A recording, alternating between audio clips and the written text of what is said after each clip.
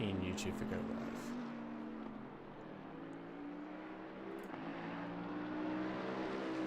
There we go. I did not realize that. So all this time I've just been talking to myself and no one else. Joy.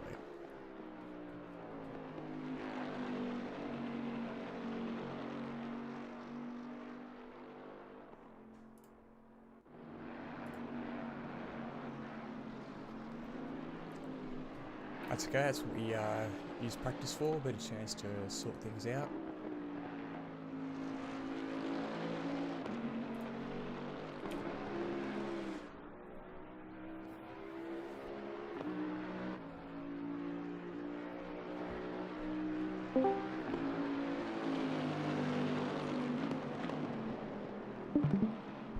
Good afternoon, Peter.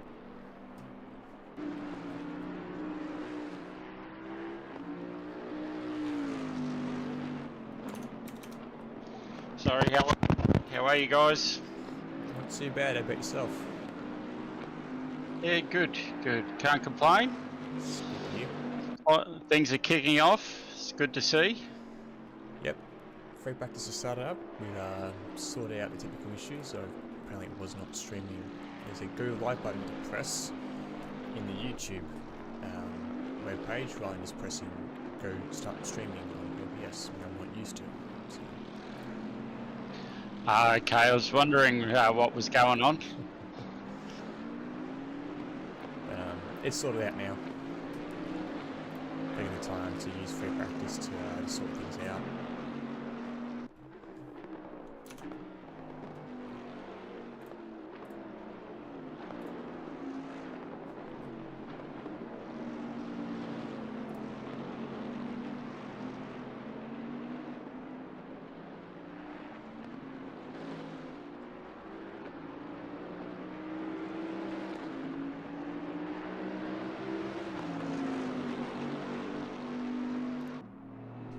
So you're not racing today, are you, Peter? No, not racing, unfortunately. That's okay. I've only done 2 of the past 4 events, so I know what it's like sitting out. I did the first one at Nürburgring and then I did Bathurst. Set out Spa and Zuko for various reasons, but I figured, you know what, I'm in lockdown, I'm going to come back and do a bit of streaming. I'll be Slayer and Andy to have a nice run around. Yeah, I like the look of the streams. It's looking good. Yeah, it's been to have a few tricks up my sleeve, but unfortunately it seems that the software I use, or had planned to use for broadcasting, doesn't actually work if you're in spectator mode, so the information being sent from the game to it doesn't seem to be working, unfortunately. But that's okay. We'll just make do with what ACC gives us by default, and yeah, add a bit of spice and flavour to it.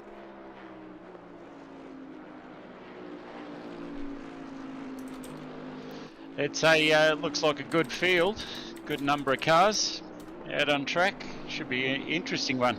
Yeah, I believe there's 25 cars listed on entry, which is good to see.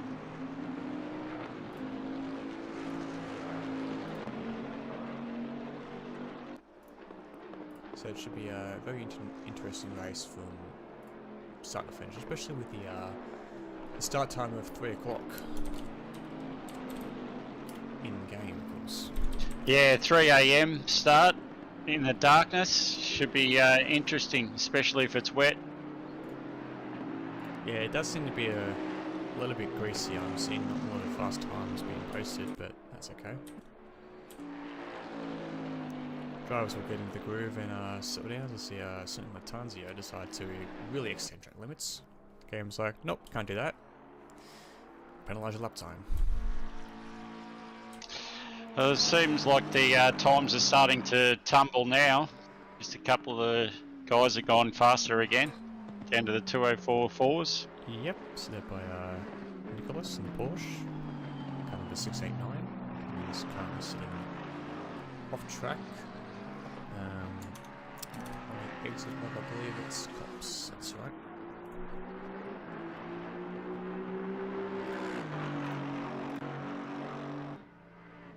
Herbert just bettered it by 0.3. Nice. Duke Delacroix is going 2 tenths faster at 203.8, so I believe that's the first car into the 203s for today. Which is a very good result. But we expect probably some qualifying times being around the 2-minute mark. AUST drivers settling in and getting used to it. Some might find some last minute changes to the setup to let's get a little bit of pace. We see 203.7 by S-Rec, aka Shrek, in the Ferrari. Very good car there, so certainly very good all-round car, the Ferrari indeed.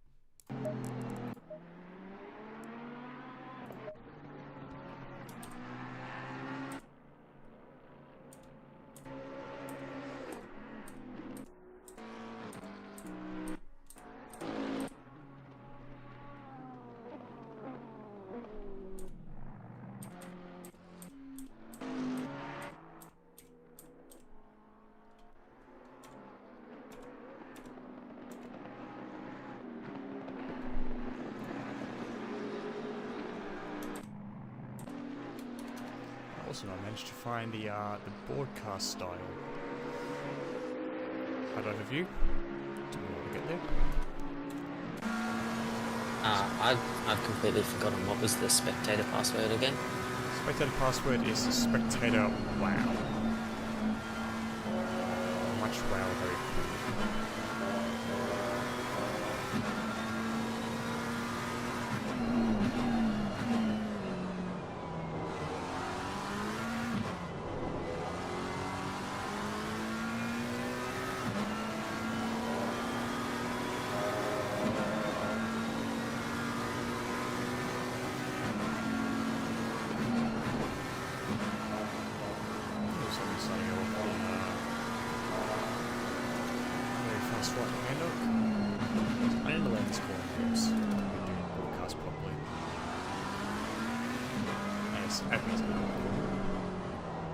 Yeah, I think it is. Yeah, Abby's the F1 turn 1, which I believe they take flat out. Same with yeah, cops as well. They take it flat out really easily. Light downforce is Owen Giantini goes faster at 203.11. And Vivian Nelson there with those final numbers. Intense.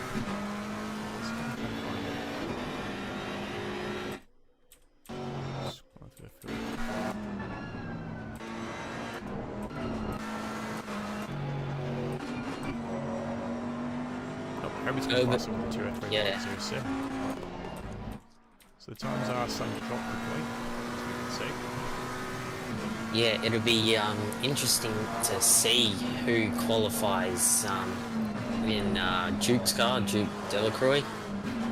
Can't quite remember what car they were driving, but it'd be interesting to see because I know for a fact earlier this week he did a 2:58 around here.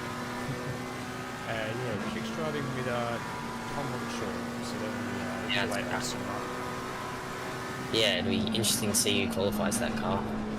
Robert Shaw's a very handy driver, so Yeah, I reckon Rob Yeah, Shaw will be use- fine. yeah, most likely.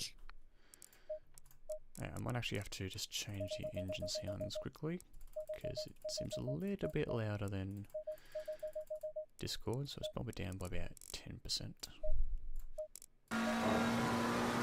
Oh, Herbert's lap has been bettered.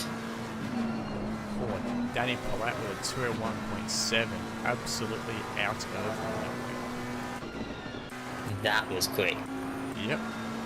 He definitely is a fast driver. He is, of course, the dad of A. Platt, driving the 301 McLaren. Giantini going fast with a 201.6. Times are really starting to go up. I believe it was 204 initially we started with practice, but now we're getting to 201, so real serious business in stuff in unofficial practice. Of course, with another 40-minute practice coming up in just over half an hour's time.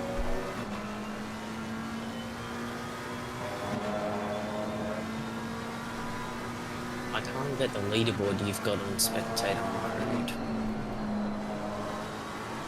Yeah, it's one of the in-game ones. How do I get that? So if you just press F2, it will cycle through all the HUDs. Oh, yep, hang on, no, that's a different shortcut on my computer. Hang on. That's right, I'll get it up, don't worry. Yeah.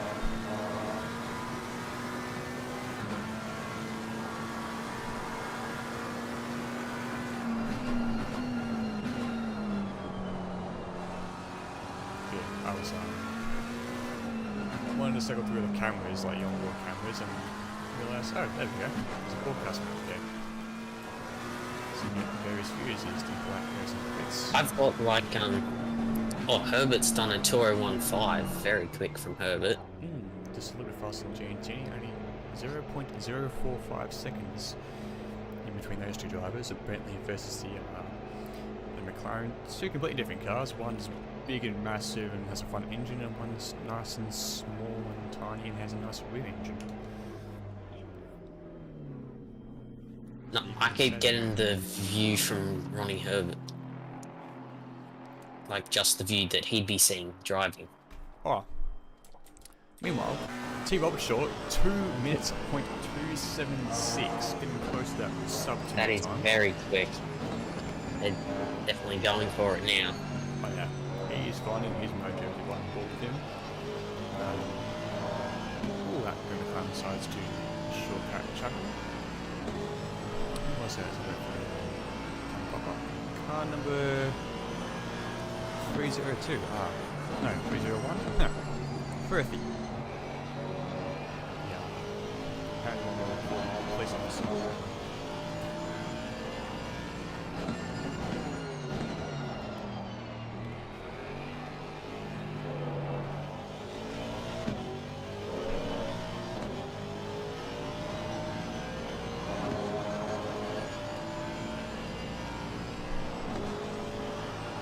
I entered the spectator password in the server password bit, and it's giving me like as if I was about to drive.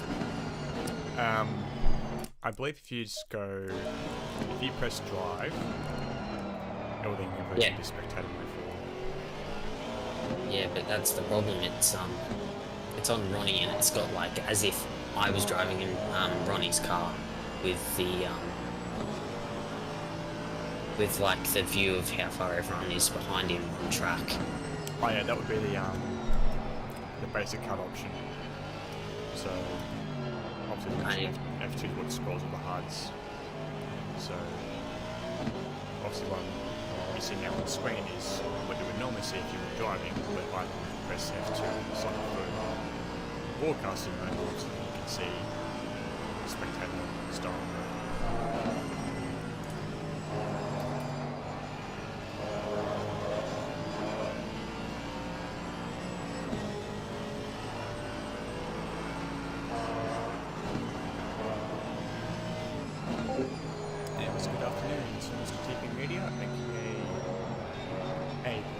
See you. Time seems to be up. We're finally getting things sorted here. First time doing commentating ACC, so just letting things do our blog. Keep on shore. Currently in this corner for Stowe. Really slow left, right club. Then really put the hammer down and floor it to the other straight.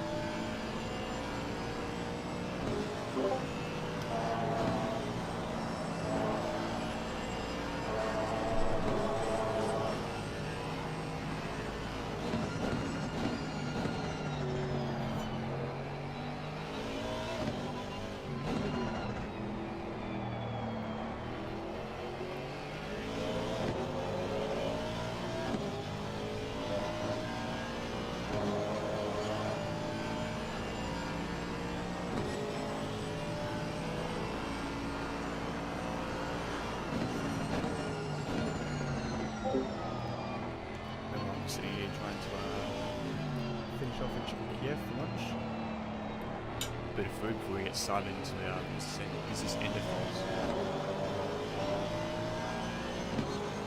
There we go, figured it out. Hey! There was a sneaky shift to go with the F2. That's why. Anyway, Robert Shaw. Robert Shaw's, yeah, 159.8. So the first car under 2 minutes this afternoon. Hopefully some of the cars can follow suit, but if we were to take these results into qualifying, we can bet your bottom dollar that they're going to win maybe a lot of Duke will give it on the track and keep on pace. Lester also improves his time to be only 0.6 tenths. I believe that's a 2 minutes point to the leaderboard, only giving relative times and not actual times.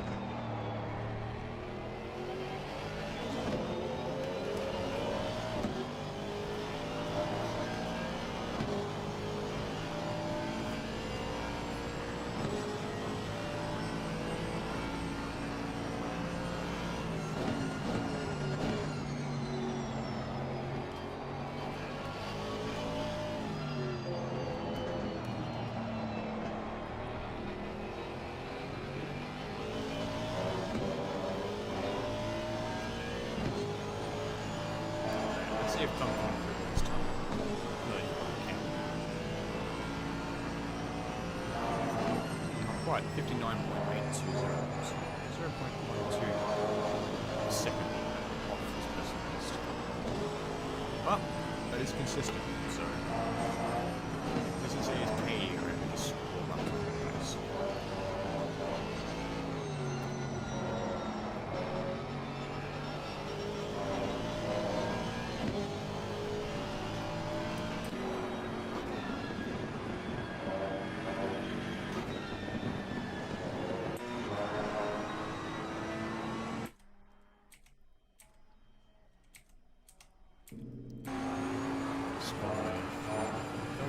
Stafford better cross the line. So it's going to be 7. Probably not good time. Track is he gets through Cox.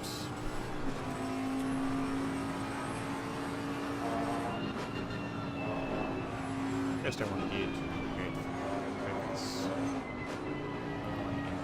Top go before the side, so absolutely forward onto the wing straight. One way, and across to the right, across to go visit to Silverstone. Meanwhile, COVID is dislodged offshore from the fastest time, staying at 9.769. 0.039 faster than Overshot, so I can imagine those two drivers will be duking out. As we've seen so far, they're going to be trading lap times left, right, and centre.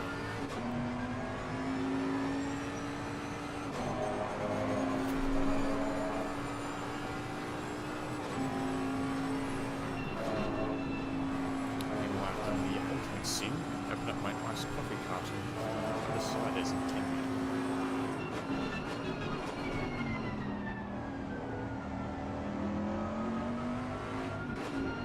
Start to navigate this very slow section of girls, the village.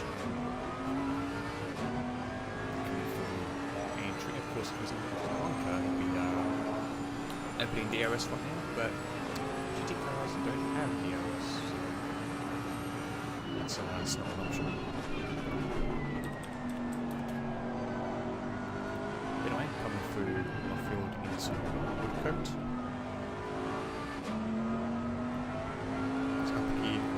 Sliding on the exit. It wasn't like I was going to go into the pit lane there, but apparently not.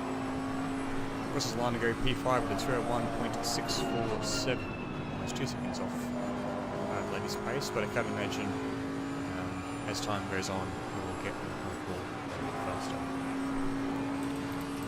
Herbert's just improved his lap time to a 1:59.1.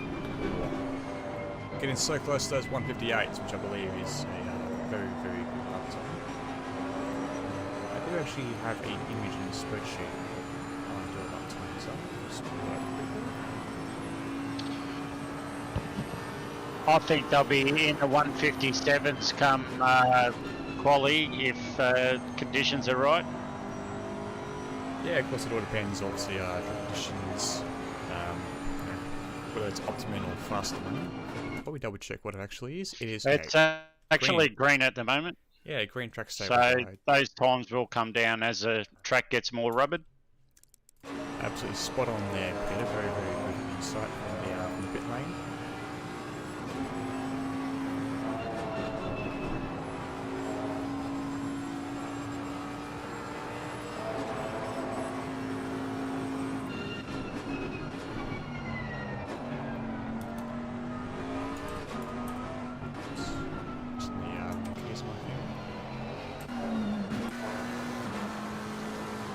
Look at what's on left in lovely Tasmania. Let's see how he goes in this nice lovely McLaren. I wonder what livery they're running today. Nice orange livery it looks like.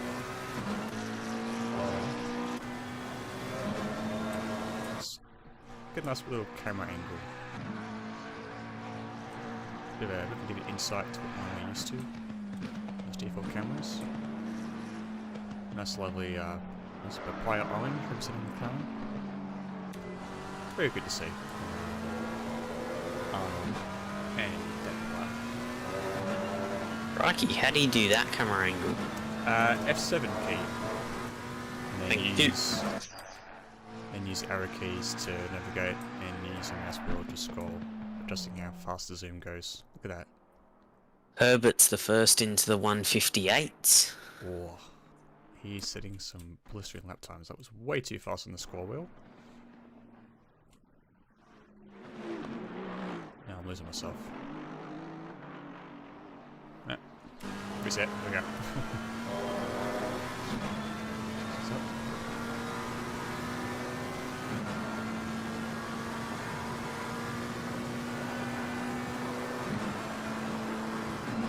Obviously as well today, this is also a good chance for drivers to finalise their driver swaps and see how it goes, make sure they get all of it set up. I can imagine a lot of them are actually used to it by now, having done at least 4 races. But some of them haven't done it in a while. I believe car 130, Slayer and Andy is one of the cars that drove at Nürburgring but hasn't done any of the 3 races in between. I believe they commentated Spa and Bathurst. Not sure about Suzuka. Yes, they did Suzuka. Yep, they've done all the 3 between Nürburgring and now. Yes, was unfortunately not there for Zuka. I was away supporting on private duties, as is normally the case on a Saturday afternoon, but nevertheless, one able to do so here thanks to a lockdown city of Melbourne, as Arnold gets a little bit slidey coming into Luffield, getting nice and wide on the exit curve of the coat. And the finish off this lap is before that entry curve on the right. Go fastest with a 2:09.81, 2 seconds off Herbert's pace. Very good to see them getting up here, of course, him and Danny Polite. Two quick drivers in Jandal Racing League. If I remember correctly, at Bathurst they had an unfortunate problem where Arnold's wheel actually failed and needed the drive spot, so they unfortunately had to retire 45 minutes into that 4-hour race, which is unfortunate because any Australian wants to finish at Bathurst. But they come back at Spa, finishing P10, Aston Martin. For the gender boys, we're now back with Danny Polite's prize position. That he seems to really enjoy. It's a little bit crisscross again, exiting club in a moment straight.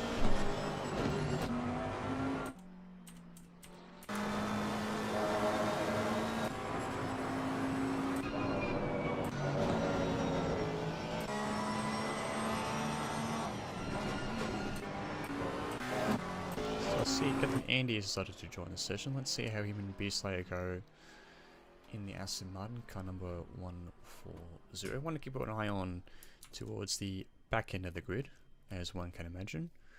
But they're just here for fun, they're here to have a good time. For them, position where they finish, it does not matter, it's all about the experience, which is something that plenty of drivers will be using today. We're not here racing for ship stations, we're here just to have some enjoyment between various leagues that normally would not get together.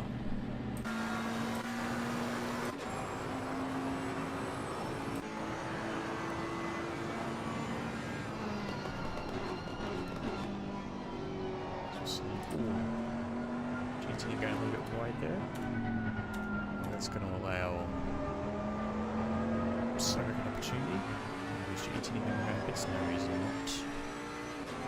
It's a nice little feisty battle happening here, a little bit of practice before the race begins. It is of course a long 4-hour race, and as someone who has done multiple endurance races on iRacing, sometimes it's best to pick your battles wisely and other fast cars go. General consensus is that if you are an aggressive driver, well, you're probably likely to crash out before you actually get an opportunity to hold your position, passing a slower driver for position. I'm having trouble changing the driver that I'm spectating. What button do you use for that? Shift and the left and right arrow keys. Audio, thank you.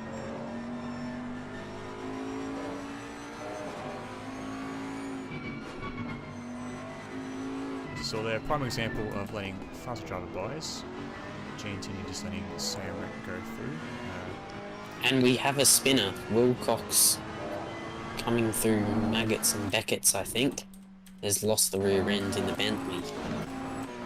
He's now back in the pits, but lost the rear end going into Maggots and Beckett's. Let's have a look. And around the back end came. Wilcox, car number 302. Let's have a look.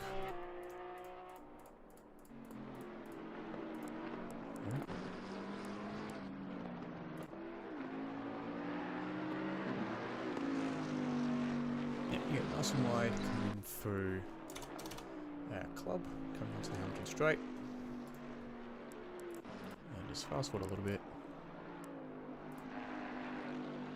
Oh yeah, looks like he just touched the grass just a little bit. Ever slow, so let's just rewind that quickly. Let's have a look on board from his perspective and steering inputs. Oops. Another spinner coming through. Where's that? Going through Cops. Herbert has spun it. Back end came around on him. It was a very long slide. Let's go and quick check. 45. Yep, 45 indeed. Just double check. It's starting to rain there, is it? Starting to rain, I think. Possibly. Yeah, Wilcox got a little bit too fast. Coming through maggots, and it's unsettled the wheel a little bit. And as such, causing. Yeah. Herbert is losing the rear end coming through Cops. The old Tier 1 of the old F1 circuit up until, I believe, 2010. Starting to see a lot of drivers now pitting and practicing driver changes, getting ready for the race. Yeah, it's an interesting process, the driver swaps in ACC compared to iRacing. iRacing is obviously a lot easier. It's simply just escape out of the car, your driver hops in and presses the drive button, and then pretty much they just wait until fuel and tyres change. But for ACC it's a little bit different. You actually have to select the driver to swap in, and then the driver that gets in doesn't actually see the countdown to when the pit stop finishes. So the driver who came in pits originally has to count them down. So the driver who then leaves can then just start in your car. So it's a little bit of an interesting process, but can be easily done just by a little bit of communication between the two drivers. Earth has now taken over the 301 McLaren, and he's driving with Adrian Palat. Yep, nice little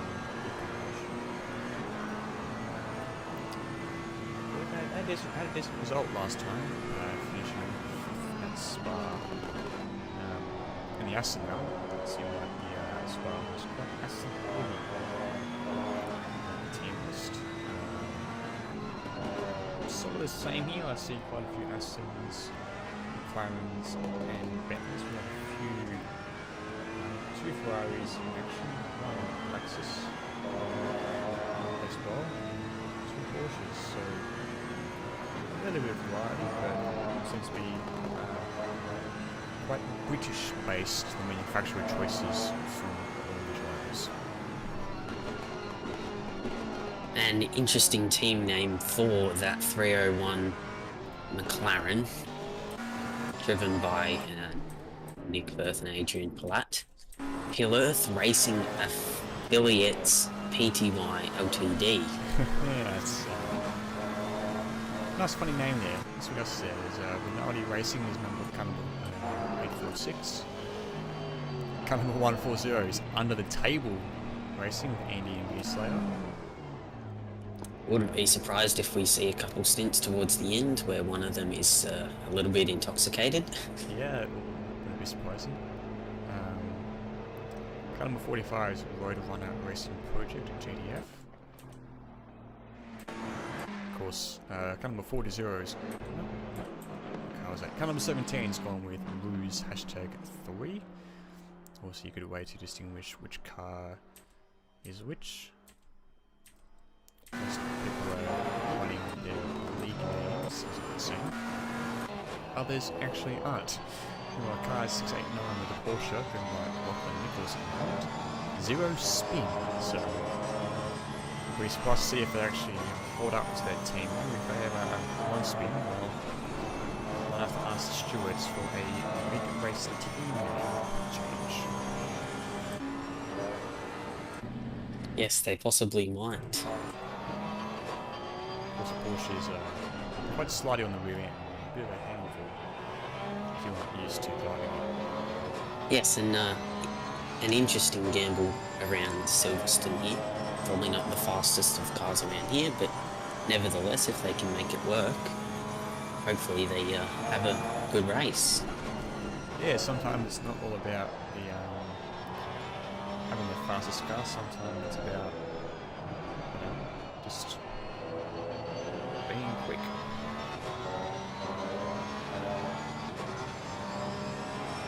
Of course, if you are used to a car, you can obviously tailor your setup to your liking. So it's 2 minutes, 0.159. So top 3 are currently separated by about half a second. Might see those gaps close up a little bit. All the way down to 13th is a gap of 4 seconds, and obviously it comes 17 in the Bentley. About 7 seconds off the lead space, so hopefully with official practice starting up in 6 minutes time, they'll be able to get a grip of the car and be able to close up that gap with the time.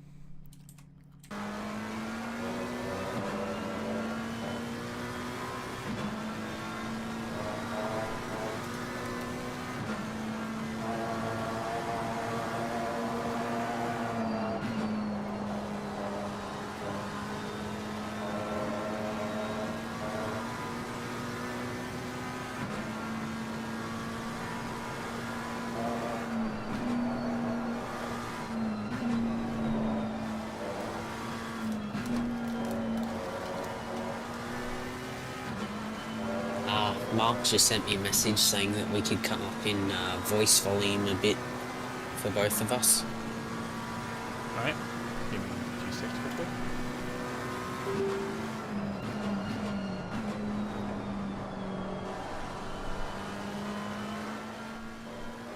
Right, I've bumped down the AUST volume so it should be a lot easier to hear our commentating voices.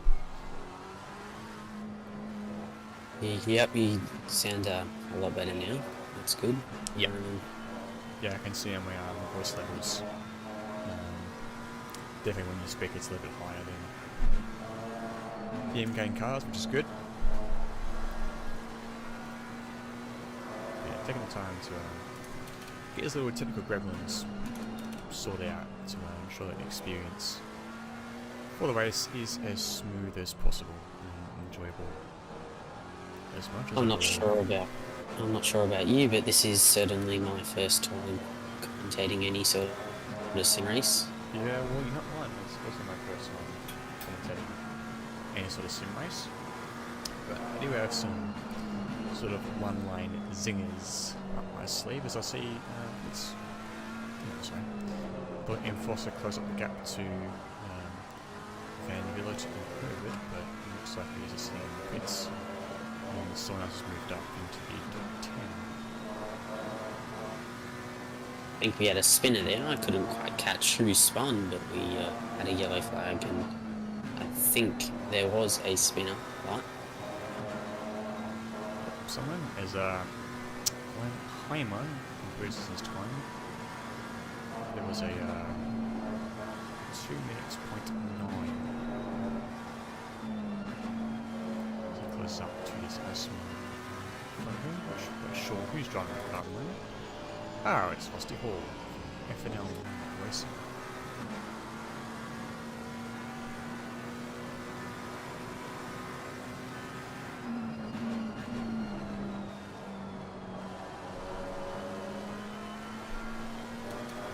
Just saw there was a car number. I'm quite sure what number that was at the spin. 67? I'm just imagining things. Out of the way. They're back in the pits. That's all that matters.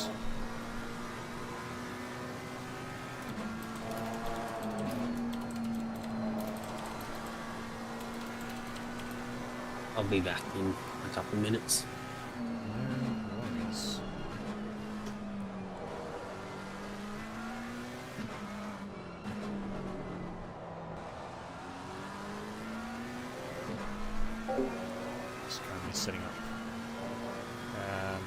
awesome race result.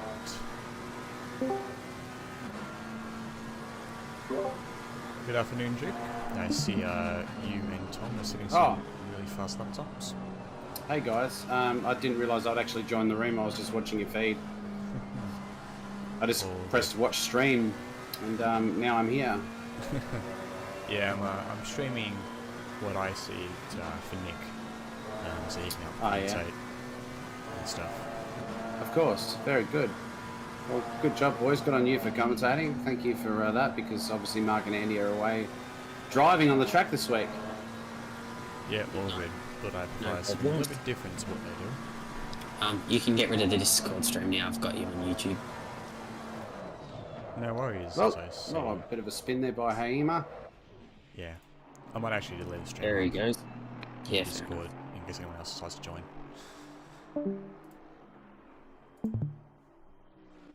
Bye, Pete. Bye, Peter. And Wilcox has spun it going through Abbey. Rear end stepping out on him again, a lot like the one going into Maggots and Beckett's. Sounds about right. Hopefully they can sort it out with their setup, a little bit of rear anti-roll bar adjustment. Does that with Cousin Nanny playing a lot of lock on an acid run and doing a bit of lawn mowing coming through Abbey. As he breaks too deep into village and has to rejoin the track. Oh, I think Andy's got quite a few beers in him at the moment. Have to get him in for an interview, see how wobbly he is. Yeah, I reckon at some point we will. I believe Mark said he would actually join when he had the opportunity, when Andy was driving and stuff.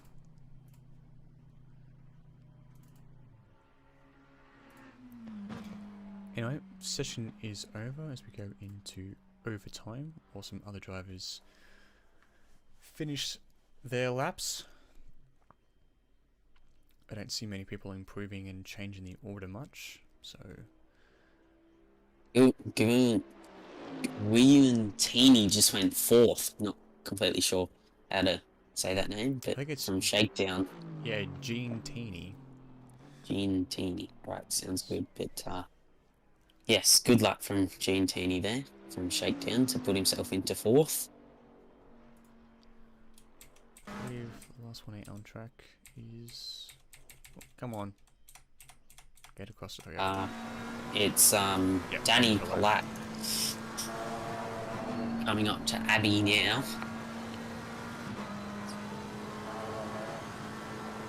I love that corner. Those two corners there are the absolute best. Yeah, especially if you're in an F1 car and going flat out. That as well, mate.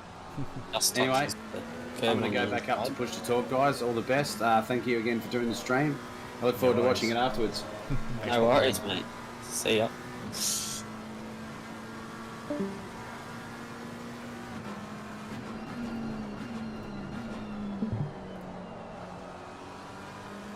Jandal obviously very well represented in this event with their 5 main teams, and Andy and Mark just jumping in for a bit of fun.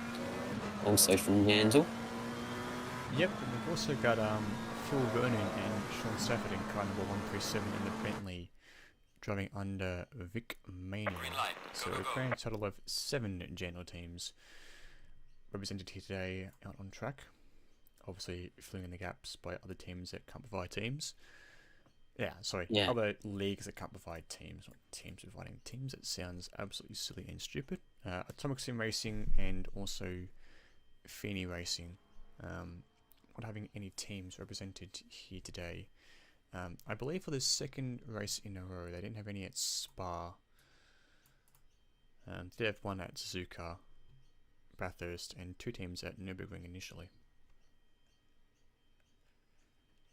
So here we go then, FP2, 40 minutes, and then we will be into qualifying. Indeed, we will be. Also talking to Mark or Biz during the week. He he was saying that in the final results, they will most likely just count he and Andy as neutrals because they do say a 5-team limit for each league, but they just jumping in given that there was a few spare spots. Yep, that's definitely the case. I remember at Bathurst I was not planning to actually drive. Mainly because, you know, I had other things on. But a driver called Nick WRXO was like, oh, I want to have a drive, and so I jumped in last minute with him in Ferrari, qualified P20, did last in the grid and came away with 15th. A nice lovely move down the inside on one of the Fini drivers into the chase to get that 15th place secured. Of course, the car that I overtook ended up actually running out of fuel, so that overtake was sort of not really needed, but it did make it that final lap all the more exciting and a little bit of mayonnaise to add to the race.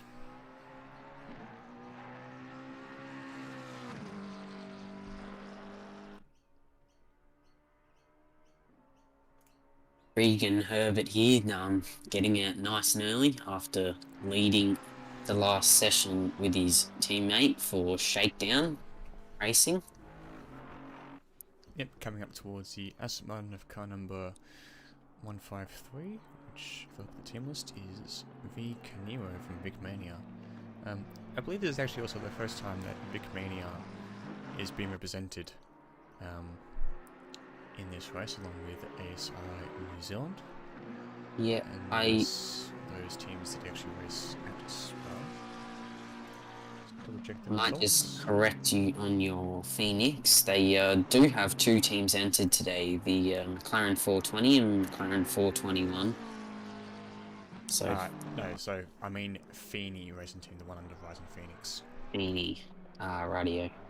Oh, yep, they're empty. And also Atomic aren't represented today. Yes, because no one told Atomic that there was a race on this weekend. I know that because I was originally involved with Atomic Sim Racing and did the first one at Nürburgring. Yes. But I should also mention that 3 drivers from Atomic Sim Racing, including myself, last week did iRacing's Petite Le Mans 10 hours of Road Atlanta and came away with a P3 podium finish overall in the Delara LMP2 car. Oh, very, very nice there. As Herbert might have just get his lap scrubbed here, went a bit wide on the exit of Aintree, but anyway, we'll see as he comes across the line. Yep, it's coming through Lovefield and then into Woodcote. I heard a funny story actually about Woodcote involving Martin Bundle and Etten Senna. Of course, we told about Martin Bundle on his Beyond the Grid podcast with Tom Clarkson, is it? Yep. As Herbert's at a 2:07.89, getting a banker lap in and sort of setting the standard for other drivers to follow. But Martin Bundle recalled the story of how he was in F3 against Ayrton Senna, and Senna went around the outside of Bundle through Luffield into Woodcote, and Bundle was like, oh, I'll try that same move before, as Leicester it's from FNL 1 to 159.7, first car to go under 2 minutes into this session. We did have a spinner, but I've just struggled to pick up who it was. I was riding on board with Herbert, but haven't quite picked up who it is. That's alright, that's free practice. We can always look back on other times. Yes, so I went around the outside of Luffield, ran Bundle at Luffield, and Bundle was like, oh, I'll try again the same lap. No, car just basically just lost a beam end and didn't actually end well when he was asking Senna later on how he did that and how he knew there was so much grip on the outside, and Senna went, oh, I just took a guess and just did it that one time and then didn't do it again. So sort of puts into perspective the skill that Senna has in the wet. I'm sure many F1 fans will recall Donington 1993 and that amazing first lap he did to get up into the lead and lap almost everyone apart from P2 in that race. Nick Firth comes through and sets 2 minute 5. It's a good bank lap to start with from Firth, racing for Jandal in the 301 McLaren. Yep, he's definitely a fast driver, that Nick Firth. He's also very calm and relaxed, and doesn't swear often unless your name's Tom Robert Shaw and you're putting your car inside his on the formation lap. Yes, very possible for anyone to be Robert Shaw, especially here at Silverstone, turn 1. Yes. Robert Shaw might go for a dive, but hopefully that won't happen. If he gets a good start, and with their pace that we've seen through free practice so far, they could definitely be on the front row. They actually were on the front row at Bathurst. I believe he qualified second. Behind, I can't remember who it was. Guillermo, I think it was, of Ruse, who's also in the same car as Roland Schmidt. And I think at one point Tom was actually leading the race and was high up there, but unfortunately his teammate Mark Bradby had a few mistakes. And as such, they only came away with... Sorry, no, it was Mironenko who was the Rouge driver that qualified pole and went on to win the race. Bradby and Robert Shaw finishing P10. They had quite a few pit stops to repair quite a bit of damage from those unfortunate accidents that Bradby had.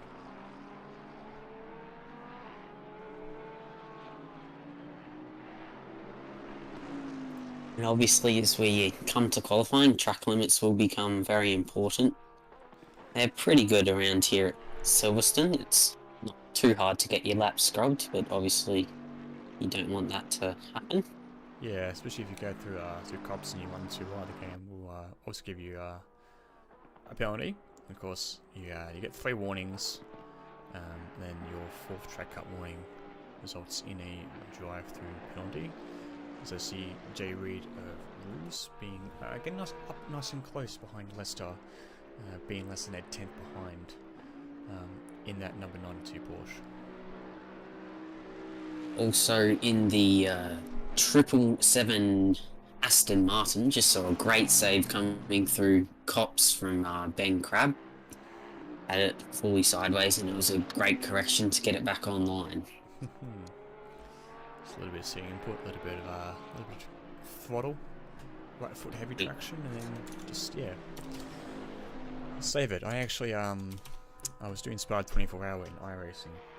Now the similar thing happened where I tried to go around the outside of a slower car and hit the grass and did a nice drift through Blanchemont, a little bit of steering input, and yeah, just held it nicely.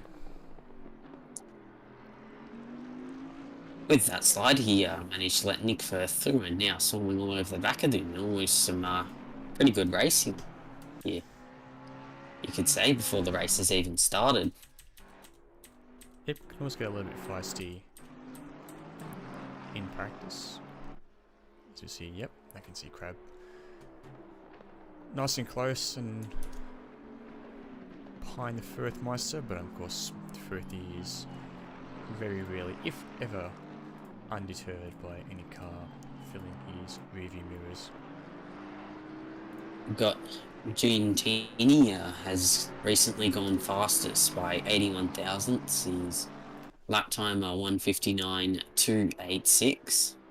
That's a good lap around here. Yep, I'm not completely sure what we're expecting for race pace today, but I can imagine around about the 2-minute mark.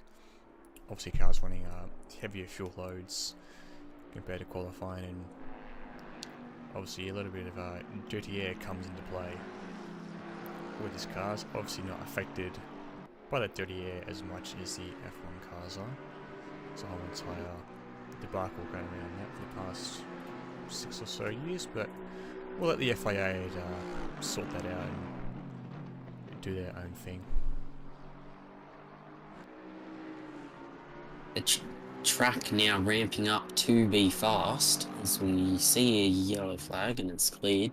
Yeah, track now ramping up, so we should expect some faster lap times compared to FP1. Possibly a 1:57, depending if someone does a qualifying run towards the end of the session.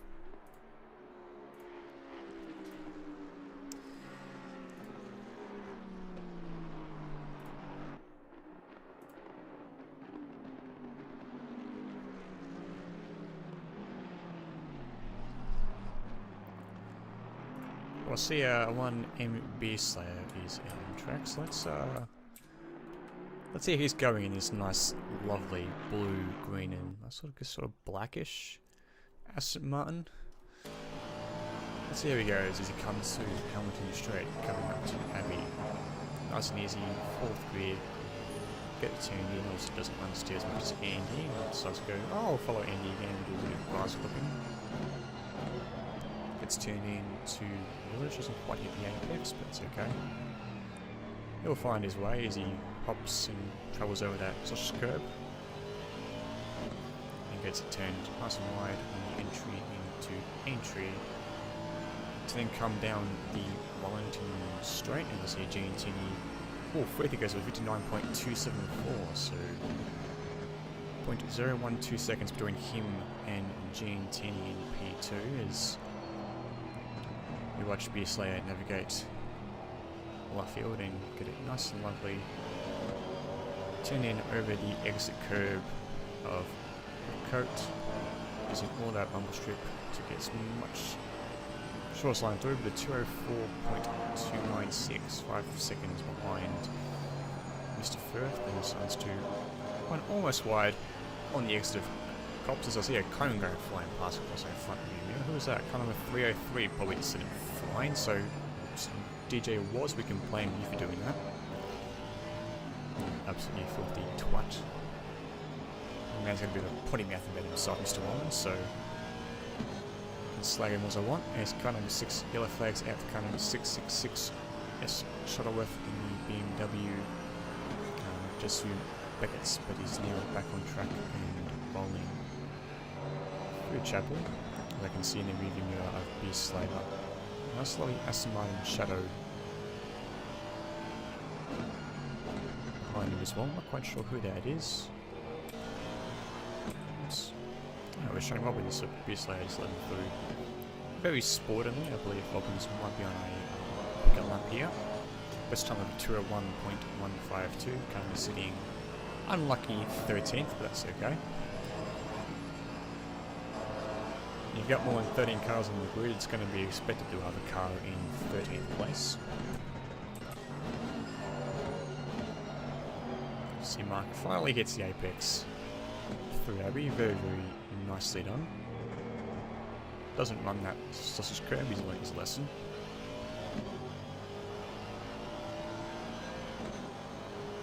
More of a tidier lap here from BSA, although probably lost some time having to let Robbins.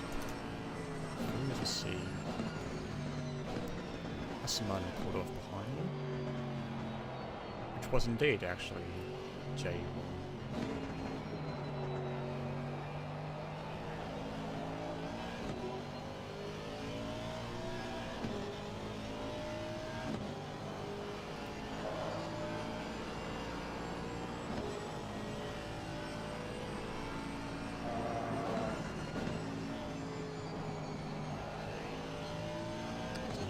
From the event chat, Mercury entry for car number 420 in the car. But I don't quite see a double entry, it's in car number 422. That's alright, I'm sure we'll sort that out. In the meantime, with the standings, the top 10 are currently separated by less than a second from each other, which is very good to see. Cars getting nice and close. So it should be a nice fun battle around Silverstone. A track a lot easier than Bathurst and on the same level as Spa as well.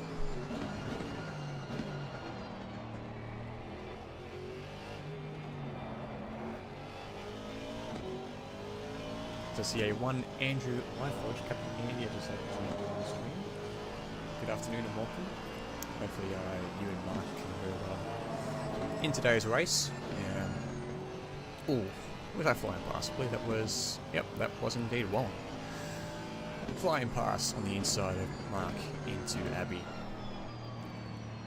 Of course was showing his ultimate pace. Now he's faster than Mark, as I see 2 cars stacked up behind Mark in his rearview. Oops. I seem to have lost connection to the server.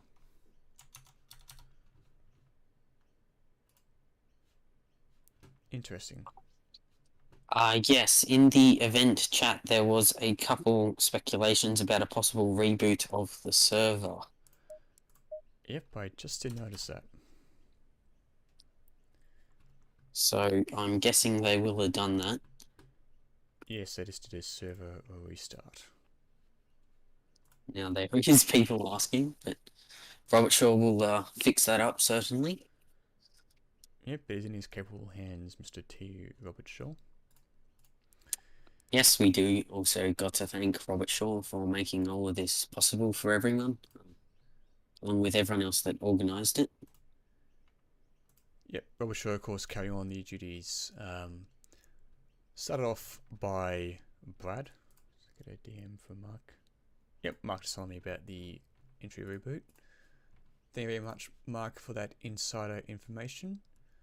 I, in the meantime, need to actually go adjust a setting because one of my Discord bots is starting to fill my logs up with stuff. So I need to turn you off for that thing. There we go, the server's back up, but it's in practice 1, and yes, they're now skipping sessions. Sounds about right. As we see everyone joining again, but thankfully, I believe that basically now everyone who is driving is in the race lobby on Discord. So they'll all be able to talk each other through that, which is good. Shouldn't have any technical difficulties. Yep. So it looks like the gonna be about 20 minutes behind schedule. Just looking at the clock. 39 minutes left in free practice 2, which means that we'll start with qualifying at 5 o'clock. Qualifying will then begin at 20 minutes past 5 with the...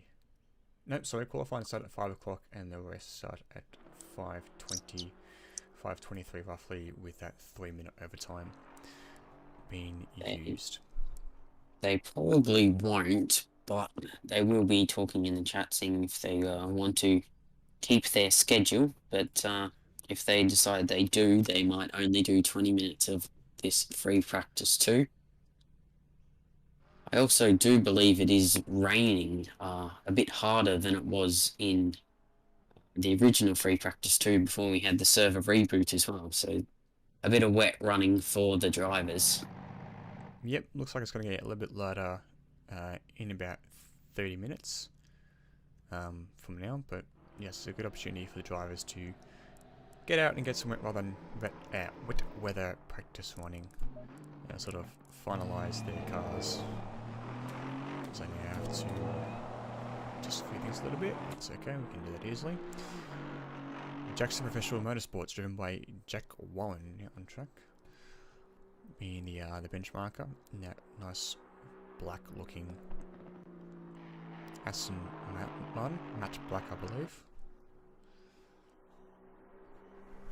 Hopefully we don't have any more technical problems, and I can see that the weather for the rest of this session is going to be wet, very wet, so the drivers will have to deal with this for the rest of the session, but I'm sure they wouldn't mind getting in a bit of wet running, especially in somewhere like Britain. And the possibility, I've been told, high possibility of it raining during the race as well.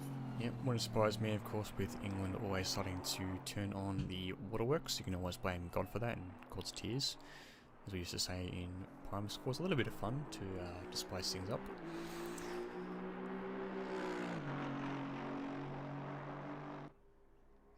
In a way, a couple of them might wish that they picked a different day, because at least here where I live, it is a very nice day outside at the moment. Yeah, it was nice and sunny out here in Melbourne before. It's now getting a little bit overcast, I believe. Some rain is due on the way, which is unfortunate because I have some washing out on the way. I do believe that as well. And we see now that we've got 22 drivers, whereas practice 2, when the server was rebooted, we only had 19.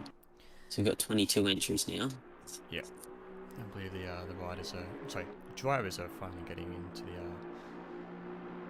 the session and getting into the swing of things. People are going to be in session before we did go over to qualifying. So a question before in the event chat about whether or not they can use JavaScript commands in qualifying, and the answer was no, might cause server instability, so that obviously is not allowed.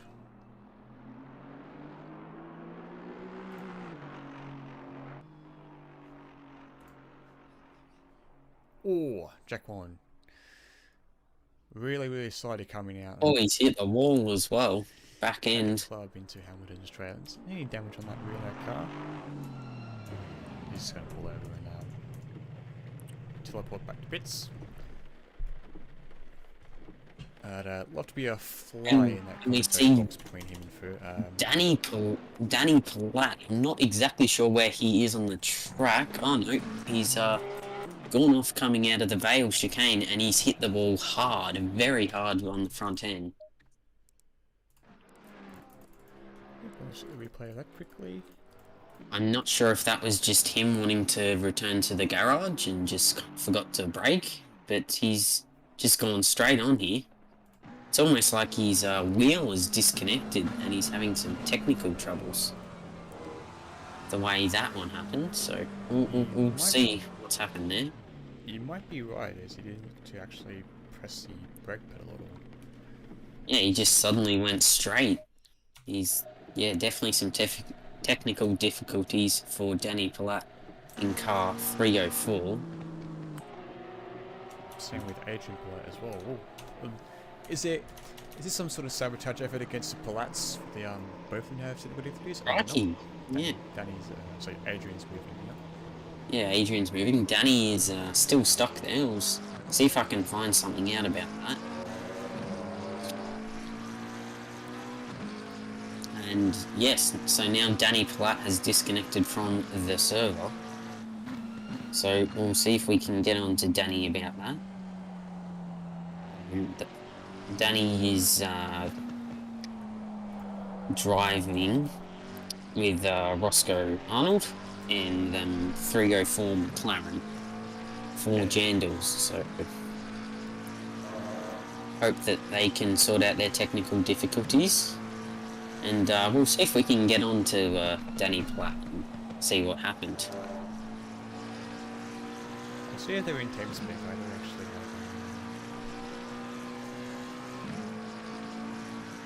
have just a check.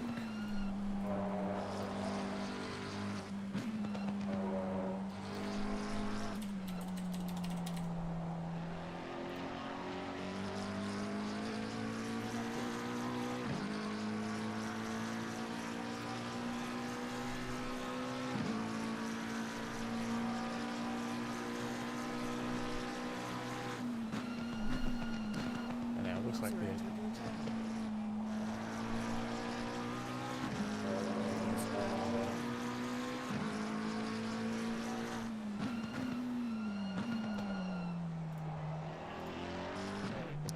Seeing significantly slower times in the wet at the moment. But 206.5 is currently the fastest in these conditions, which look like they may slightly improve for the rest of the session. But hopefully we can see some dry qualifying and see a few of the drivers really, faster drivers really pushing their way to the front. Or on the other hand, see some wet qualifying with maybe hopefully a mix up with the grid and then a dry race, and see a few of the faster guys try and carve their way through the pack. Yeah, that'll be interesting to see. Yeah, we've seen that recently in Formula 1 as well. Obviously George Russell at Spa and Russia qualifying up in the top 3 along with Lando Norris getting pole. At Russia, of course, as the saying goes, rain is the greatest equalizer. Something that I actually enjoyed is I think 2 or 3 weeks ago, Jen won an event known as the Shitbox Showdown. Essentially putting 2 teams, one team of Writers and one team of Jaguars, against each other on a wet Laguna Seca track. Basically, 2 captains were named for, or captain was named for a Jaguar and a Writer. They then got to choose their drivers, and I actually managed to walk away with the win in that one, despite being P8 at one point. It was very, very wet conditions, but it was actually enjoyable and quite fun. I have asked Danny Platt the question, what happened to him when he went straight on at the second part of the Vale chicane, but haven't got a response yet. But it'll be interesting to see what happens. Definitely look like steering wheel problems. Yeah, I can imagine both him and Arnold would not want to repeat of Bathurst. Arnold was a little bit upset about that happening. I think it was actually their first enduro together. Yes, it was. Danny told me the story about that one. Roscoe asked him to do it, and he said yes. And then Roscoe was quite upset about his wheel disconnecting, and Danny said that they came back and did a different enduro. I'm not sure if it was the next multi-league or not. And they did well, and yeah, it was an interesting story there, but hopefully they don't have anything like that today. That wouldn't be very good at all, and would feel a little bit bad for them. Yeah, it would be. I can imagine I had a few actually, I haven't had too many wheel issues in the past, but yeah, it can be a bit almost traumatizing. But they finished P10 at Spa in the Aston Martin, so it was a good result for them.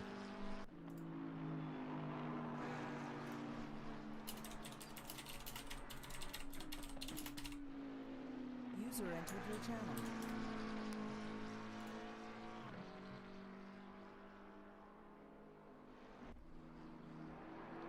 Danny Platt has rejoined the server. And he's in there now and driving around, so that's good. Seems like they've got their technical issues sorted.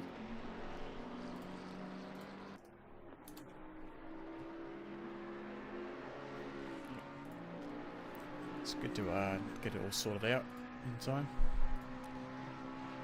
As the last thing you want is for there to be a technical problem mid-race, and that actually happened to me in at Road Atlanta last week.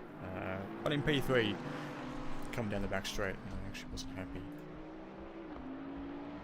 with the way the RS steering wheel was displaying the inputs compared to my actual wheel when I went to change settings on the fly, and unfortunately its steering went from being a nice 100 degrees and not so sensitive to super sensitive and press in the wall. Danny Platt coming into Brooklands there. I think he's just touched the curb on the inside and he's got it sideways. It was a good save though, but there goes the lap for Danny, and he'll have to... Yeah, he's taking on the lap again. D6. But, Yo! yeah, big moment for Danny Platt there. Probably be a bit annoyed, especially with the steering wheel problems. So he'll just want to get on with it now and get a bit of practice in the wet. The car looks extremely loose, especially through the high speed in the wet, so hopefully he can get kind of almost wrangle the car around here with a few less problems.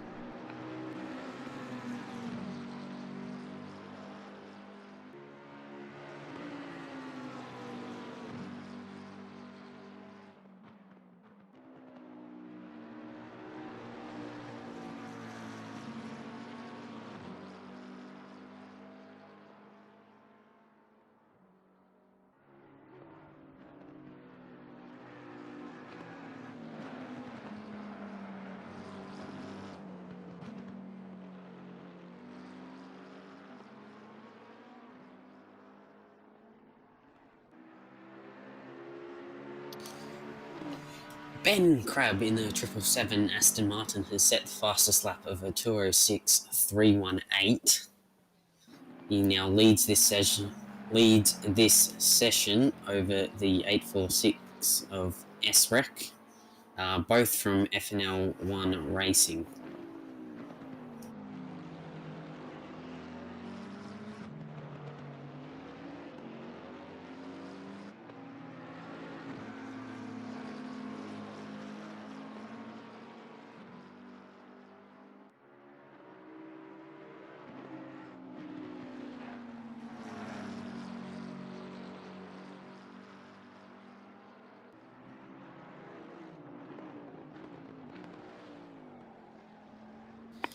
We see down in 16th as, oh wow, the 301 of Adrian Palat has spun it round.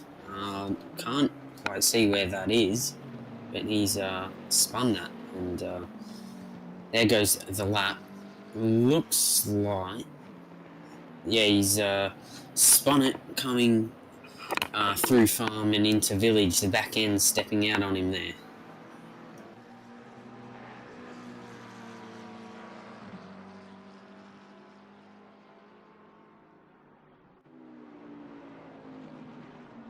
As we see Ronnie Herbert go faster by 3/4 of a tenth there. Regan Herbert. Regan sets a 206.243. It's a good lap in the wet there from the 45 McLaren. And he's got it a little bit sideways. I apologise for that quick leave of absence. I had to go get some washing off the line as it began to rain here. Yes, that's fair enough. You missed spinning Adrian Palat coming through farm and into village, and also, a 205.742 from Frost going fastest. I just saw AG and Tinny actually spinning in the background as I was watching a Platt. I'll go back on the broadcast and be able to see Mr. Platt doing his spinneroonies.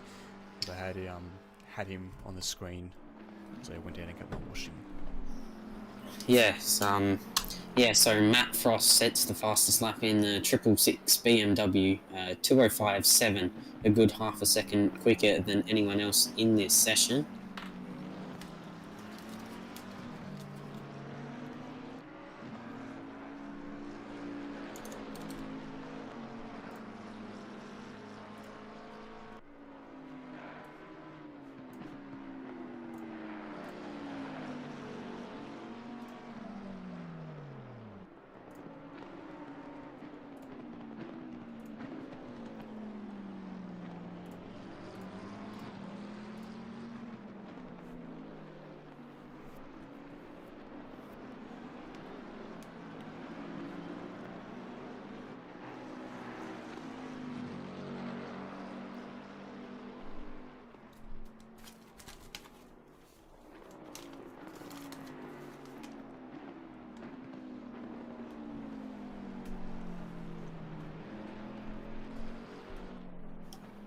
We could maybe even see if we can get someone on for a quick interview, maybe someone who isn't qualifying their car, just to see their thoughts so far on and through free practice, and what they thought of the wet, and their hopes for the race.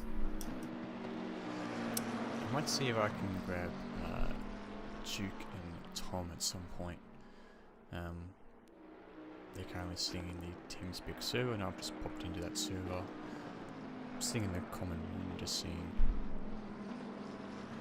sort of floating there just in case I can pop into and talk to anyone. Of course, the voice chat channel that you and I are in is free for all drivers to enter and provide some thoughts. And currently, right now, Steve, it is currently in free practice with 22 minutes to go. They might just change over in 2 minutes time to qualifying, set the schedule, as I had to restart the server because of an issue with driver entry. But we will also interview Mark when we get the chance to see how he goes. Hopefully before he's had too many beers down the drain over there in South Australia.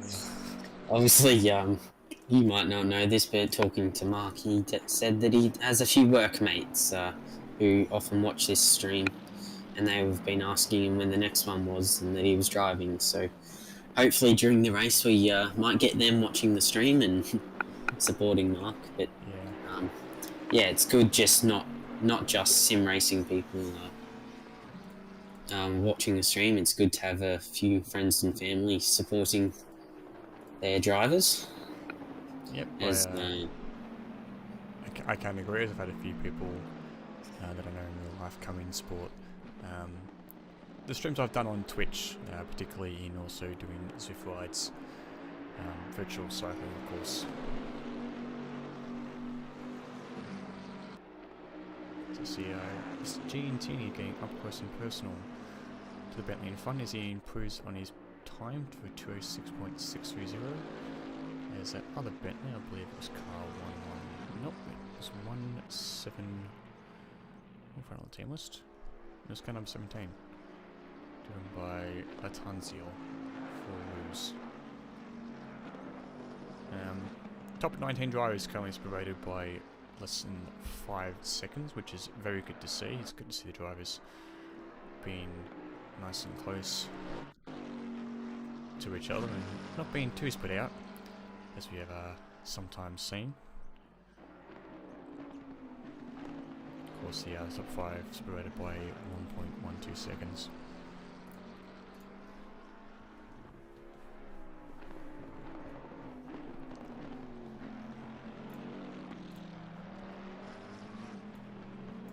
I'm also going to take this opportunity to actually set my little grid thing that I have, because it's a lot of information to input. So I'll throw in some team names just to keep things interesting.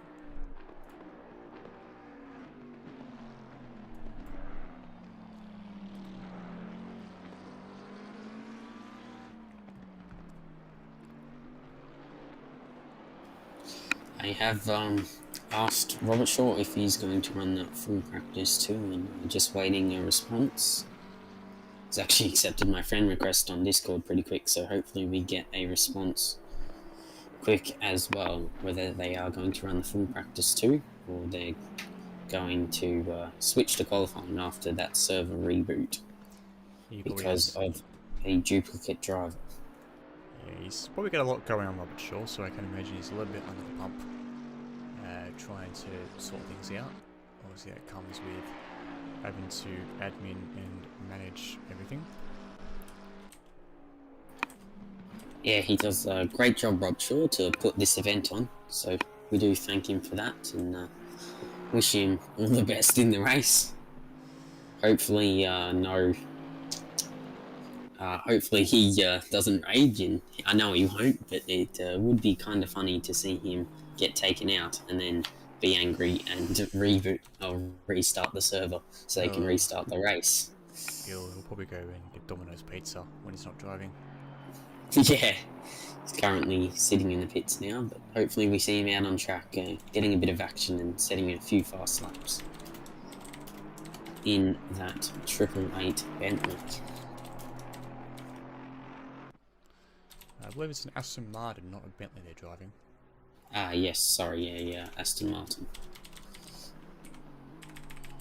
Matt Frost has lowered the fastest time, which he previously held, and has set another fastest lap of a 2:05.445 for ROOZ Racing League.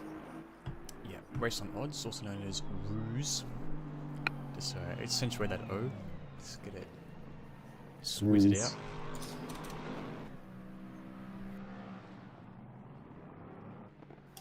As we see now, quite a few drivers coming into the pits, just possibly practicing driver changes, or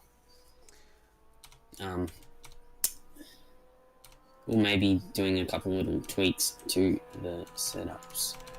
Yeah, probably finalising their probably finalising the setups and stuff. Although I will correct myself on the setups, because their setups, so they've got server stability, they actually have to be into Tom Robert Shaw by last night, 24 hours before the event, just so they have a bit more server stability, because apparently when people change their car setups, it does get a bit laggy for a few of the drivers.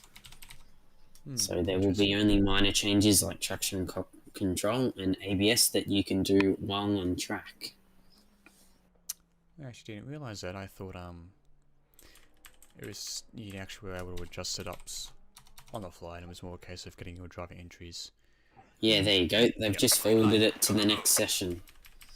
So here we go, qualifying. Who will take pole for this race? It does look to be dry as well, so that will be, we'll hopefully see a few of the faster guys right up the front now. Yep. So scroll across towards Duke Delacroix. First out on track. He's probably going to start setting the benchmark banker time for the race. How do I get the camera into broadcast? Because I am stuck with the rear view behind them. So F3 changes the TV cameras. Ah, right.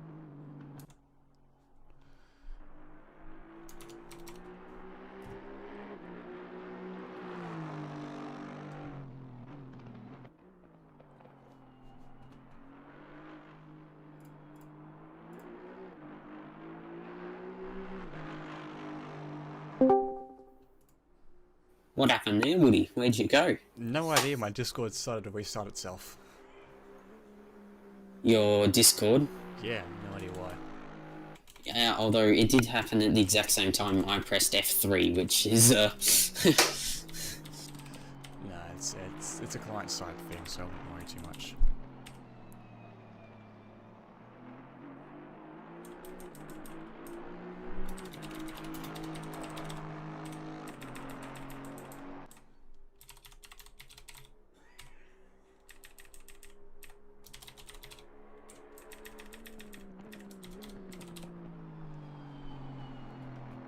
Just quickly sorting out this grid thing, which it's a little bit of fiddling about, but that's okay.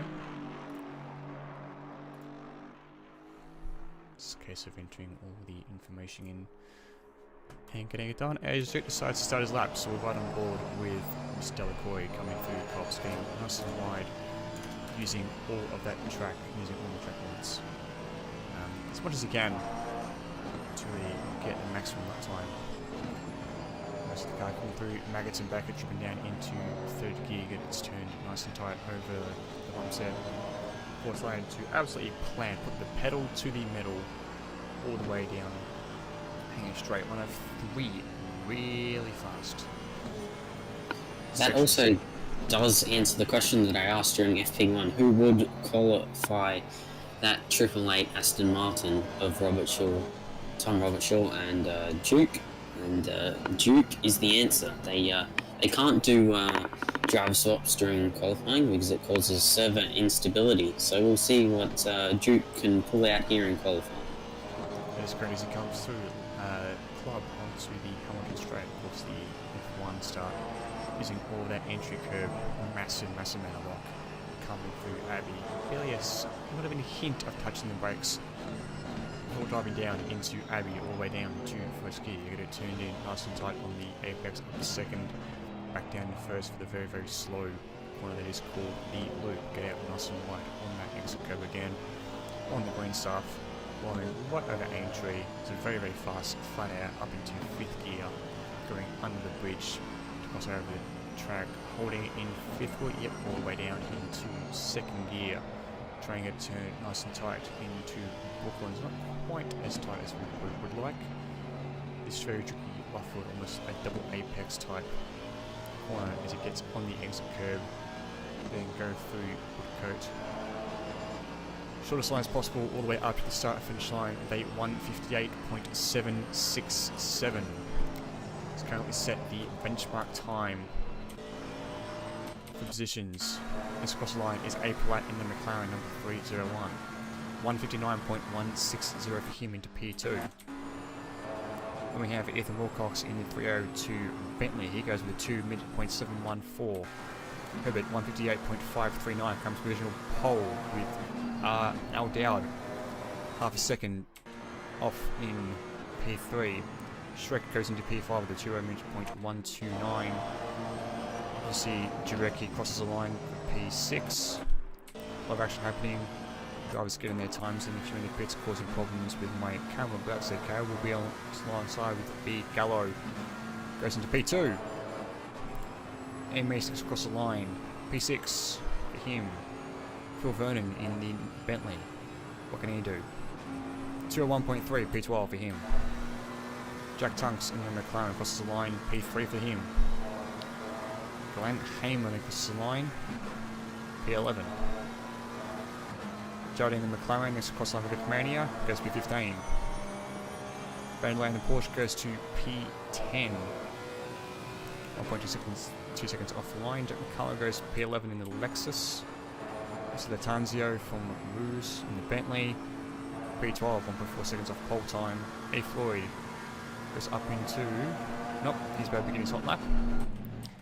Sweeping him across the line. So we see Jack Wallen coming through Luffield. The sort of second last corner again, a little bit slidey on the exit. That Aston Martin wanted to really step out from behind him. He comes to Woodcote, taking the shortest line possible all the way up to the start finish line. Here goes P8 with a 1:59.3. Duke improves to 1:58.3. He takes provisional pole, 2 tenths ahead of R. Herbert, number 45 McLaren. As across the line is Adrian Platt, currently P6 with 59.1. Can he improve on his time? No, he can't with 59.181. Not quite able to get there. R. Herbert, 2 tenths off Robert Shaw. Can he improve? Only just 58.45 as Al Dow goes fastest with a 1:58.140. More times coming through. Shrek up into P7. 7 of Rusty Hall goes into P4 with a 58.725. Canero. He improves to 59.958, but his lap time may have been invalidated through track cuts according to the split time. MS goes up into P8 with a 58.920. Phil Vernon here in the Bentley as he crosses the line. He improves to 59.9, goes up to P14. Jack Tunks here in the McLaren, P6. He doesn't improve on his time. But Glenn Heyman does, and up into P9 with 59.0. Van der Leyen improves to P5. Eng doesn't improve on his time. Can McLaren improve on his time as well? Apparently not. So, time to relax and take a breather from that very fast-paced action of all the cars crossing the line. We now see the car 689 Porsche was on quite a good lap here, gained a lot of time, but slid it through Vale, but he's still up on his lap, and we could see him bettering his own time to extend his pole margin. Yep, very likely indeed.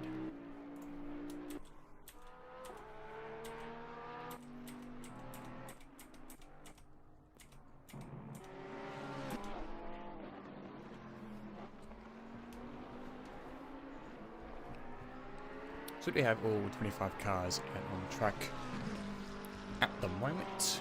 As Herbert takes a really nice big shortcut onto that final turn, and he actually goes to 58.4. Still only P4 at the moment. Of course, P1 has been held by Dale with 58.140.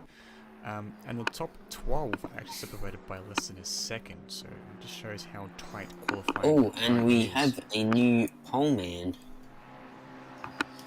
Just, yeah. Oh, 58. Oh. No, never mind. Gallo, 57.252. Wow, the that first is... one into the 57s of qualifying today. What a lap he is. 0.873 of a second up on Hall in P2. Well, that's a very fast lap.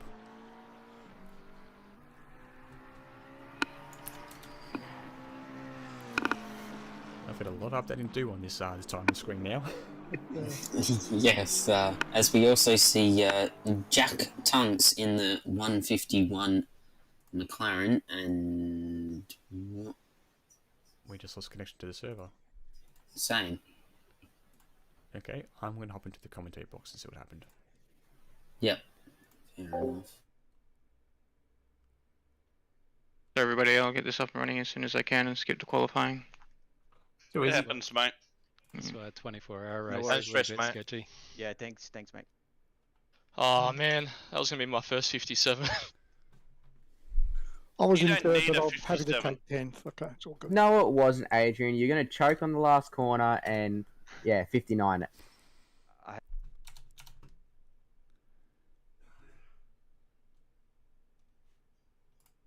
Well, I just finished the lap and it was a Give us some 57. rain, boys. Give us some rain. No rain. Give it some Which was welly. gonna Not be for right. quali. No Yeah. one saw it, Adrian, so it didn't happen. Yeah, obviously all qualifying times are gone now. Picks road didn't happen. Robert, can you let us know when it's back on and then we can join? Yeah, I will, yeah.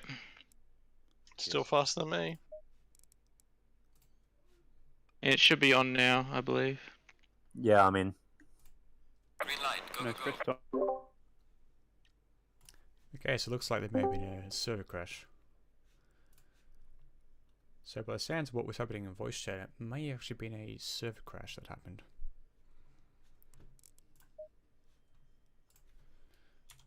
Which is interesting, but we'll follow it up later on with Tom when we get a chance to interview him. May even have a chance to interview him now, just quickly during qualifying once they get the server problems under control.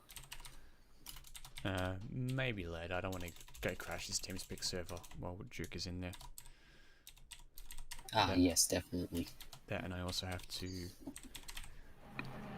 update this grid thing, just get in the team names and stuff.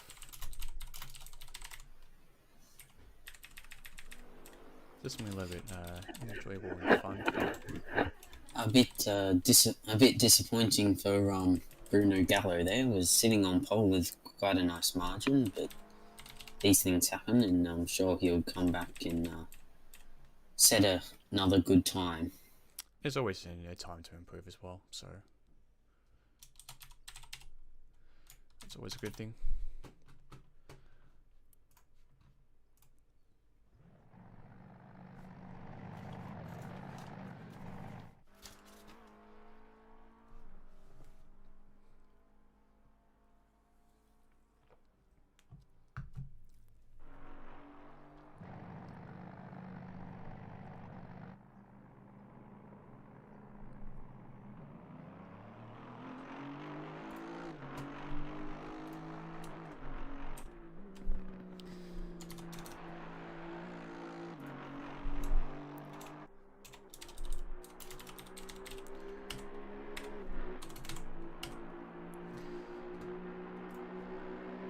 So I can confirm that the things I am changing and setting up for this grid thing are actually working. So hopefully in the next bit of time I can get this all sorted out. It's a bit of downtime now at the moment as the server issues get sorted out. Yes, with the server having to be restarted, they are back in free practice 1, so we should see that forwarded to qualifying very shortly, and have another intense 20-minute qualifying session. Yeah, that commentating by me was indeed intense, and I quite enjoyed it actually. So it was good fun.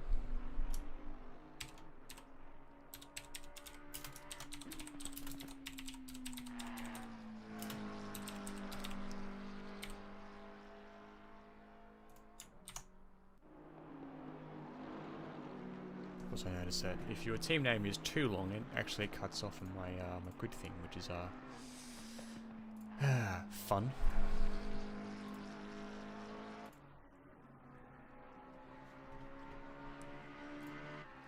Yeah, case in point, I will quickly display on screen. As you can see, Adrian Platt's team name, Perth Racing Affiliates Pty Limited.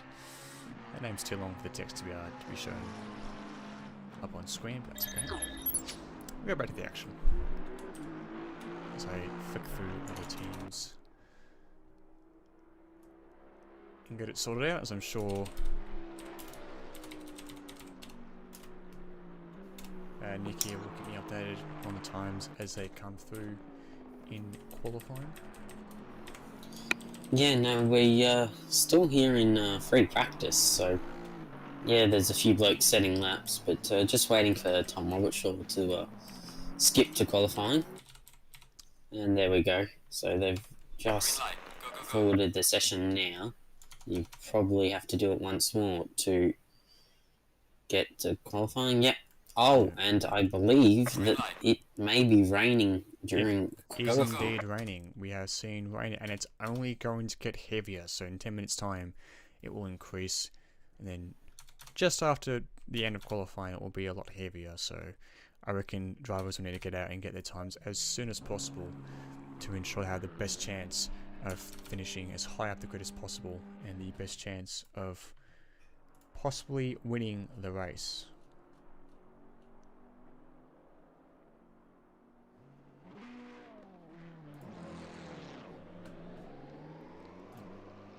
So City Birmingham to update stuff. So Nick Davidson is of ASRNZ. What was the file name that I set it for? The things I do for stuff.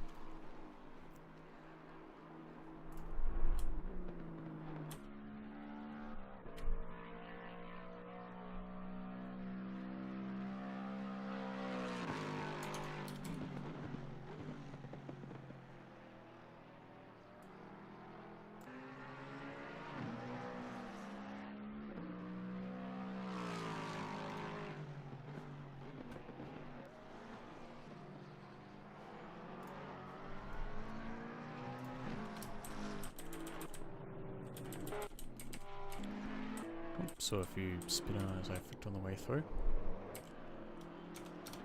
But I reckon Rusty Hall here for FNL1 is probably going to set the first time of qualifying. Or maybe not, actually, it might be his outlap. Yep, he's about to cross the line to start his lap. We'll ride aboard with him. The old Rusty man. Let's see how it goes. This is actually an opportunity to get his teammate in.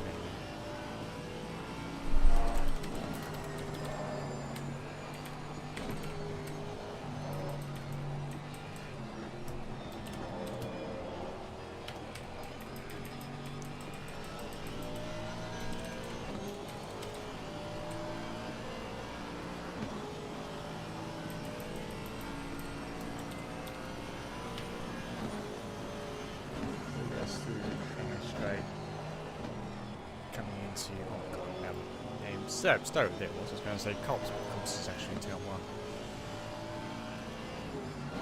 1. Back down into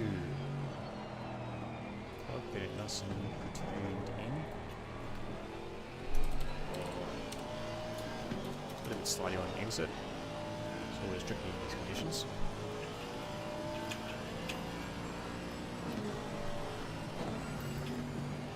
Down into 4th for Abbey. Goes through Farm Curve up towards Village. Braking hard, having to make a few minor corrections as he brakes on the way down. Before getting nicely turned in tight for the loop, get all the way on the outside, come through entry onto the Wellington Straight with Aston Martin. So a car up ahead, car number 152, that is J in Clown Vic Mania.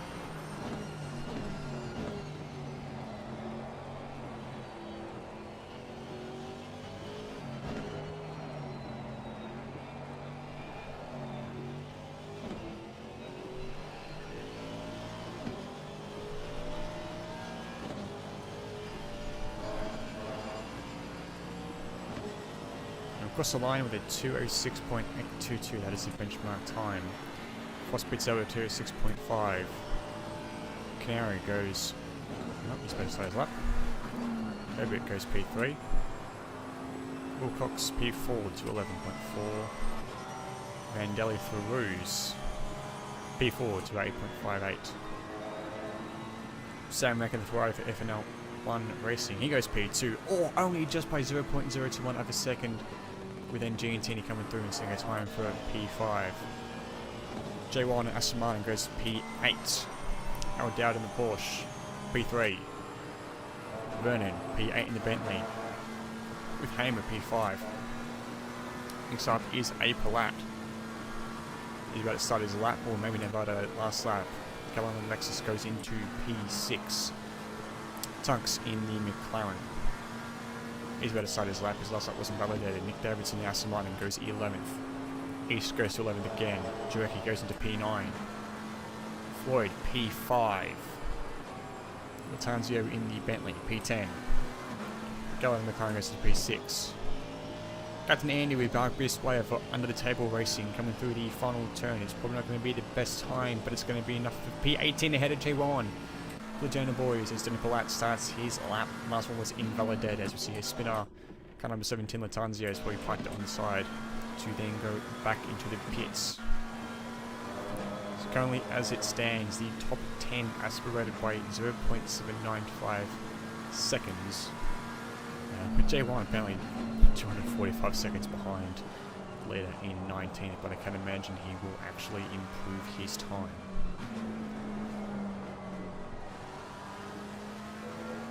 As you can see from the windscreen wiper, the division's getting very tricky as Ing finds it very hard to get the car under control coming through Loffield, crossing on the line into Woodcote. Here goes P17.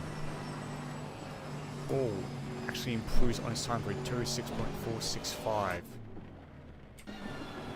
Foss stays in P2.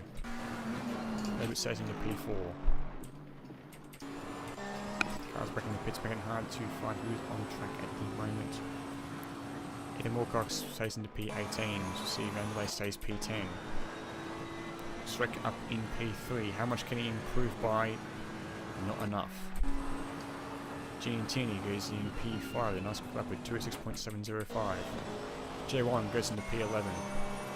Lucas Dow attacks pole at 206.219. He is now on provisional pole for the race. Glenn Heimer just improves, stays in P6 though. Adrian Polak crosses the line, he stays. Why he went P10 just then? Tunks into P14 at 207.6. Davidson coming P19 with a 209.1. Goes to 208.4, goes into P17. Is 18th. Jurecki is 14th. With Floyd taking back position 1, 206.039. He has provisional pole, 0.180 of a second ahead of Lucas Dowd in the Porsche Farouz.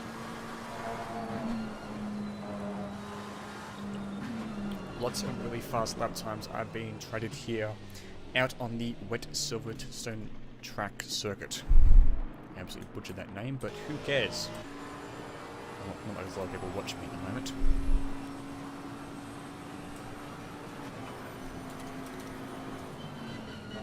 I might take the time actually now to change some team names and put them in the positions they need to be in. So we have 25 drivers on the quiz, so I don't need 30 quiz slots. Captain Andy in the car provisionally. Let's try and find Andy out on track so we can double check his name. Whereabouts is he? Yeah, you got him.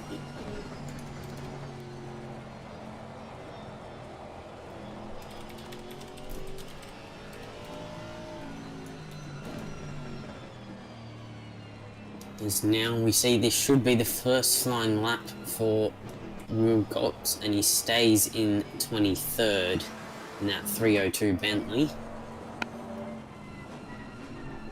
Yep, just runs wide at Stowe.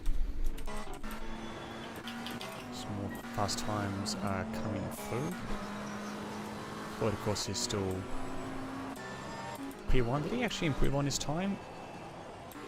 Can I find him? He did actually, so he keeps going faster and faster into P1.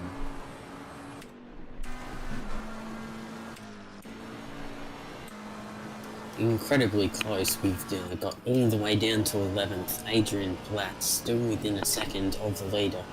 And especially in the wet weather, that's very, very good. Yeah, it is indeed very impressive.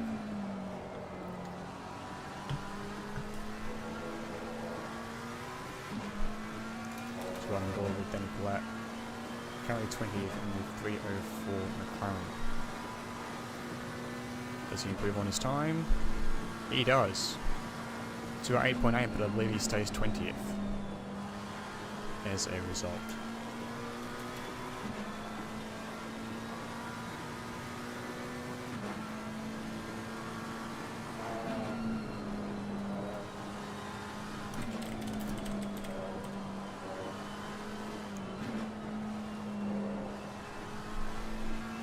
So right now the only car on track not set a time is the 888 Aston Martin of Duke Delacroix.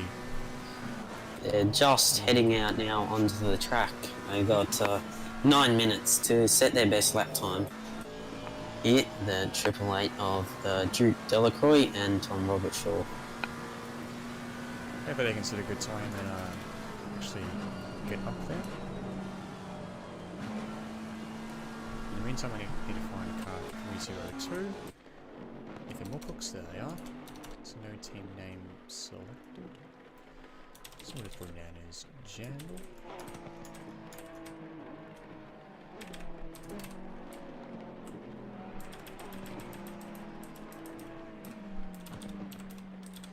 I kind of wish I'd actually set these team names a lot earlier and actually use practice to give me time to put them in. This currently is now a race to the end to actually get this all sorted out.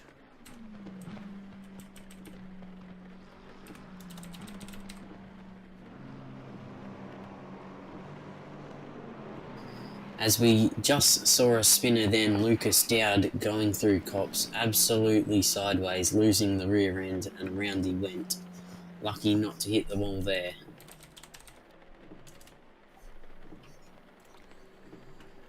Yep, doesn't it look like it.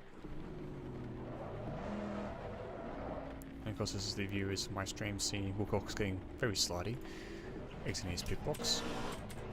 Don't try and do that in the race, Wilcox. Don't want you spinning out and causing problems. Interesting to see if anyone gets Robert Shawed as well down into turn 1. I'm sure I can imagine that would happen if I'm not sure qualifiers low enough. In fact, that won't actually happen because I have information that says that the driver who qualifies will most likely have to start the race due to server instability. Well, actually, the answer is they will have to start if they qualify the car, as that is indeed the rules here with the racing.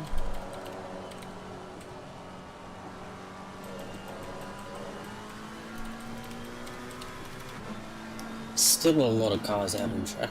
I believe that there is only maybe 3 cars in the pits at the moment. Yeah, 4 actually. Shrek, 4, P3, yes. 14 Latanzio, P19 Davidson, and P24 Captain Andy. Seeing 3 of them go out right now.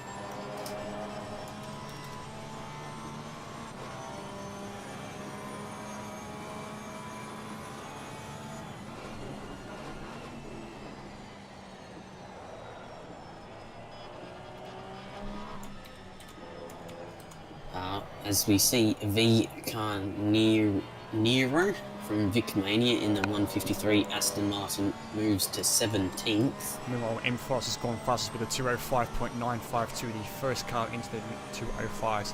There's provisional pole ahead of Floyd by 0.087 seconds. Lucas Dowd obviously probably on his outlap. Let's see if he can improve. Probably not if he goes too wide coming through cops. So it might have been track limits there, Lucas, mate. You've got to give it on the white stuff.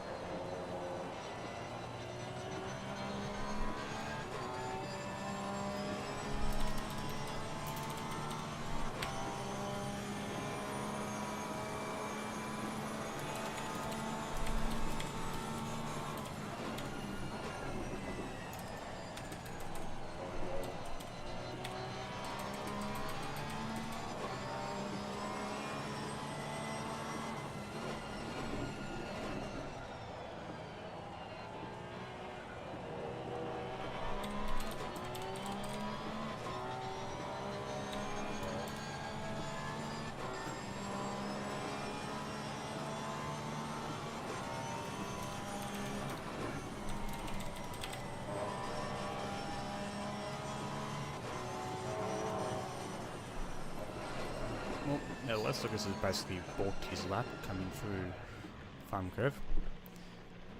See, Frost decided to park it in the pits time being with 4 minutes to go in the session.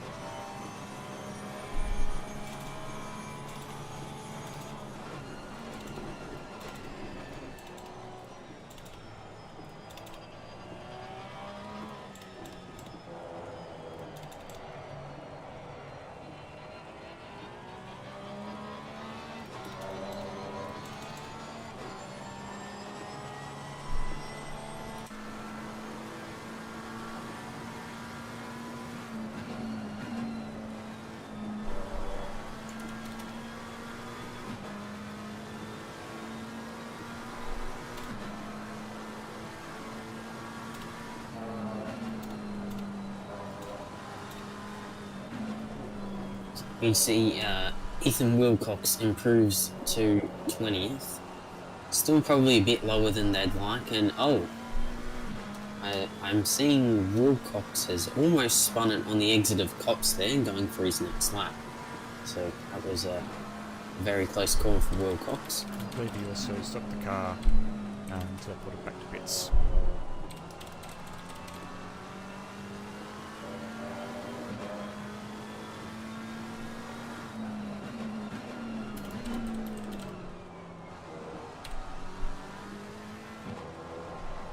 Possibly now a quick last couple teleporting back to pits before they have one out lap and one go at it, but they will need to exit the pits pretty quickly. So hopefully we see a bit more of a charge for pole from someone, but yep, you never know in these conditions. Could be a few last minute surprises.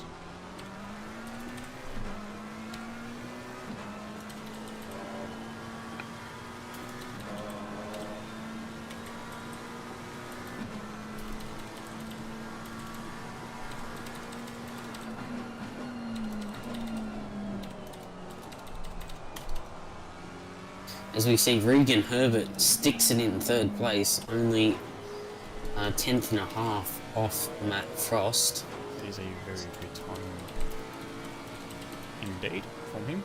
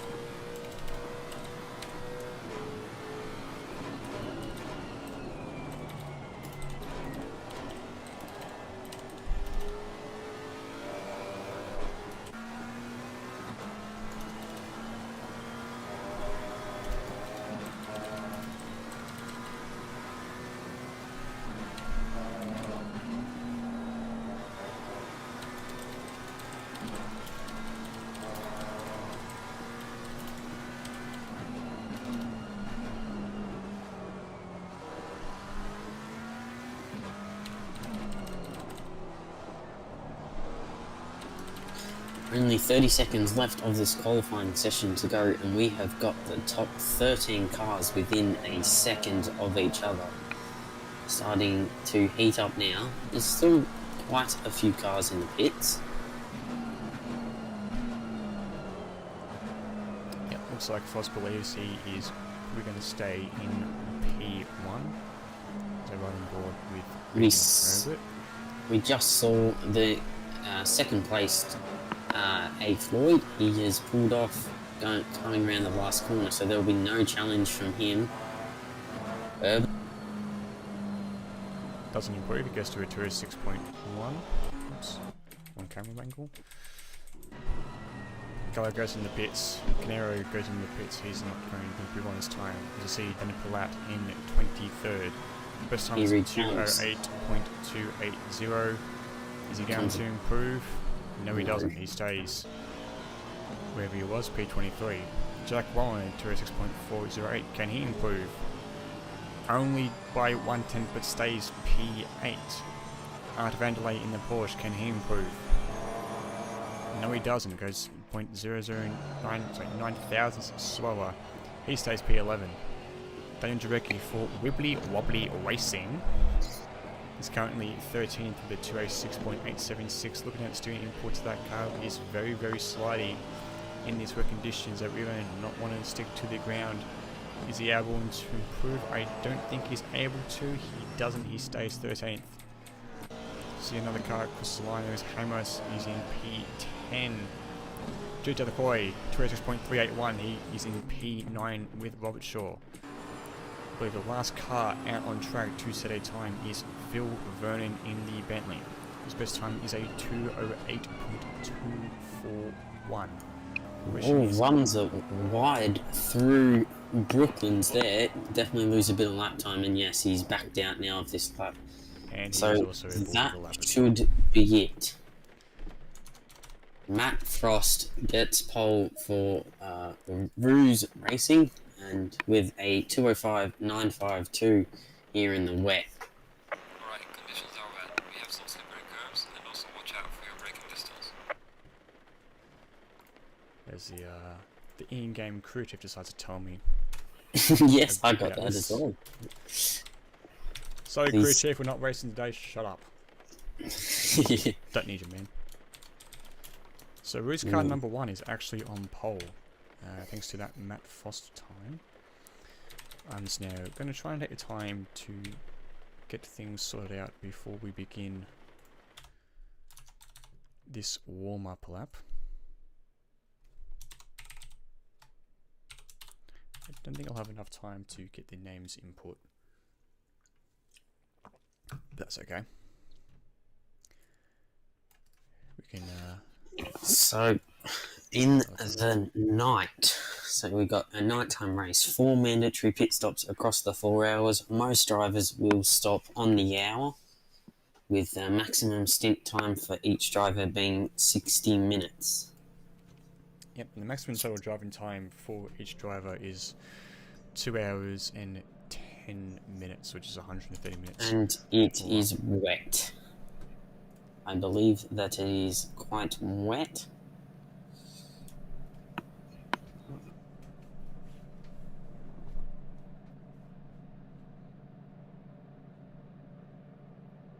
Oh no, there might be some additional time to get things sorted out, which is good for me.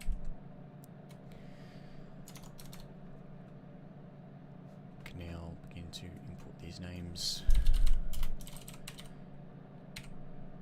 into the grid.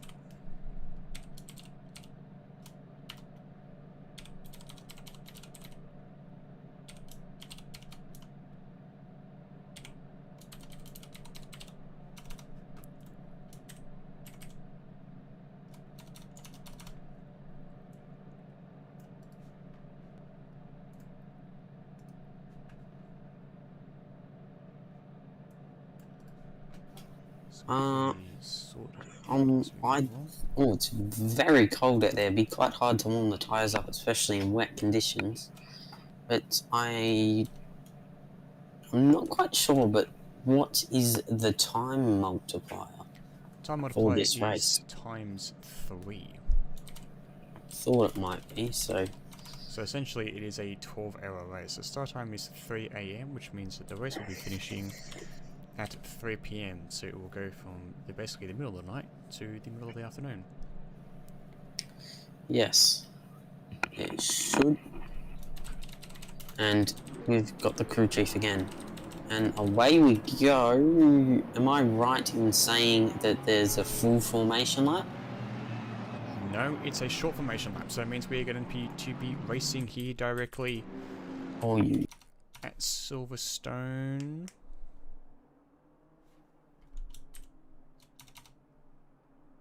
So hold it up to 80k an hour. Green light, green light. And away we go, the green flag is up and racing. We are here live at Silverstone for the 4 hours.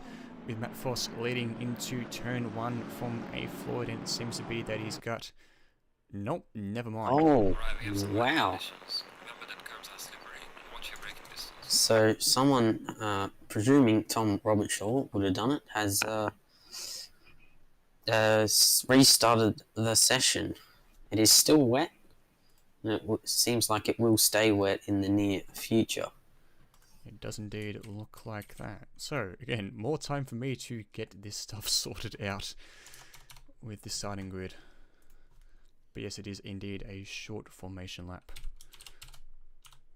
Here at Silverstone.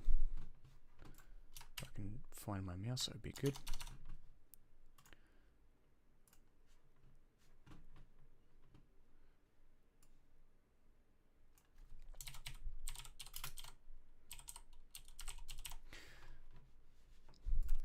So anyway, before we begin racing, we'll get started with Matt Frost P1 in the BMW. Second is Andy Floyd in the McLaren. P3, Regan Herbert in the McLaren. Luke Stout P4 in the Porsche. P5, Dylan Lester in the Ferrari. Aaron Giantini P6 in the Bentley. Oops, wrong button. P7 is B. Gallo in the McLaren. P8, Jack Warren in the Aston Martin. Drew Delacroix P9 in the Aston Martin. Rusty Hall in the Aston Martin P10. Glenn Heimer P11. Arthur Vandelli P12 in the Porsche. P13, Paul Jurecki in the Aston Martin. McLaren of Adrian Palat is P14. The Lexus of Antler Colour is P15. Nando Latanzio P16 in the Bentley. Michael East P17 Bentley. Oops. Jack Tux P18 McLaren. Nick Davidson P19 Aston. P20 Aston Martin Vinicius Canario. Arthur Wilcox P21 Bentley. Phil Vernon P22 Bentley. Danny Palat P23 McLaren. Jared Ing P24 in the McLaren. And Captain Annie rounds out the final spot in the grid in the Aston Martin. As Matt Foss has failed to start the race, so that means that Regan Herbert is likely going to lead into turn 1 here at Silverstone. Foss is starting from the pit lane and also have a drive-through for Phil Vernon, possibly jump-starting the start and being too fast. But it's Herbert who leads into Maggots and Baggots. Behind him is Andy Floyd.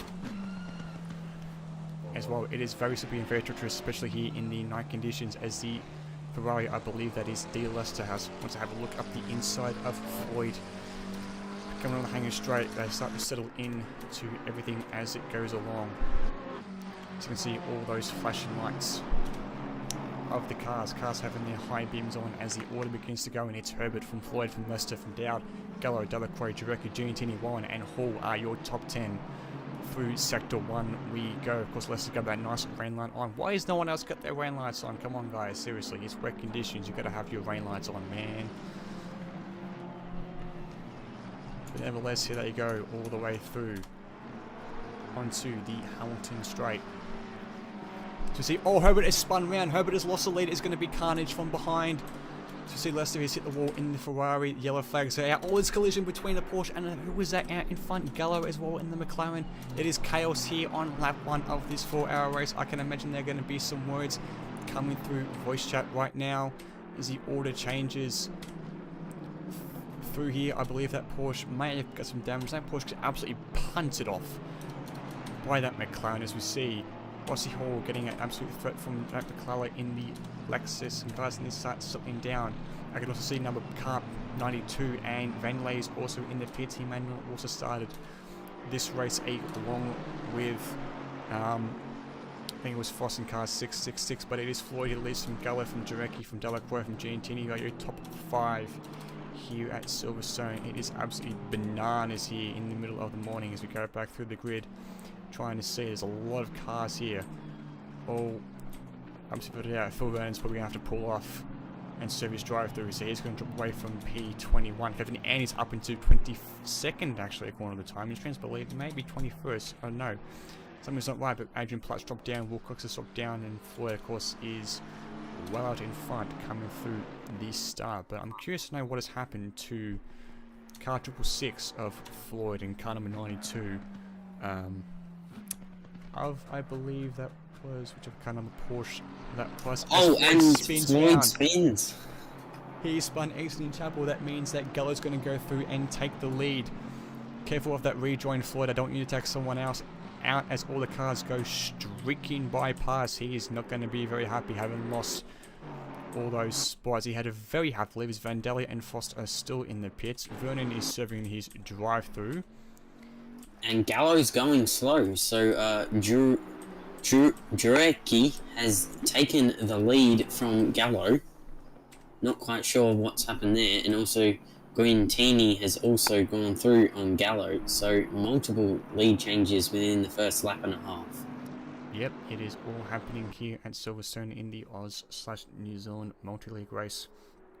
Of course, we have Jurecki of FNL League for Wibbly Wobbly Racing is leading in the Aston Martin, and behind him is Aaron Giantini in the Bentley for a shakedown. Gallifrey Phoenix, Jack Warren for Jandal, and then Duke Delacroix for Jandal as well. So 2 Jandal got cars up in the top 5. The top 4 are all 4 different leagues and 3 different manufacturers. As Duke gets a little bit up close, he might get a little hurry up here from D. Lester in the Ferrari, but he managed to get away from him a little bit. As you see the Porsche behind run right along with the Lexus. Everyone fighting out for position. He's also going to make a move on Duke. No, he's not. He's just going to hang back and take it easy. It's a very, very long race. Still 3 hours, 55 minutes to go here at Silverstone. We'll flick down through. And the leader has pitted in and into the wall on the entry. That seemed very fast on the entry into the pits. A possible stop and go 30 seconds for speeding in the pit lane coming up as Guintini takes the lead. Yep, and I see Al Dowd has also popped into the pits, number 68 Porsche. So Giantini leads. I can see also up ahead Arda Vanderlei in the number 92 Porsche has got him back on track, so I'm curious to know what happened with him not starting. And car 6 M Frost still has not left the pits. He's still in pit lane, and yellow flags are out all the way down. Nope, there's been a server restart. Alright, there is some rain in this session, so watch out for slippery. I wonder, wow, okay. I wonder or believe that could have been to do with our poleman, Matt Frost. He might have had technical difficulties that disadvantaged him and put him in the pits. And obviously here they want some fair racing. Yep, going to pop into voice chat and see what the go is.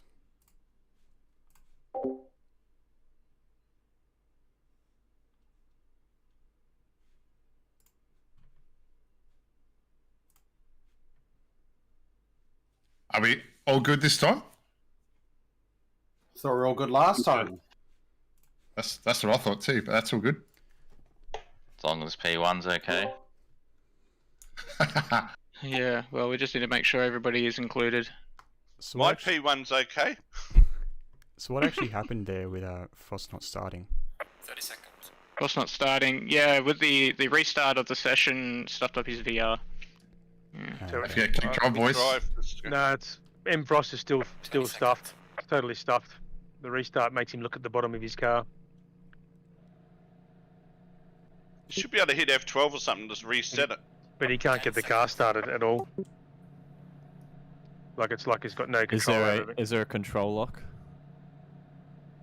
Like a control lock timer until after we cross the start line? Yeah, you sure, Frosty? Yeah.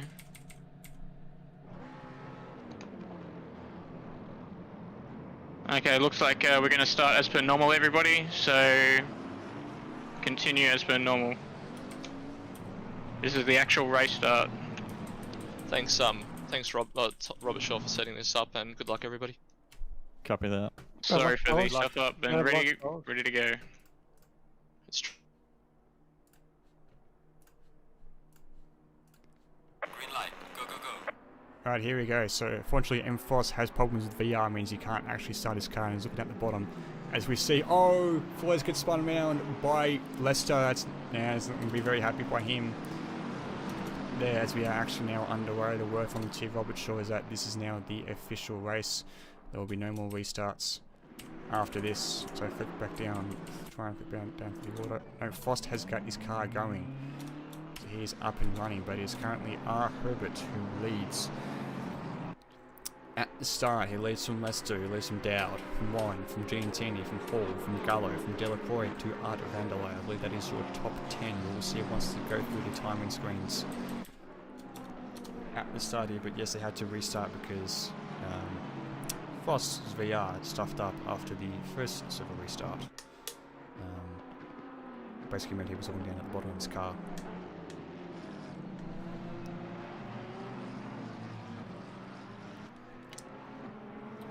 Unfortunately, restart for one guy. It seems only fair that they actually restart and give him a chance to drive. It would have been 2 laps down if they didn't restart. But either way, your top 10 is Shakedown, FNL1, Ruse, Jandal, Shakedown, FNL1, Rise and Phoenix, Jandal, Ruse, and Jandal are your top 10 drivers with your leagues. And of course, Frost is all the way back down. He's coming from the club. Obviously, the Val Chicane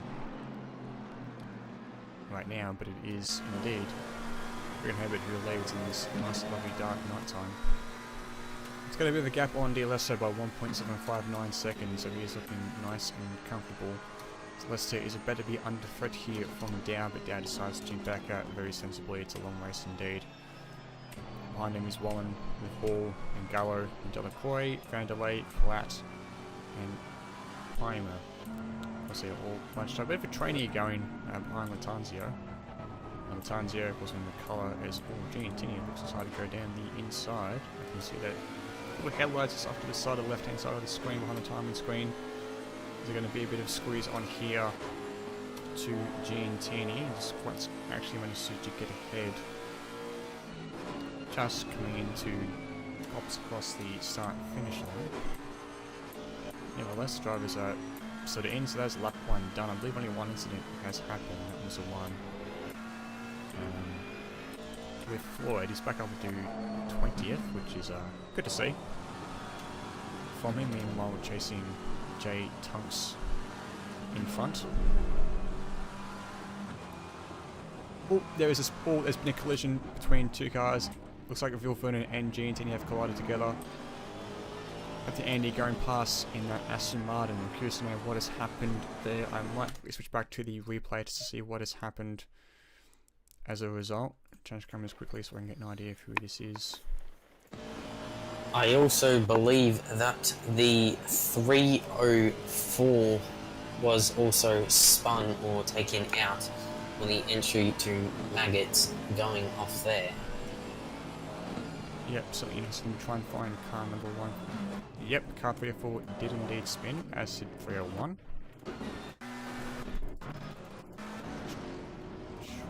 Yeah, there's a lot happening here. Oh, there is damage to that car number 137. Here's what happened. Oh, that is a big accident. That is a big indeed accident there. Okay, we'll come back to that later. So meanwhile, we are back here to the action. There's a lot going on. There's a lot of cars. Something's like a car back. It is rush hour here at Silverstone. Oh boy, so many drivers trying to get around so often. It's just the Dutch Spy trying to get a bigger view of what is happening. It's Giantini with Camaro off to the left. Is it going to be contact? They just get through nicely, and Agent Black gets very, very tail happy out in front.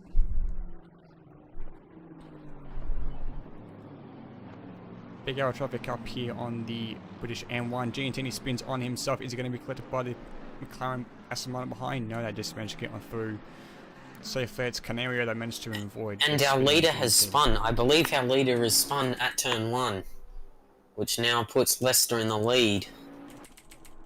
It does indeed. Trying to find Herbert has fallen back down, all the way down the leaderboard. So yes, indeed, Lester is now our leader, leading from down, from Warren, from Hall, I believe, with the timing screens to update coming through. The first sector now is Lester from Dow, from Warren, from Hall, from Gallo, from Delacroix, from Vandalay, to Heimer, to P. Jarecki, and P10 is McCullough in the Lexus. He's actually done a pretty good job pulling that Lexus a long way up on the leaderboard.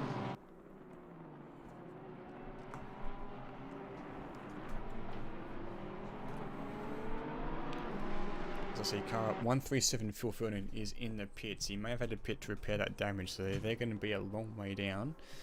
And I believe Phil was not going to be happy as I see a McLaren at the very back, a very wide user. I love the track. Curious to know if he's going to get a warning for a track cut. Of course, I only allowed a maximum of 3 track cuts, but with the 4th one becoming a drive-through penalty.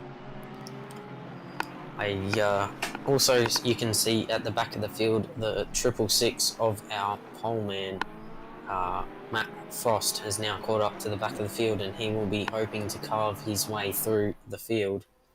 As now we see for the lead, going down the Wellington Straight into Luffield, a little look from Lucas Dowd. But he decides to back off very sportingly. Might need a better run. The Porsche does have a very good run out of the corners, but depending on setup, he might not have the top speed that the Ferrari has. Of course, the Ferrari is a very good all-round car. I've said it before and I'll keep saying it again. It's a wonderful car. I've driven it before. I thought I wouldn't like it, but it turns out I did. You want a series of sim racing with that as your only car, and well, there you go.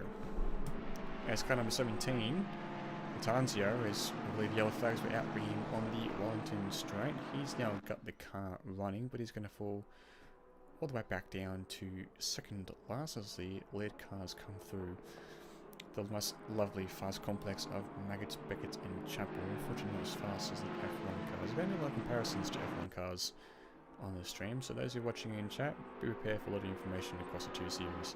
I know more about F1 here than I do know more than I do with the GT3s. That's how it is.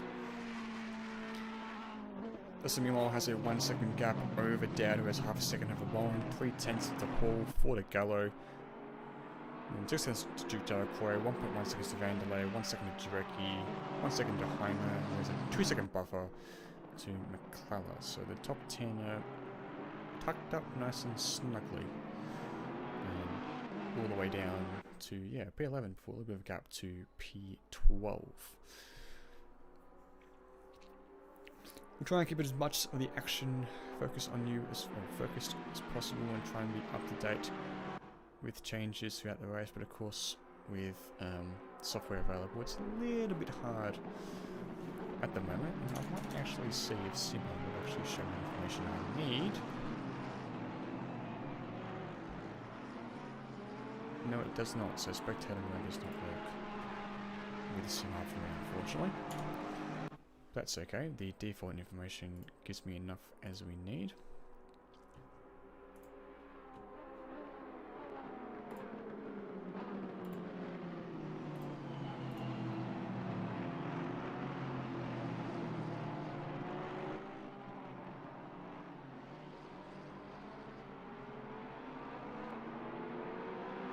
So somehow I seem to have suddenly weird up. Drivers' Championship thing. Don't want that.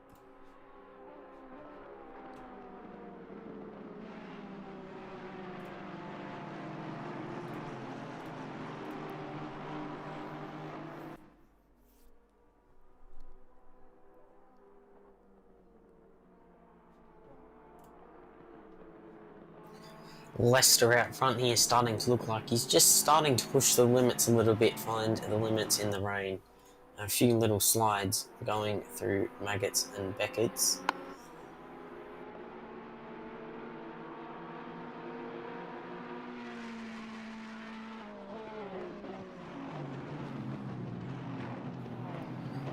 Further back in 4th and 5th, Bruno Gallo starting to look a bit more feisty in that number 420 McLaren. Had a little look into Stowe on Hall, but as they come now to the Hamilton Straight, we are still line astern. A few gaps starting to open up through the field as it starts to string out around this very long Silverstone circuit. Yep, it is a very long circuit. I wonder if I can pull some information about the circuit and just how far it is. Give me 2 seconds to just some windows.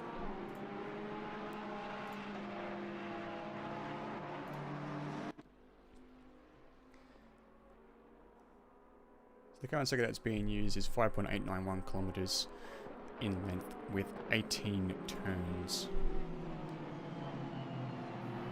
We see Hall going under, very deep under brakes and starting to look like he's really trying to pressure Warren here for third and fourth. Really starting to close up between those two.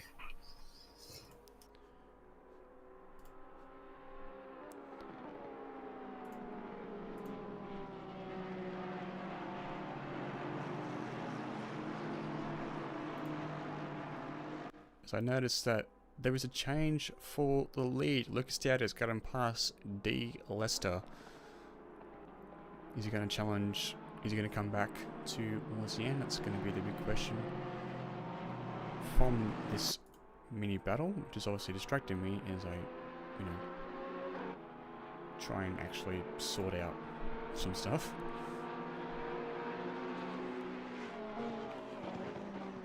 So apparently the scrolling leaderboard at the bottom is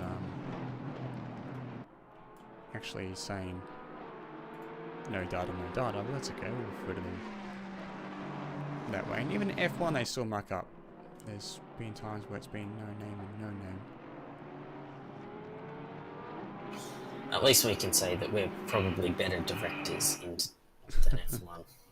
The way they went about it, especially at Monaco and other tracks. Yeah. The infamous, what has happened? You have to see what's happening. Yeah, someone find that director, please.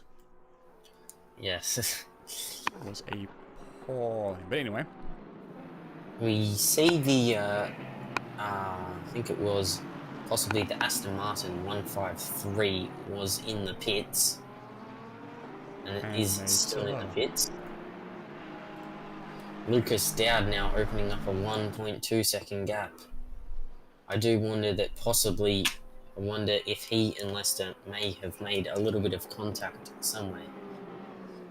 And now Lester is falling back. Does indeed seem like it. And so far the fastest lap is a 107.404, set by car number 125, which is driven by Paul Juricki, currently sitting P8.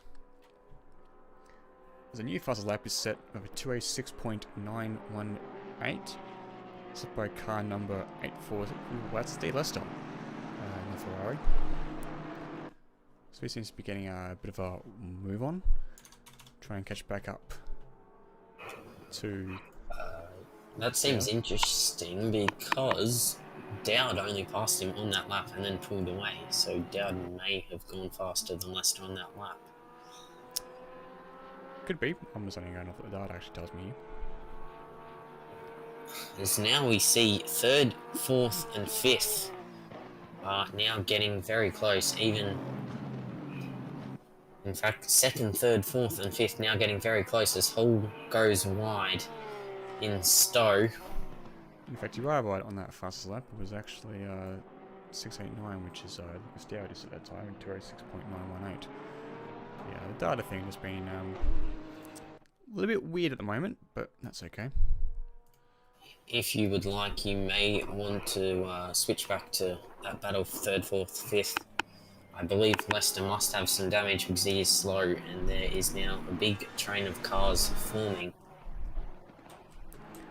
Let's have a look at his car. Let's see what damage we can find. It could just be maybe a lacking confidence, but this train is really starting to get big, and we could see a couple moves starting to be pulled in the next couple laps. Yep, his car actually looks fine, so who knows?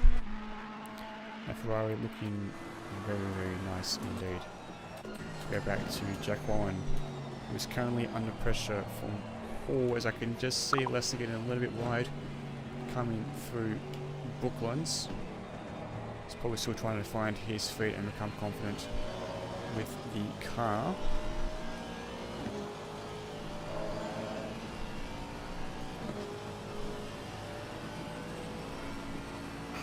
We see now this train extending all the way down from P2 to P7. There is not much covering them. They're all line astern within 5/10 of each other.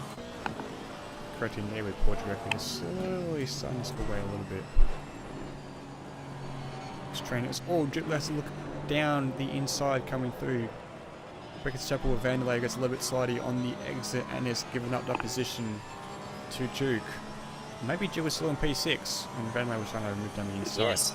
Either I believe way. Vanderlei challenged. Yes, Vanderlei did look for a challenge, but unfortunately wasn't able to make that move stick. And that's also allowed directly to close up a little bit, just by about half a second to Vanderlei. There must... Oh, as we see, I think I've missed it, you've missed it as well. Jack Warren is now past Leicester, and we'll see as Hall goes wide and Gallows goes past through Club. But we'll see what Warren can do out front of this train now. Yep, Warren has indeed gotten past Leicester and has put a little bit of a small gap in there, as you can see. We'll see how Warren goes, and if he does start to pull away, there will most likely be something wrong with Leicester's car. This wire gets a little bit wide coming through. It looked like a massive yawn for me. That's a very, very nice of you to do that so early, but anyway. I also think, yes, Hall has spun going through Village, I believe, and has dropped quite a few places. He's all the way, he's still falling down. So he was getting slidey and wide through Club onto the Hamilton Straight, and now he is falling a long way down in that 777 Aston Martin. I believe he's currently P9 as the head of Herbert. We'll get confirmation once he crosses the start finish line.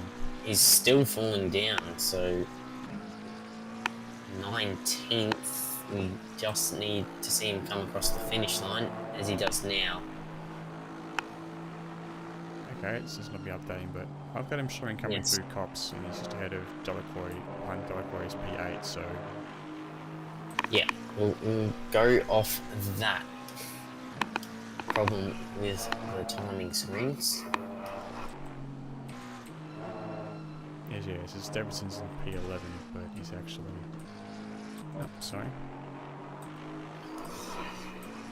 Yes, all cars must complete 4 mandatory pit stops, and we have Phil Vernon and S. Robbins running at the back for Vic Mania, both completing their one of their mandatory stops, but that will most likely be because of damage. So we may see them doing one more stop than everyone else. Yep. So Robbins, of course, getting blue flags from Dowd. Unlike Formula 1, there is no sort of requirement for how many corners you have to give up, but of course Dowd decides to absolutely, I'm going to send it and get past you and put one more car in between me and Warren. Of course, it's very hard to pass with GT3 cars.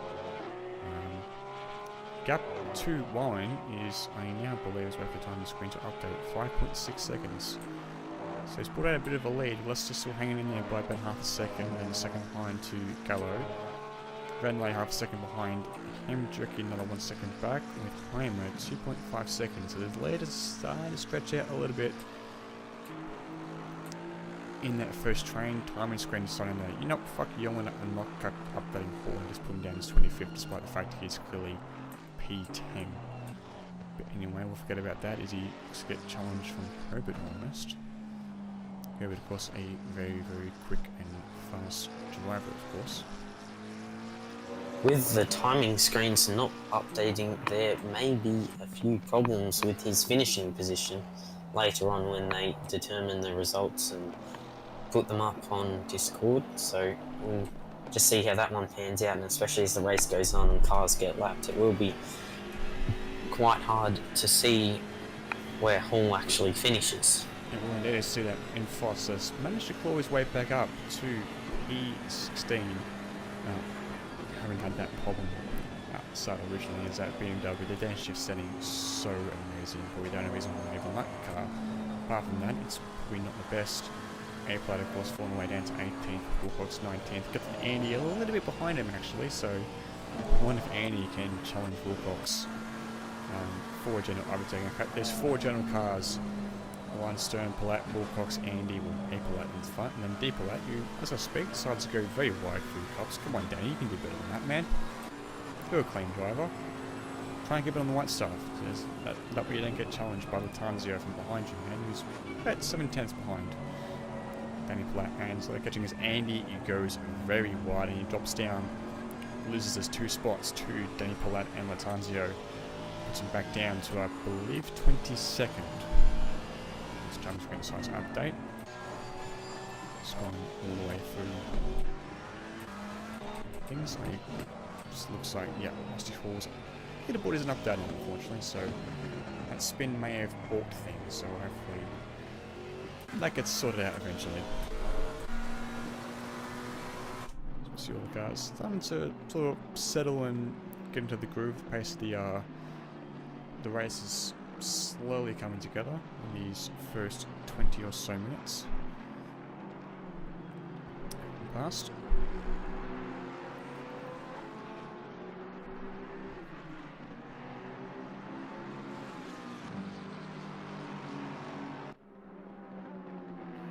I also believe that Lucas Dowd may have just set the fastest lap of the race. I don't have as much data as you there, but I think he may have just set the fastest lap.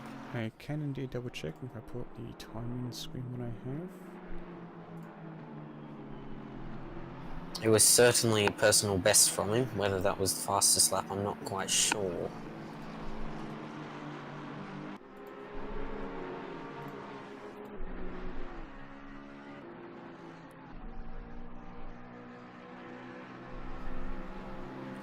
Meanwhile, in P2, Warren now starting to run in clear air. Dowd still extending his lead though. Back in P3, Lester has dropped back, like we thought he might, and has still got a couple cars line astern, Vandelay and Gallo behind him.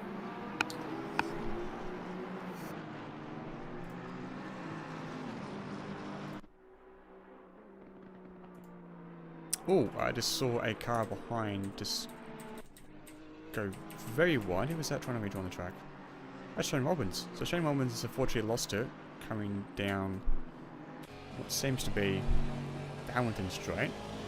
Probably lost it either under braking or with traction control, but he's now dropped down to behind Rusty Hall.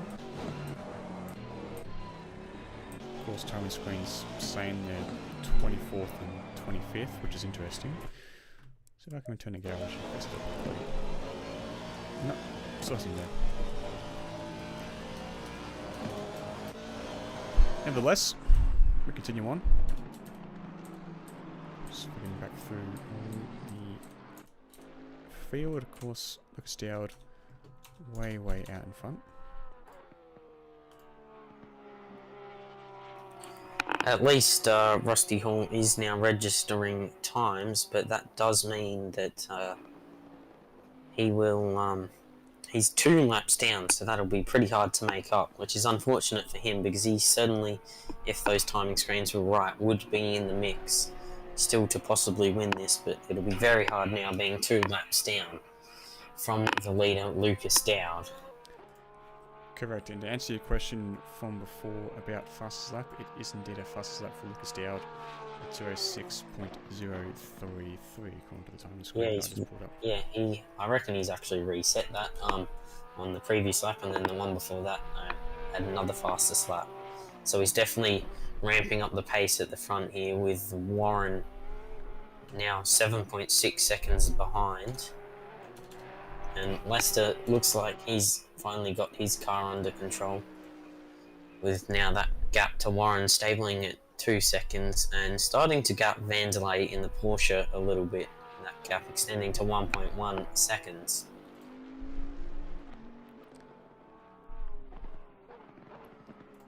Correct indeed, as I quickly sort out a few things.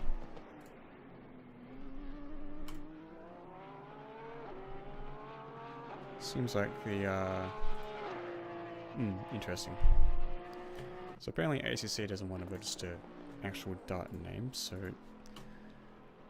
leaderboard I was aiming to use has no data in spectator mode, which is fun, but anyway. We continue on, we forget about that.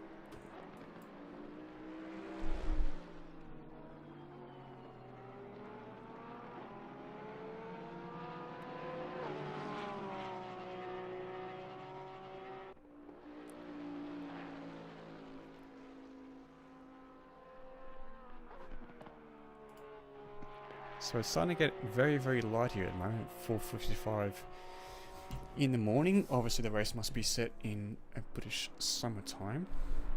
It's gone from being pitch black to sunny in the space of 26 minutes here in real life time.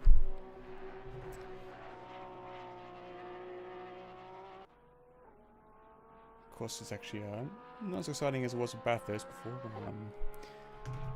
It actually was dark for most of the race.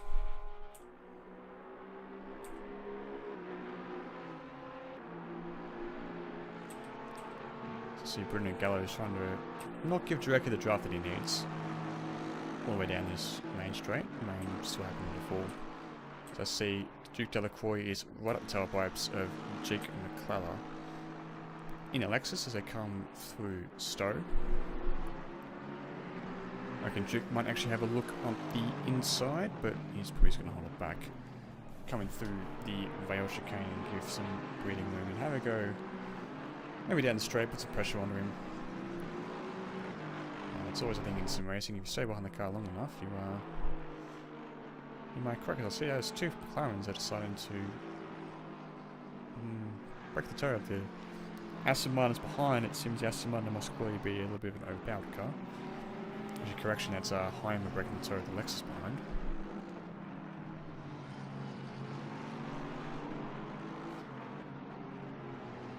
But as you can see on the minimap, it's starting to bunch up behind Leicester.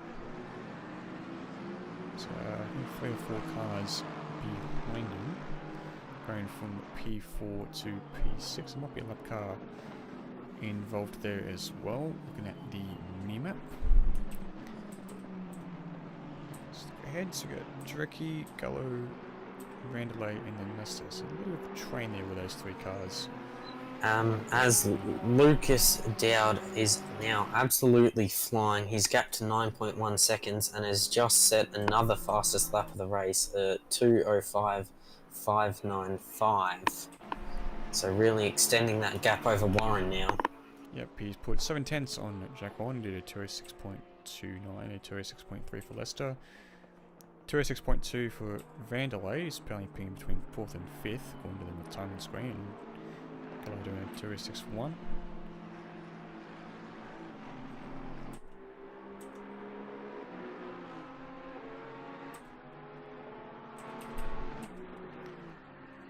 So a few battles starting to form here as the cars decide to get into the groove of things and everything is going. My phone is starting to buzz quite a bit with notifications that I really want to ignore. As you didn't have it on your screen there, but Lucas Dowd coming through club fully sideways, very close to spinning out of the lead there. Very lucky. Warren clawing back a bit of time because of that.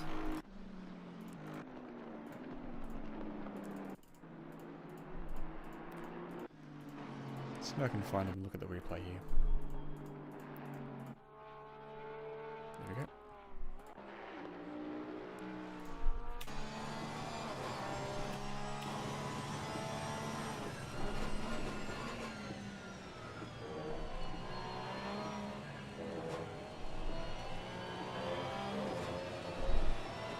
Up on the curb, a little bit of a tail wag there, but well and truly under control. Nevertheless, as he has the Bentley in front of him, which I believe is Vernon, about to be lapped. Yes, and laps him just coming down the front straight for these GT cars. And his gap now at 9.7 seconds to Warren. With Leicester now starting to claw back a little bit of time on Warren. That gap between Warren and Leicester being 1.2 seconds. And again, Dowd coming out of Maggots and Beckett's and through Chapel, and the rear end starting to slide a bit. So Lucas Dowd possibly pushing just a little bit hard. This meanwhile, Leicester gets it all crossed up coming out of Chapel. There's an opportunity for Vandelay to maybe catch up, but it seems that Ferrari has got the legs down the main straight and is staying ahead of the Porky Porsche for the time being. Is Vandelay going to try on the outside against Lucas? And he gives him a tap. He's hit Lester. Is there going to be a redress possibly? Or don't... Come on, Lucas. Don't rejoin like that, man. Sorry. Vandelay, mate. Getting the Porsches confused up here. But that was... Whew, that was interesting between those two cars. Of course, as it happens, of course, Bruno Gallo has decided to move up into P3, so taking full advantage of that little scrap between Vandelay and Lester, no doubt. And side by side down the Hamilton straight were Lester and Juriki. Yep, so Juriki gets past, he moves up into, I believe, P5 as a result. Time screen still showing Lester as P3, but in reality he is actually P6. So Lester's gone down from, I believe, a comfortable P1 all the way down to P6. I don't want him to call back some time. I don't see any aero damage on the front or the rear of that car, so it could just be something completely different. I see a car starting to break the tire, that's Gallo. Hopefully he doesn't do that under braking when it ever happens, but you are allowed to move side to side down the straight wall at the tyres or break that draft. Of course, the car in front punches a hole for the car behind, allowing them to go a little bit faster because they're not having to fight against as much drag as they would without the draft. As Jack Warren goes wide through Cops, and also Jack Warren has quite benefited from that battle between Vandelay, Juriki and Lester. Now he has got a 3.4 second gap over Gallo. That was 1.2 seconds. So that's helped Warren a bit. Meanwhile, out front, Lucas Down is absolutely flying with a 10.5 second lead over Gallo. Warren, sorry.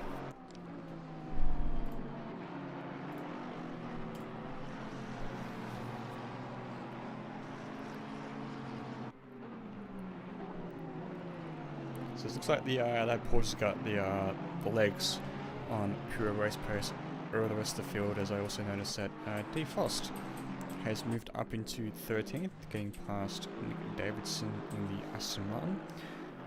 Frost sitting 205.5 at the moment, which is actually on pace with most of the guys who are in front doing 206s, apart from us doing a 211 last time, apart from us obviously because of the contact, of course. Dad out front doing a 206.3, so what's fast is that actually? 205.9. So Floyd's McLaren's got the fastest lap for the time being. The 205.4 with Floyd at 205.5, just behind. As we see a lot further back in the field, 15th, 16th, a good battle developing between Ing and East. There with Tunks also coming up behind them, really closing that gap. Yep, so it's McLaren versus Bentley versus McLaren, a true British battle. A huge slipstream. That Bentley getting a nice big toe. Fell on the screens of that tiny McLaren up, and can imagine any McLaren driver will be absolutely shitting their pants right now, with that Bentley getting really close, but I'm sure Jared is made of tough stuff than your average sim racing driver. It gets a little bit of a gap pulled coming through the back straight, as you see Tunks also there lurking behind that Bentley, no doubt want to take advantage if Ing and East come together. Obviously I managed to get Tunks and Ing combined. Also interesting to note that all three drivers are on the same race league, so I'm sure hopefully they won't be wanting to cause any contact between the three of them and ruin each other's race. Of course, it is not only an individual race, it's also a team league race. Leagues wanting to finish as hard as possible and get the most points and the most average points.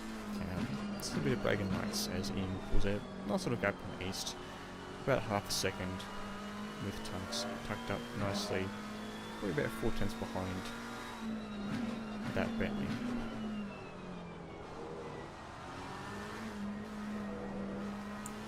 We see moving up a little bit, 7th, 8th, 9th, 10th now line astern, with Heimer now holding up McKellar, Delacroix and Herbert. McKellar right on the back of Heimer, coming down the Wellington straight. Not quite close enough into Brooklands. Delacroix and Herbert behind, both not close enough to make any moves.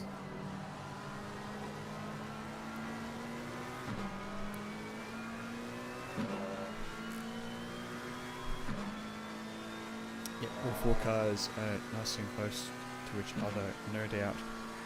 Wanted to maybe pull each other along and catch back up to Leicester, who's just gone through cops. Oh, and there was a spinner. Van der Leyen has spun. He is now dropping down the pack and down the order. He's going to lose a lot of time as all the cars go past. It's going to be absolutely annoying for him. He was running so well in P4, had a 2-second gap on Jarecki and was so close to Gallo. There may have been contact there, I'm not quite sure. Might have looked at the replay a bit later on.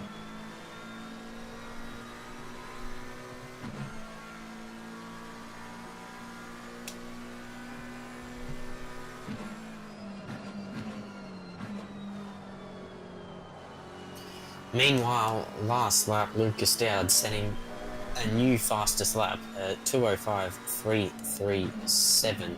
So just extending his lead constantly over Warren in second place. That gap now 11.2 seconds with Gallo in third. That's your top three.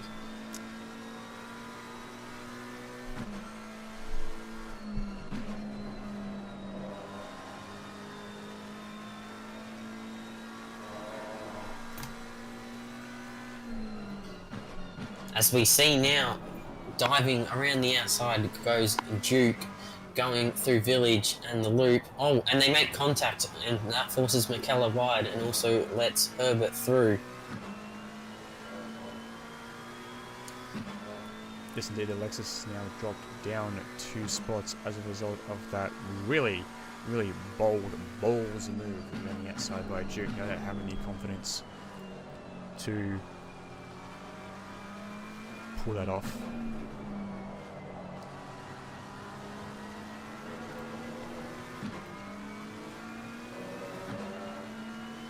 Just to show you how far we are behind schedule, we are 40 minutes into this race and we should be about an hour and 15 into the race. Due to server restarts and stuff, we are a little bit behind, so this race now most likely going to finish at about 9:30. Correct indeed, so it looks like it'll be a little while before we manage to do that.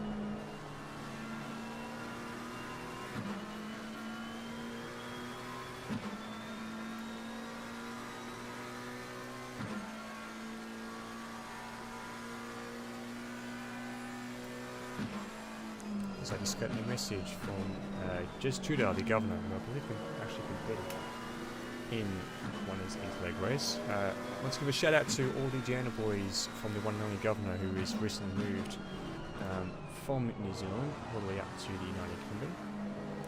Obviously without his rig, which is unfortunate for him, but I'm sure he is hopefully doing well up there all the way in the UK, and good to see you tuning in.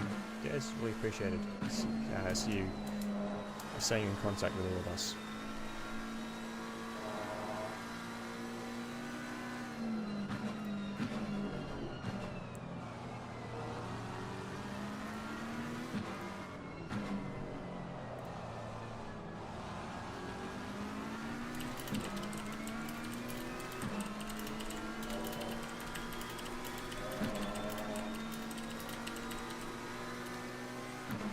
You see Harmer decides to go a little bit offline down the straight to hopefully break the toe from Duke, who gets nice up and close and personal to that rear wing bumper of a higher orange behind the red top of the wing.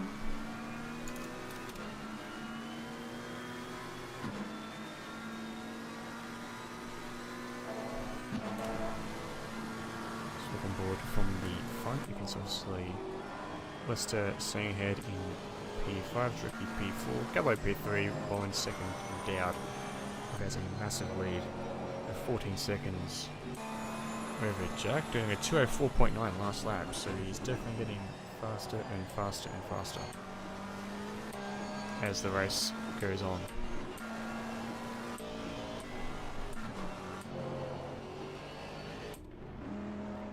As Phil Vernon and Dale were down in 24th, decides to do a bit of a spin-a-mooney coming through Jack. I can see that BMW of Frost coming up. We'll have to let him by. Oh, he's a little bit closer. Come on, Phil, you gotta get a little bit tighter on the exit there, man. Let him through, man.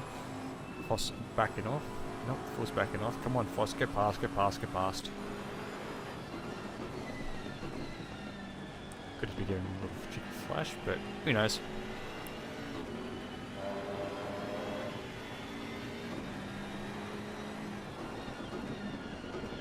Nevertheless, Frost decides to go down the inside into the valve chicane and manage to get past Vernon, putting a lap on him.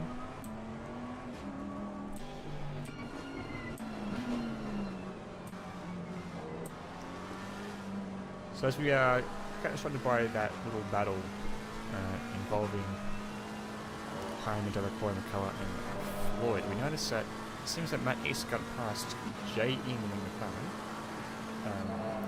for 15th place. So moving up one spot on his league team rank. Still behind in 17th. So we'll flick down through the cars, see how the order is going.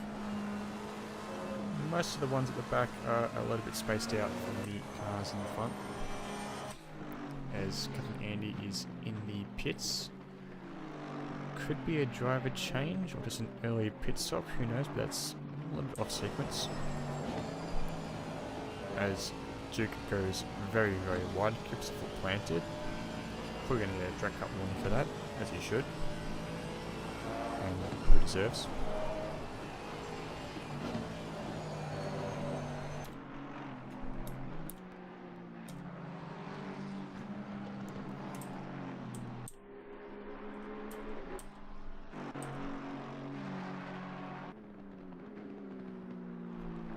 Meanwhile, Gallo has decided to close up to Jay Wallen. I believe one had a bit of a gap to Gallo, but that's no longer the case.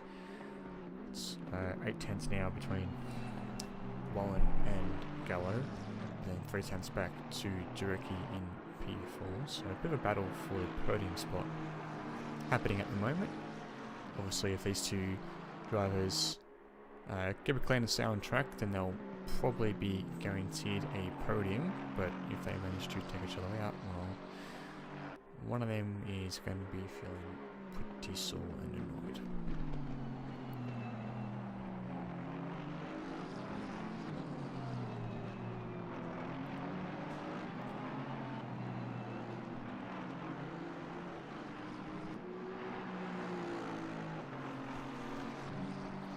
And of course extending a gap by about 4/10 over Gallo, so no threat from him for the time being. Scrolling back through, trying to see who else is close. Of course, Floyd and McCullough are, well, Floyd's obviously close to McCullough.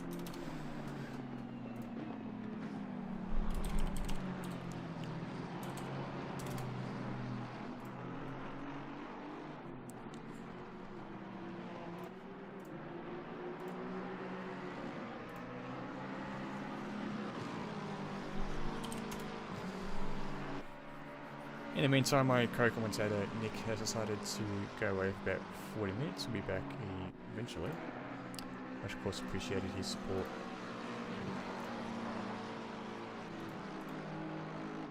With everything that is going on and providing a bit more of the insight on the race as it decides to unfold.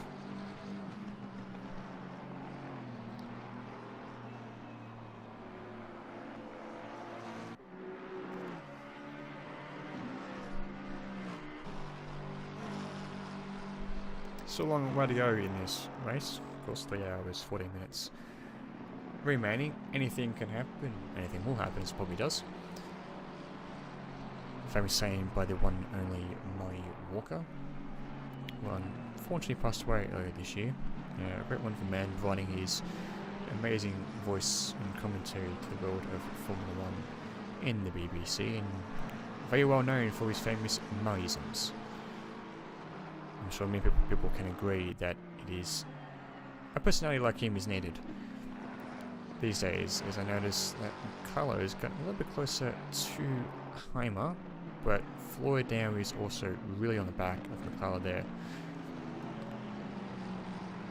Two teams competing against each other. I believe Floyd was one of the faster cars at the 4 hours Nürburgring, but had a few spins and wasn't quite able to finish where he needed to be. And Floyd is much closer now, using all of that track. Is he going to get it upstream all the way down straight? Will he make a dive down the inside? No, just not close enough to make it stick, as the rain is starting to ease up. So we are likely to see drivers coming in for slick dry tyres when they start on the wet, unless they started to start on the dry. So I wonder if I'm able to see that information by changing the HUD. Let me find the tyre app. Yes, indeed, most of the drivers are on wet tyres scrolling through. No one, of course, is running dry tyres at the time being.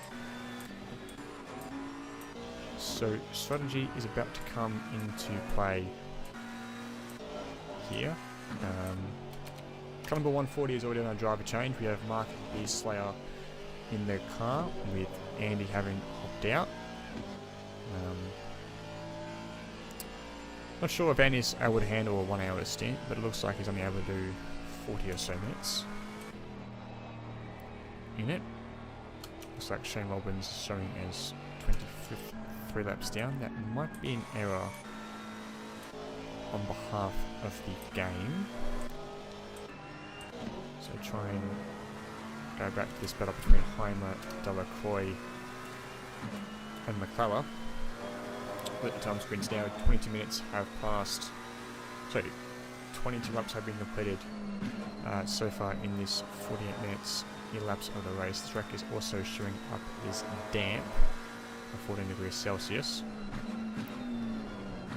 And if one of that with a timetable at the start, it looks like there is going to be no rain in 3 minutes time, including up to overcast conditions a further 7 minutes after that. So I'd be interested to see if drivers decide to pit on the hour and change tyres onto the dries and get a bit more of a gap. Obviously, changing conditions are always a treat for the drivers, always enjoyable. Proves that you don't need raw pace to be able to be fast. Strategy is the name of the game. As I saw Floyd get up close to McCullough in the Lexus, who obviously decided to go a little bit wide and not get the best run out of that corner that he just went through.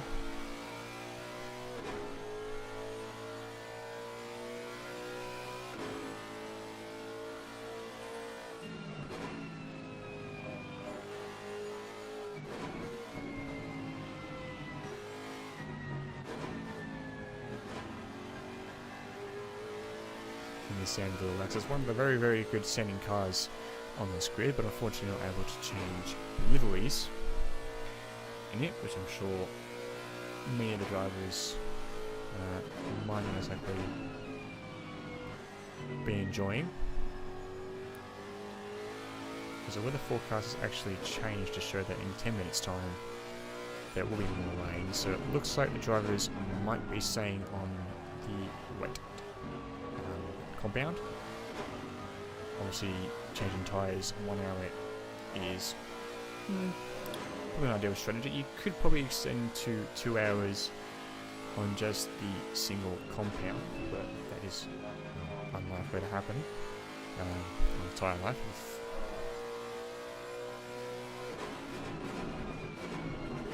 Of course, you do save some time just doing a fuel-only stop compared to changing tyres. It takes 30 seconds to change tyres. Of course, you also get to fill the car up while that is happening.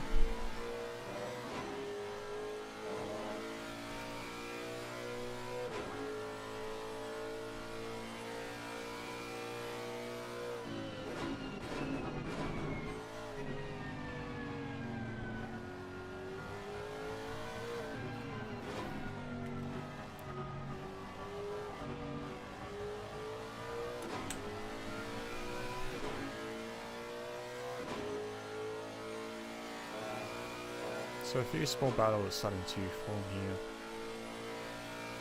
in the race. Some drivers' pace a little bit too high for the others, as I see Delacroix is pitted in car 888. We'll see if they do a driver swap.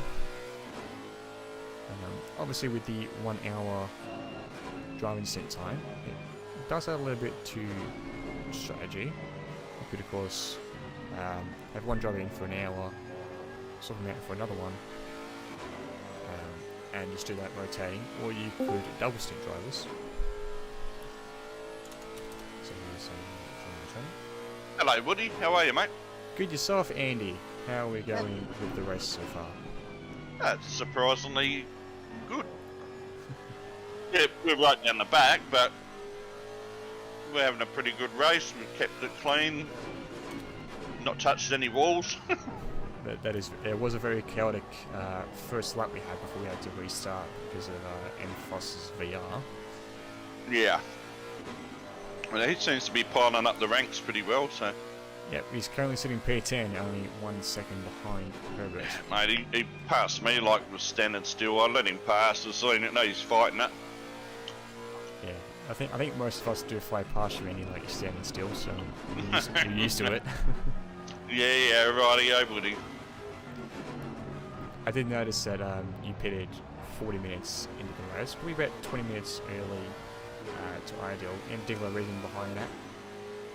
Yeah, we when we were practicing, we had a look at our fuel calculation, and then I calculated it out. I think we needed like, I think it was like 62 litres or something per stint, but it was way too less. Like, I had to come in because I was running out of fuel. Yeah, I think. So we've upped it. Yeah, 100 litres or so will get you to about an hour safely.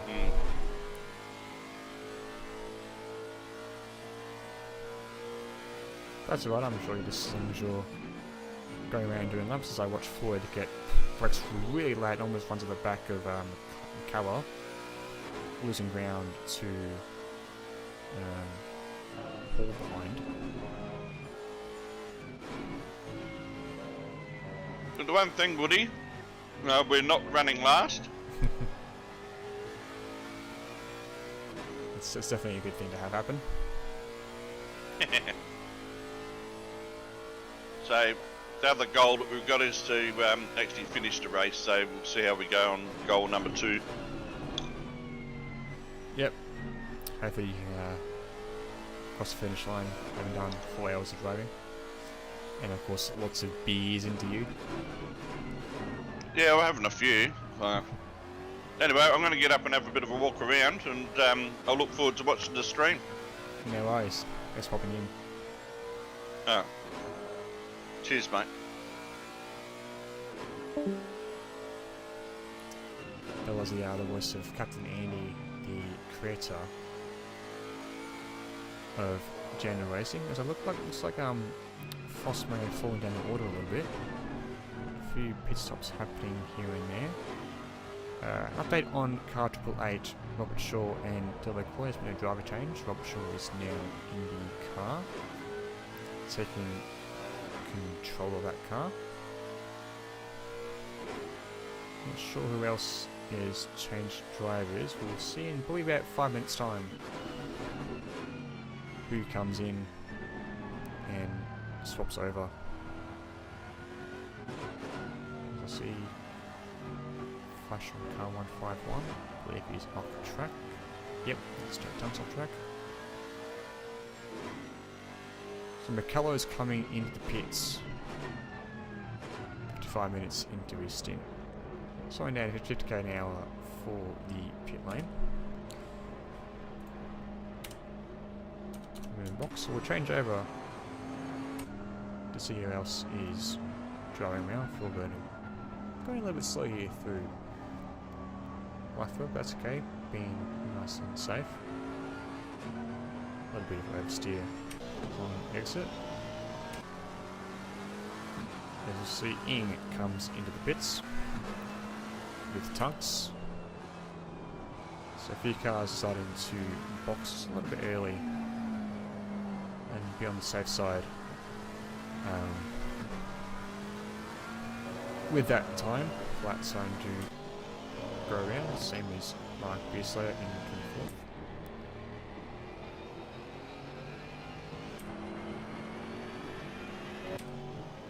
Still wet out here on track, as we'll see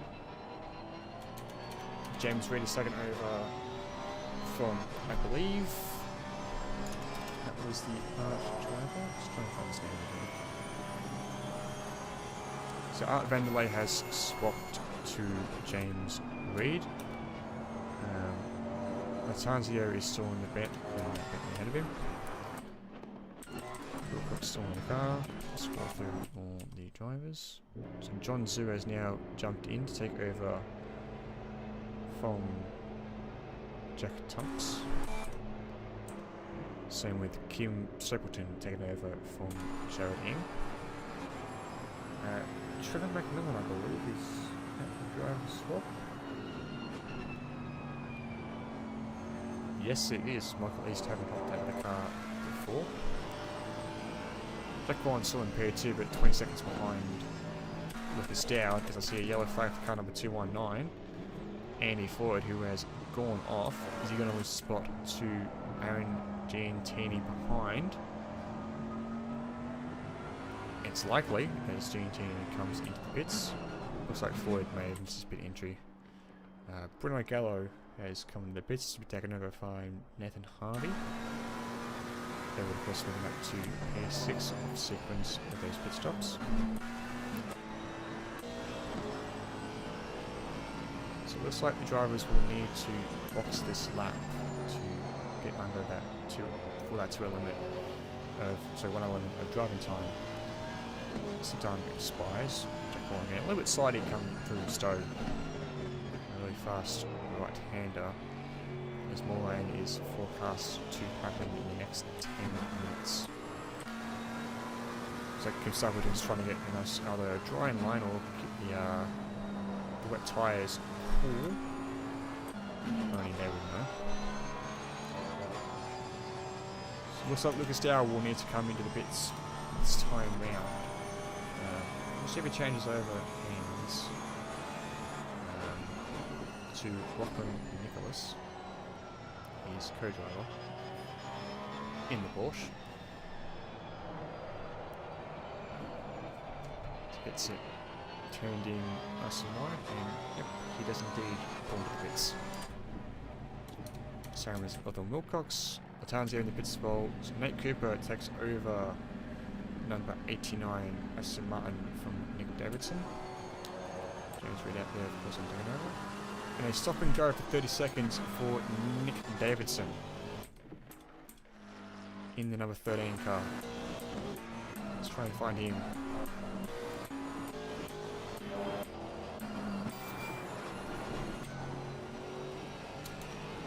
So assuming Nick Cooper is going to have to serve a 30-second stop and go, probably speeding in the pit lane as he came out. John Zero, of course, trying to fight control of this McLaren. Coming through Chapel. Did they change to dry tyres? And some of the wets.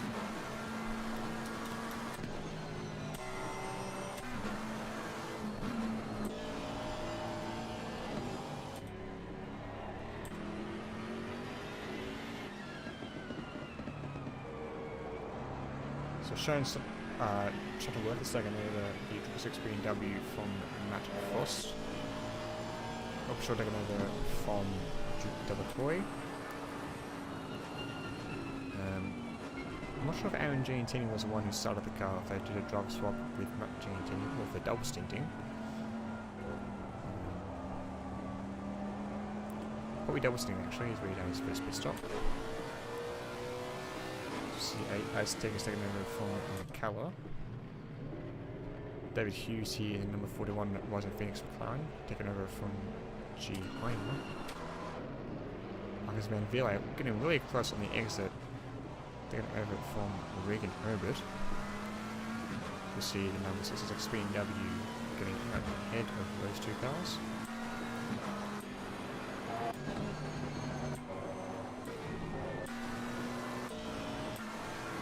And then Harvey is taken over the number 420 McLaren from Bruno Gallo. Daniel Jarecki is taken over from Paul Jarecki, number 25 Aston Martin. Paul Vernon's still in the Bentley. His timer is off sequence to everyone else, having stopped a lot earlier as Cooper comes in to serve his 30-second stop and go. And Latanzio is still in. It's number 17 Bentley for Ruse. So Peter Wall is probably going to do the second 2 stints towards the end.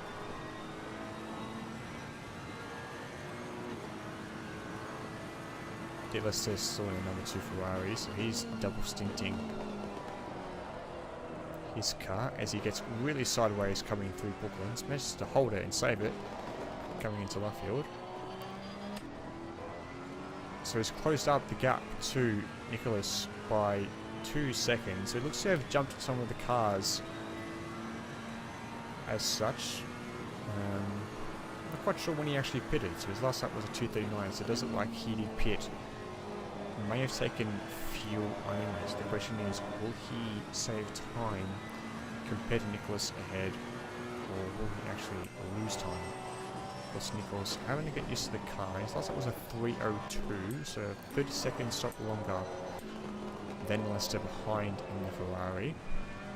Then an old crisscross coming out of Chapel onto the home straight.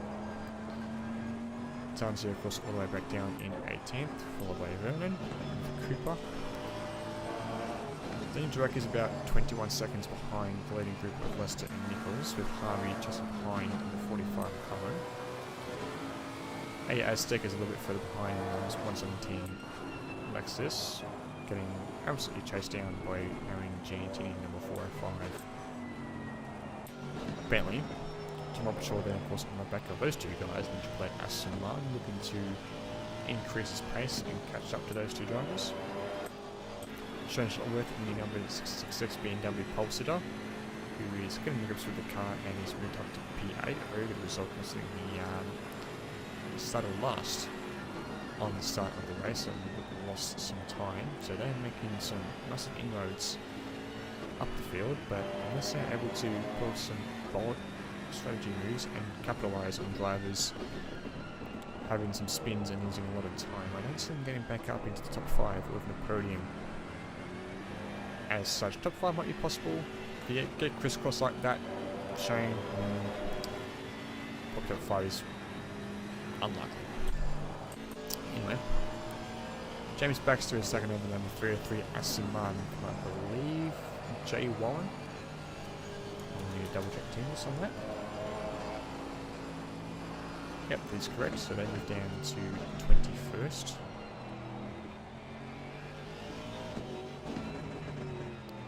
So I'm not sure if they actually lost a lot of time by pitting later, or if they're just off sequence, but could be P10. You never know. Sorry, P7. They don't seem to be 2 laps down, so I'm not sure what's going on there with the timing screens.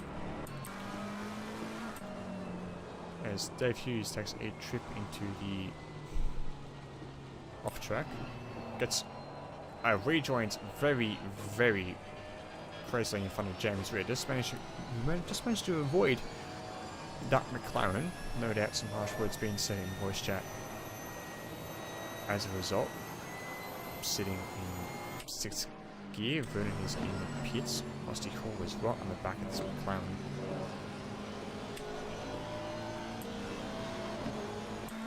Of Dave Hughes, Mike Beaslater is a little bit behind.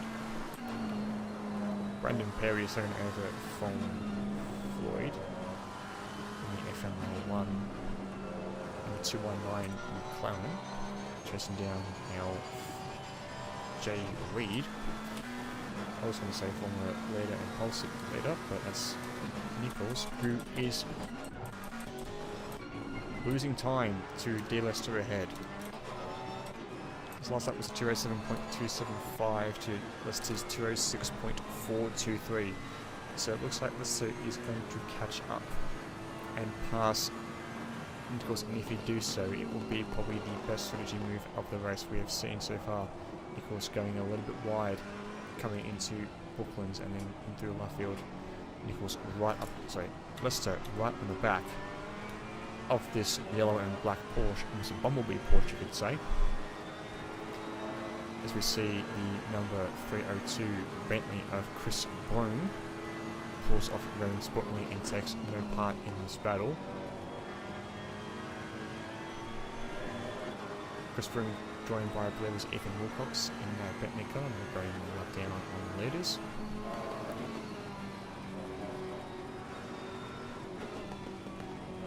You see on the timing screens being updated. So these two cars have a 23-second lead over the directly behind in Aston Martin. Chris made the gap as over Aztec. It's 10 seconds to Aztec. Harvey is a 10th behind Aztec as a result. Let's see how close he actually is.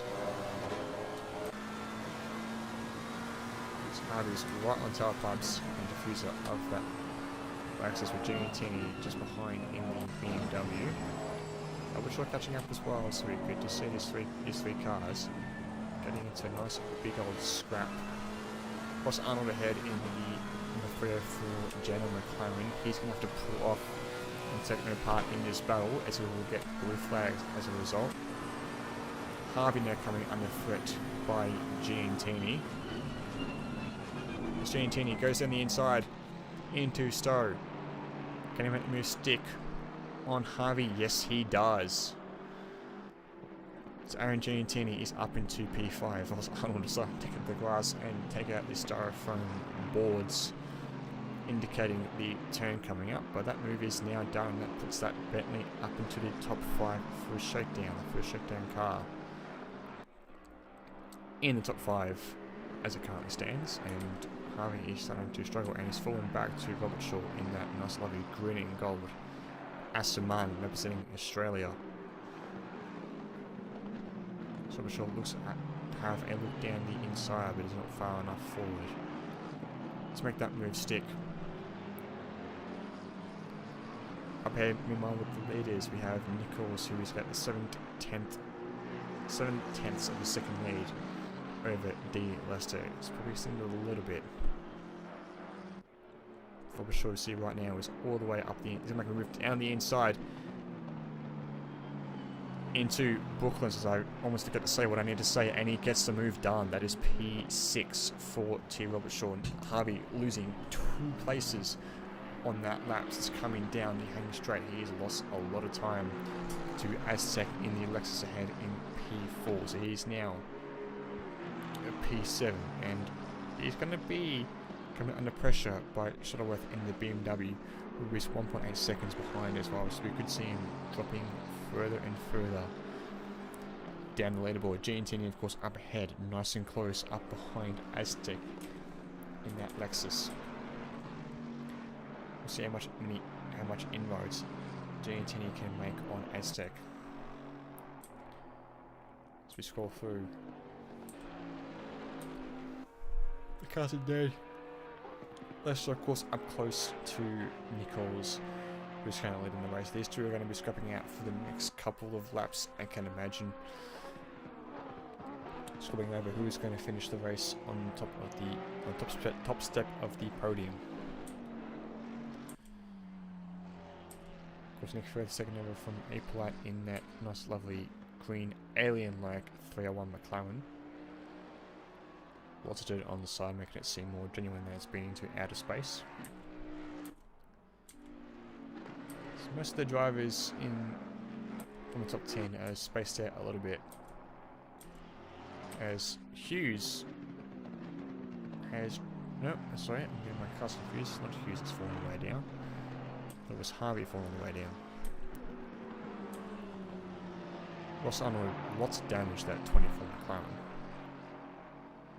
Looks like he may have hit a wall or something on that left-hand side of his front bumper, so he'll need to come to the pits eventually and fix up that aero damage, but I'm sure both him and Danny Palat are just here for the fun and just try and finish another 4-hour race.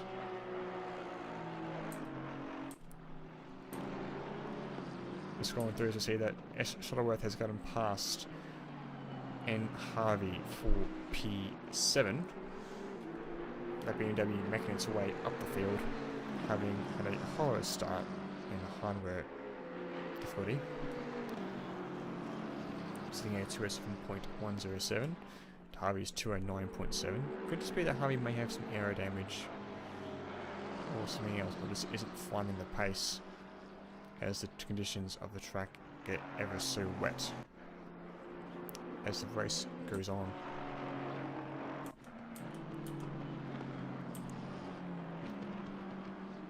Giantini is still right behind Aztec, hoping to get into that top, hoping to get P4. As we look all the way to the front, we see Nichols and Lester. Nichols got a slightly slender lead over Lester. Lester having been in the car since the start of the race, so he obviously knows the conditions in the car. Nichols, of course, having had a new driver swap, has had to get used to the conditions and how the car reacts.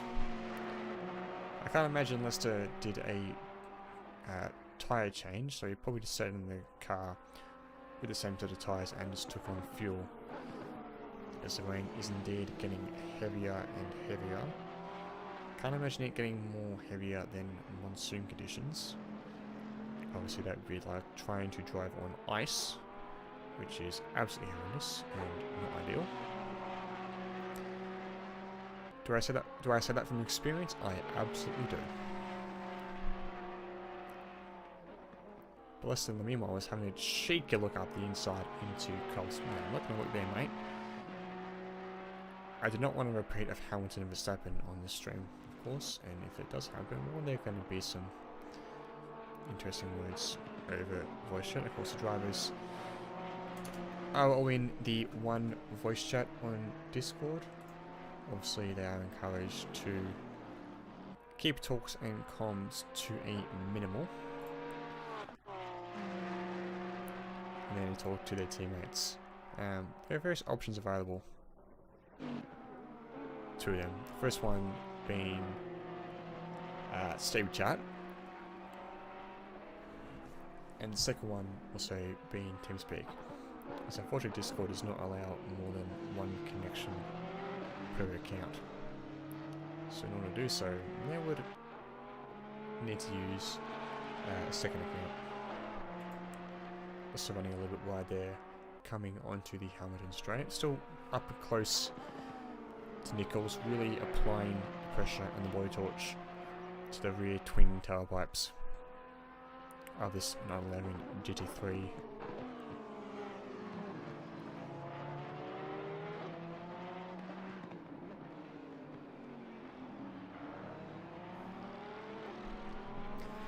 It is a nice car, this Porsche, I must say, if I say so myself. But I wasn't really a fan of the rear. It was looking as enjoyable. The previous 2018 version of the Porsche had a more pronounced diffuser, a little bit of a curve on the rear of it, which a bit faster, a bit more sleek. This sort of straight level one just doesn't appeal to me, unfortunately. As Lester pulls into the pits, so I'm surprised by that. I could imagine that they would have sat out a little bit longer. Be interested to know why they pulled into the pits, whether that was to change fuel, change drivers, or a new set of tyres. But interesting to see them do that, having gotten so close to lead Porsche. That of course means that Nichols is going to extend his lead over the next car, which will be Diedrich, crossing the finish line just now, with 20-second gap between the Porsche and the Aston Martin.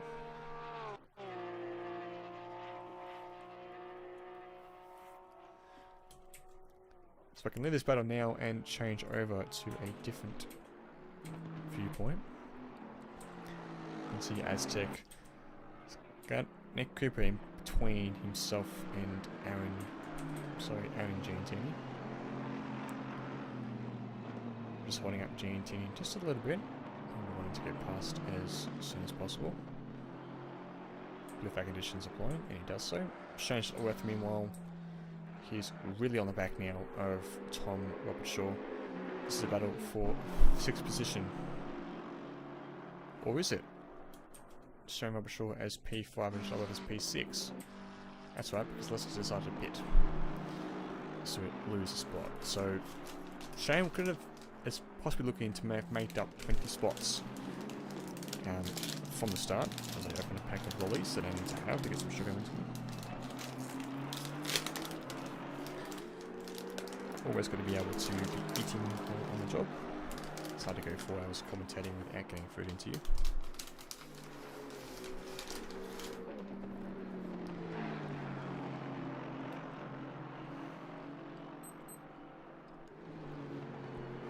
Meanwhile, showing all the viewers how you extend track limits and how you make use of every single inch and centimetre of this track.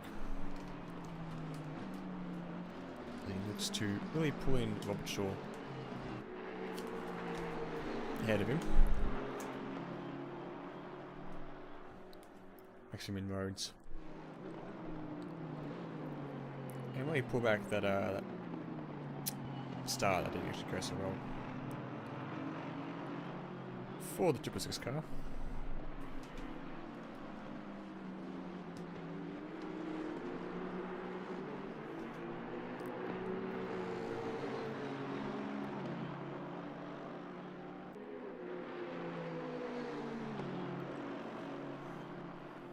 So gap now 6/10 between Shuttleworth and Robert Shaw.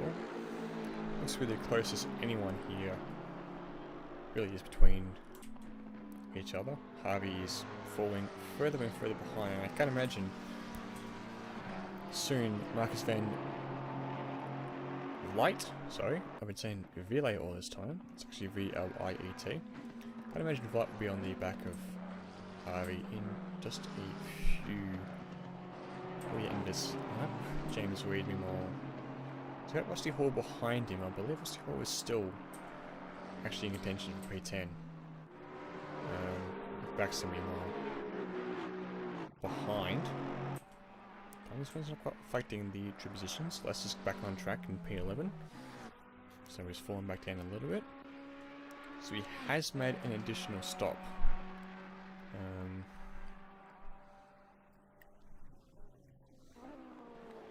They may need to make one more to get to the end, and they probably will. I don't think you can last an hour and 20 minutes on a set of tyres and fuel without going over the stint time. So, it'll be interesting to see where they end up finishing.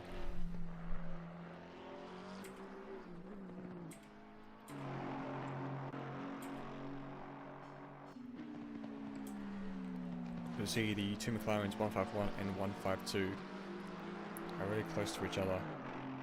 I imagine team orders, league orders, sorry, are here in play to ensure that both drivers don't take each other out and give them the best chance of finishing as high up standings as they are able to.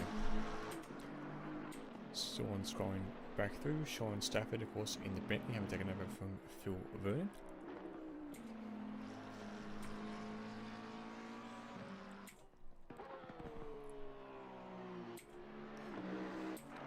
So just going through trying to find any sort of close positions to each other to focus the action on. I believe these two, Shuttleworth and Robert Shaw, are probably the two best to focus on for the time being. Everyone else spaced out by about 2 or 3 seconds from each other.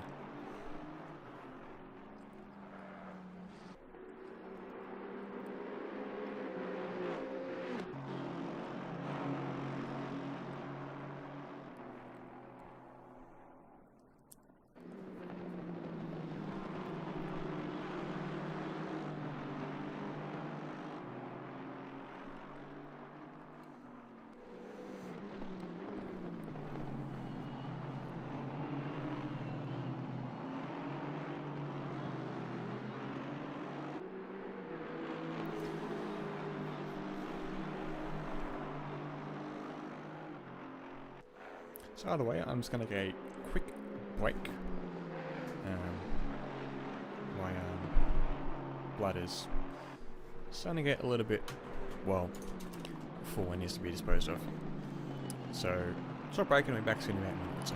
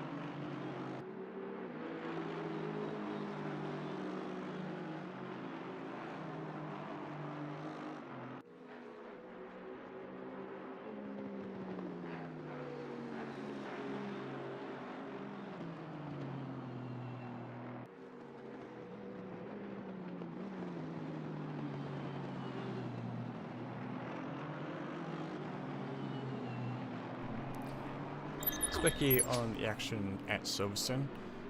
We're still behind Robert Shaw. Still fighting away for P5. As it currently stands. We look towards the grid. Aztec is really right now up close on the tailpipes of Aaron Giantini. Lexus getting really close up there to the Bentley, although I believe, I'm not quite sure, I think Giantini may have got him past Aztec, as I believe he was behind him originally. So there has been a position change that I happened to miss as I went for that toilet break. Just really empty the bladder, and hopefully I don't have to do it anymore with 2 hours 35 to go.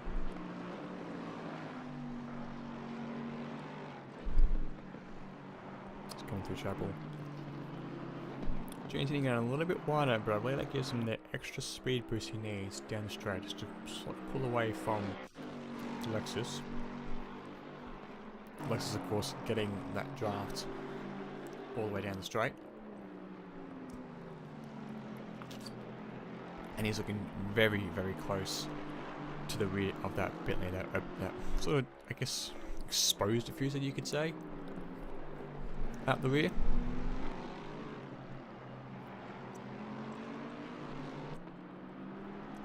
By the way, he is getting a nice single close. It's going to be an interesting scrap and fight and battle, whatever word you want to use, for this last step on the podium. Of course, 2.5 hours still remaining, but this battle could last for 2.5 hours quite easily. It does happen a lot in endurance racing. At the time screens as well, we see J. Reid in the Porsche is really close to M. Van Vliet, and McLaren is also close to N. Harvey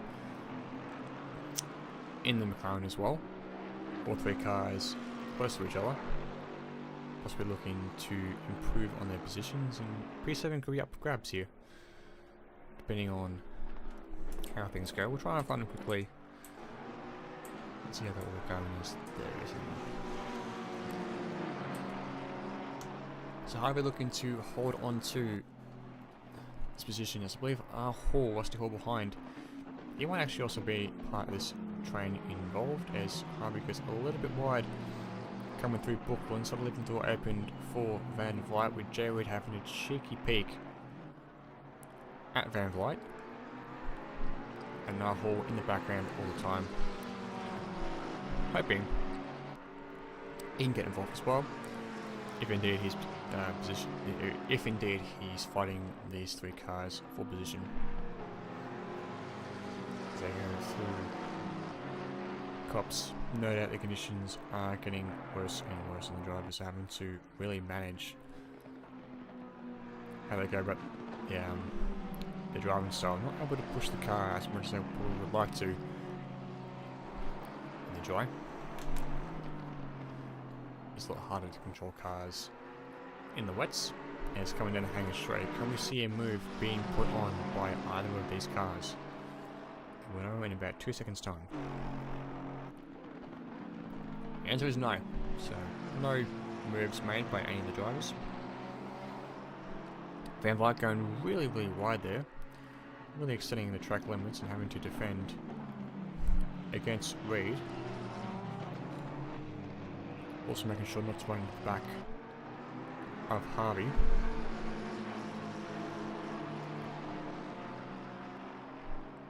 GT, of course, extending his gap over Aztec to about 6/10 as it currently stands.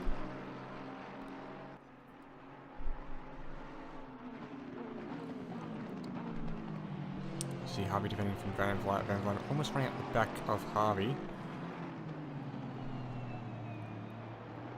I wouldn't imagine wanting to be Van Vliet position right now. You are the meat in a sandwich. You're having to defend from a Porsche behind, but you're also wanting to put moves on the McLaren in front to try and get ahead. As you see Van Vliet trying to go around the outside, coming into Brooklyn, but then switches across to go down the inside through the left-hander, and he gets the move stick. Can he hold on through Luffield? It looks like he can, so Harvey has lost that position to Van Vliet. He's now going to have to defend from Reed behind in the Porsche. Reed looking like more and more likely to put a move on Harvey here. The Rusty Hall behind in the Aston Martin. Also want to have a pick as well and see if he can make up some time on Reed, and it looks like he might be able to as they go side by side into Maggots, Beckett's and Chapel. I think blue flags are being waved for Hall, but I believe he is actually fighting these cars for position. So Reed is now fallen back behind Harvey. Probably kicked himself, but he had a chance to move up position, but is now lost out.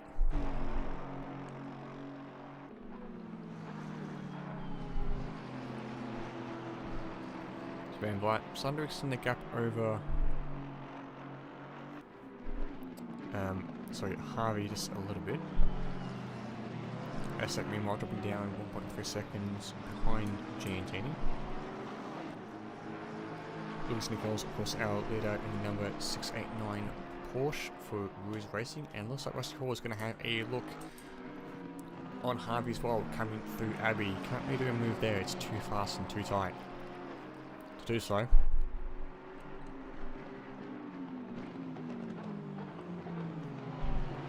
Hall putting the car in the middle of the track to try and convince Harvey that he might go for a move. Reed, of course, trying to get around the outside. Try and get a nice tight line and get a good exit coming through the loop and in through entry. You see MB Slayer is now in the pits. So Harvey looks to go really defensive down the Wellington straight. It didn't quite work against last time. Hall this time decides to stick it, keep it around the outside. That then gives him the inside line into Luffield. Reed sticking it out there with Hall as well, and now Hall, all this contact between Reed and Harvey. Reed is getting his elbows out, he then get past Harvey and he makes the move stick. So Harvey has now lost 3 positions total. Listen to Van Vliet, Hall and Reed, as a stop and go 30-second penalty has been given to Mark Beerslayer for speeding in the pits, so he's going to lose some time having to come back in and serve that penalty.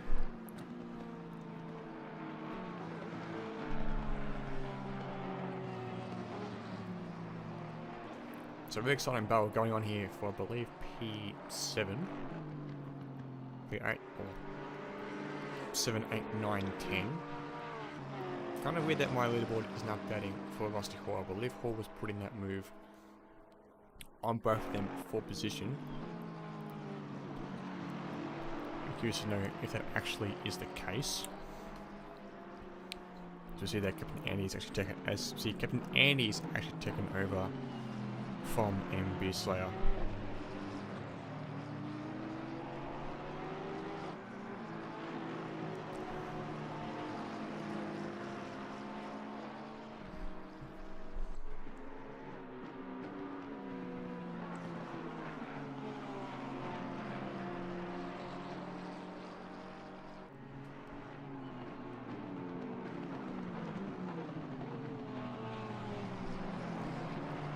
So of course anyone need to come in and serve that penalty as soon as possible.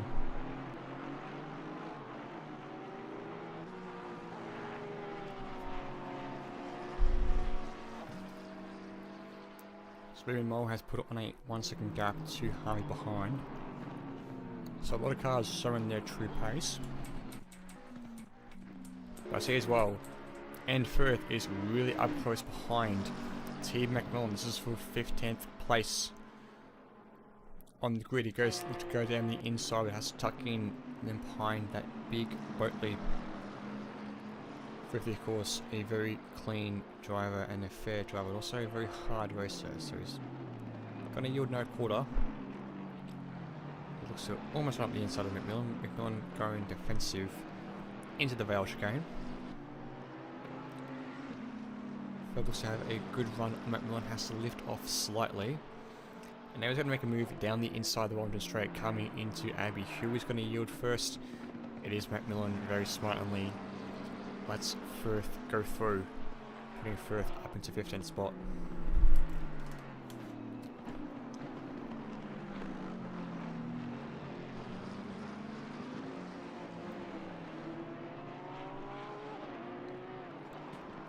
So that puts Firth in the younger A Plat up into 15th.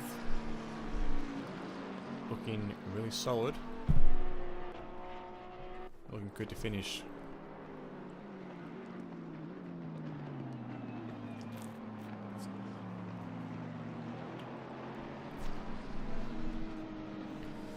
All ahead of these two cars is car number 153 S Robbins in last place.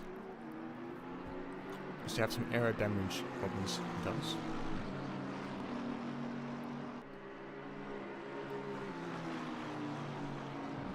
Meanwhile, Firth has put on a bit of a lead to... Oh no, he spun! I've jinxed it. Firth has spun and has collected the wall coming through Cops. That has allowed McMillan back through, and Porsche went through as well, but I believe that may have been the lead Porsche. Yep, so the lead Porsche has put a lap on Firth and McMillan. Can't imagine Firth would be happy with himself having gone that wide. Meanwhile, I think Aztec has fallen behind from Gene Tinney. It loses spots to Robert Shaw and Shuttleworth. I'm not quite sure what really happened there. May have spun or just lost ground overall.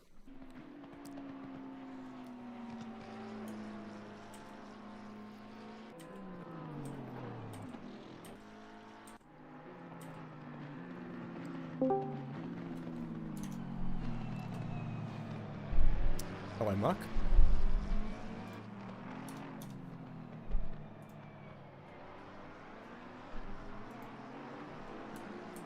Sorry, boys, just set my push to talk. How's it going? Not too bad. I see, unfortunately, Andy had a 30-second stop go penalty. Yeah, that was my fault. Well, I thought I had it all under control. Came into the pits, threw the pit limiter on, put the pedal straight down, thinking the limiter's on, and yeah, it wasn't on, unfortunately, and ended up doing 120 down the pit straight, and oh man, and finish around. Stop go. So we've served that now, and we've maintained the position. So yeah, happy days. Very good. There's been a few interesting changes in the leaderboard.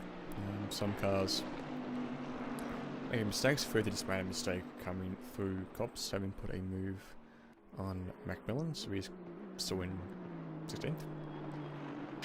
Yeah, well, I mean, the race has been pretty. It's been pretty hectic, man. I mean, the weather, for a start. I mean, we've had a wet, dark race, and now it's daylight. Then you've got a bit of rain, and then it's dried off a bit. The last stint I was doing the 34, 35 degree or 34, 35 psi tyres, starting to go orange and a little bit of red on the ends, and then the heavens opened again, and they've all come back down again. Fortunately, we pitted and changed out anyway, but yeah, it's just all over the place at the moment. It's very hard to predict, very slippery on the road too, so good race either way. Yeah, definitely. Also curious to know, what position do you see Rusty Hall car 7 in? Let's have a look, shall we? We'll have to see where we're at. Rusty Hall. I don't know. Car number, what number did you say? Car number 70? 777. Oh, 777. Well, let's have a look. I don't know, really.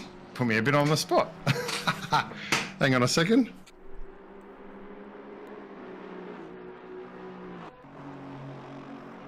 Well, he's currently 18th, so... Okay.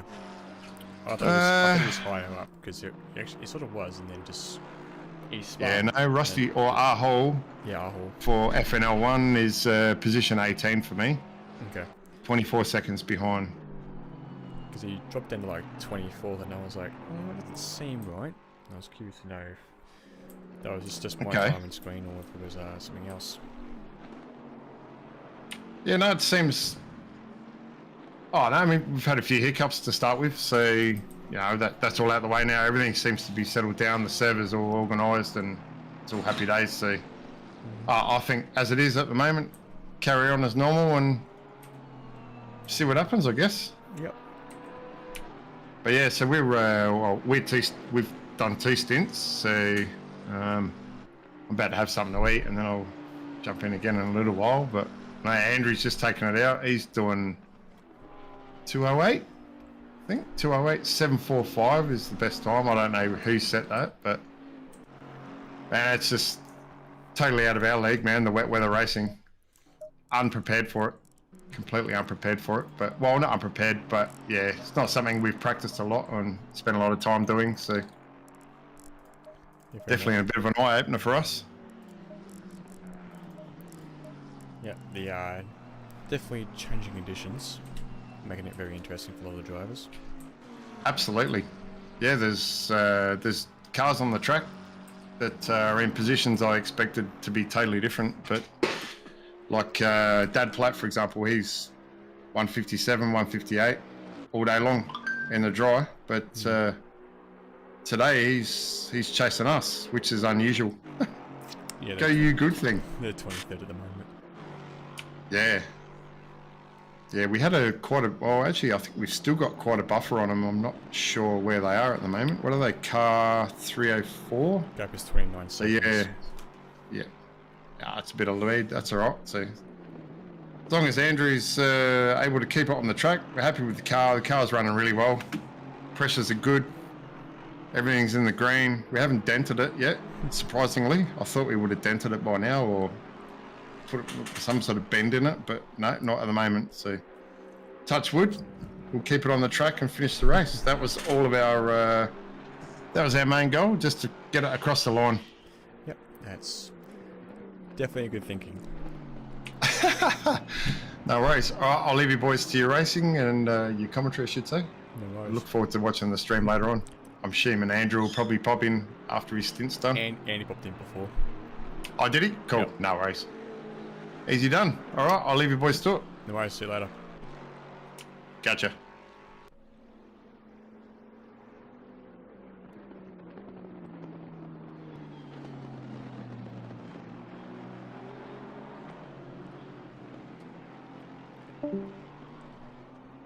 There he goes.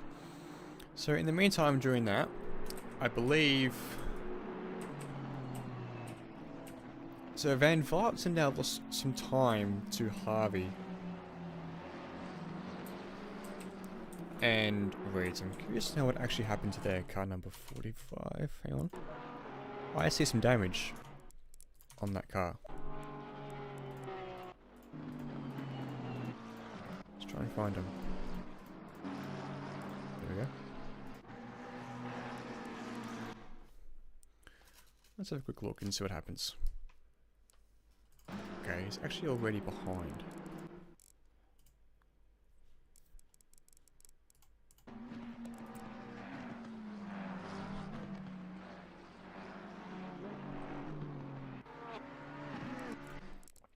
Nope, he's still behind Herbert.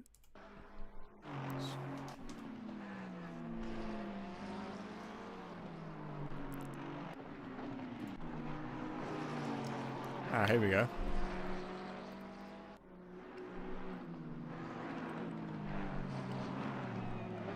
So that's Hall behind. What happened here? Hall gets past.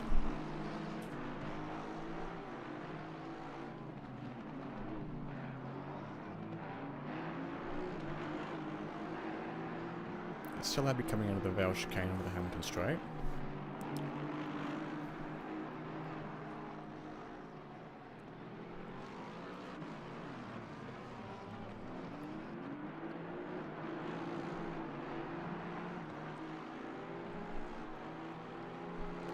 That's rated the Porsche behind.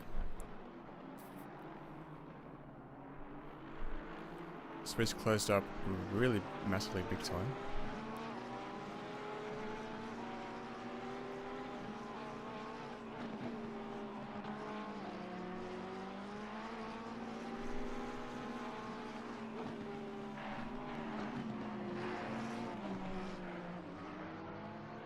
Doesn't quite get a good run.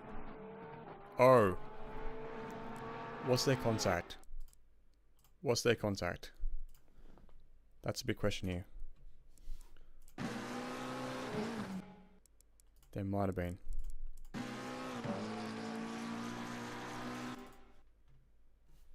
Let's look at the slow mo replay.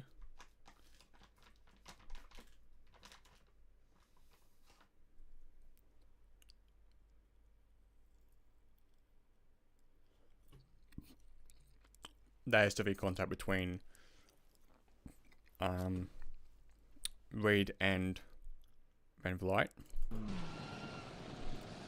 Put them in the wall and that's what's allowed. Harvey back through. Anyway, back to the action. Lester meanwhile is going past Van Vliet.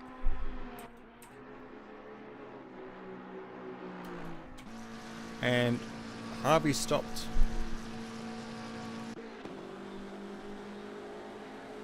And lost connection. So that's weird, so they might be out of the race.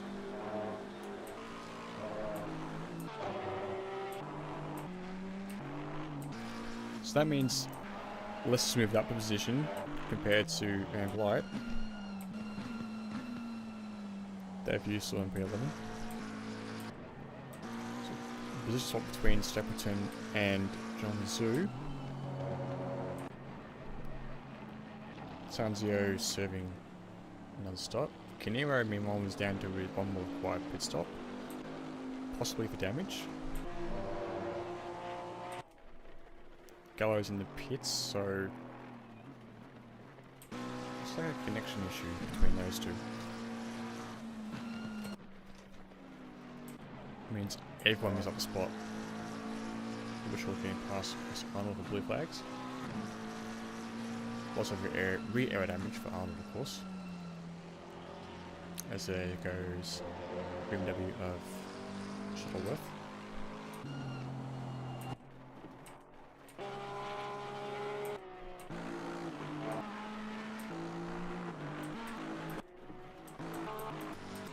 So that now changes things, as everyone is now gaining time and going to gain a spot on the 420 McLaren.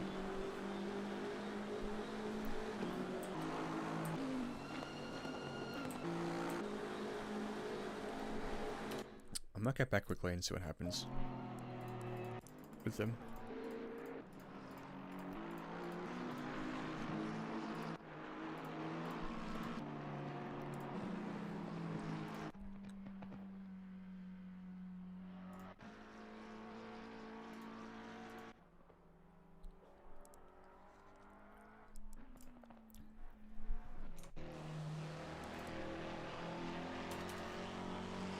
I don't know what that is. That's frame rate for them just going slow.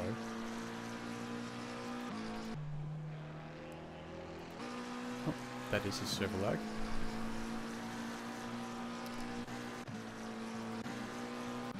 G'day. Welcome back. Thank you. Sorry, my absence was longer than planned. All good. You're gonna have to tell me, catch me up, what's happened here. A few interesting things. So Dear Lester was actually behind Nichols, but then has had to pit somehow.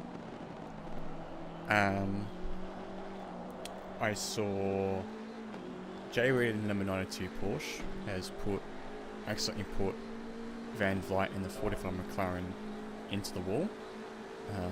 Using them to spot to N Harvey in the 420 McLaren, but then somehow, weirdly, N Harvey has to teleport back to the pits, having stopped on the hangar straight. Possibly because of internet issues, as I saw his ping go to red. Ah, rightio. Nichols leads from 5 seconds from Jarecki. So I'm curious to know what's happened there and how much time has been lost. So 420 McLaren rejoins from the pits, now down to 21st apparently. Yeah, no, while I was eating dinner, I put the stream on the TV, and yeah, I could see that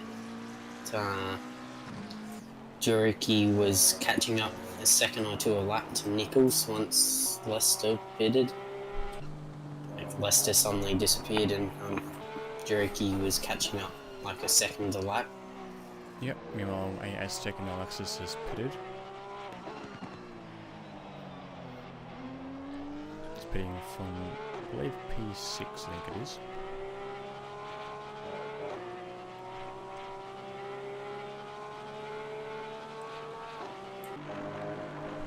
So Nichols' last lap was 2:10.131. That's really slow, and I can see just in that lap he seems to have caught up a lot. I don't see any bodywork damage.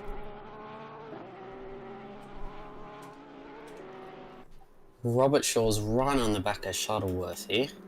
Yeah, Shuttleworth did pass Robert Shaw before, but now looks like he's catching up. Big time. Having passed Chris Broome in that multicoloured Bentley. Yeah, I think Broomey's a lap down. Oh, never mind. Both of them into the pits to serve their second stop of the race. Robert Shaw probably followed him. Shuttleworth called it. Maybe had slight problem with the car, and Robert Shaw's followed him in there. Still out front, though. The gap's now stabilised at 4 seconds. Most likely just a mistake there.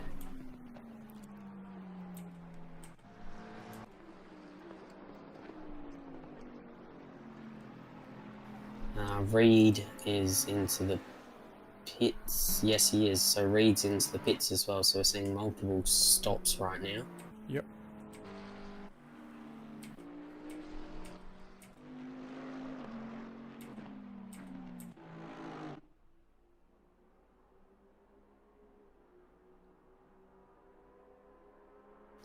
Jarecki is now taking chunks out of Nichols, so Nichols is looking very, very slow here. He is indeed. As Shuttleworth gets a 30-second stop and go penalty. That is mega costly. It is indeed. That's going to stop their run from the back of the field. It's going to allow Robert Shaw to come through and have a shot at possibly a podium here.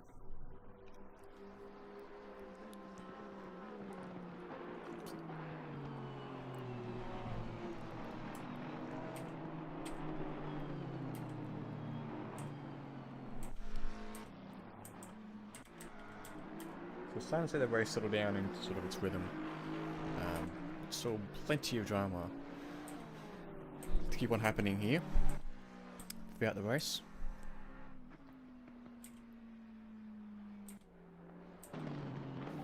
What happened to Bruno Gallo? That was the number 420 car that had to stop and teleport back to the pits. Ah, radio. Yeah, they're 3 laps down. Yeah, that's not good. Definitely technical difficulties there. Yep, I'm pretty sure his teammates just disconnected from TeamSpeak, so I might jump in later on and ask him what happened.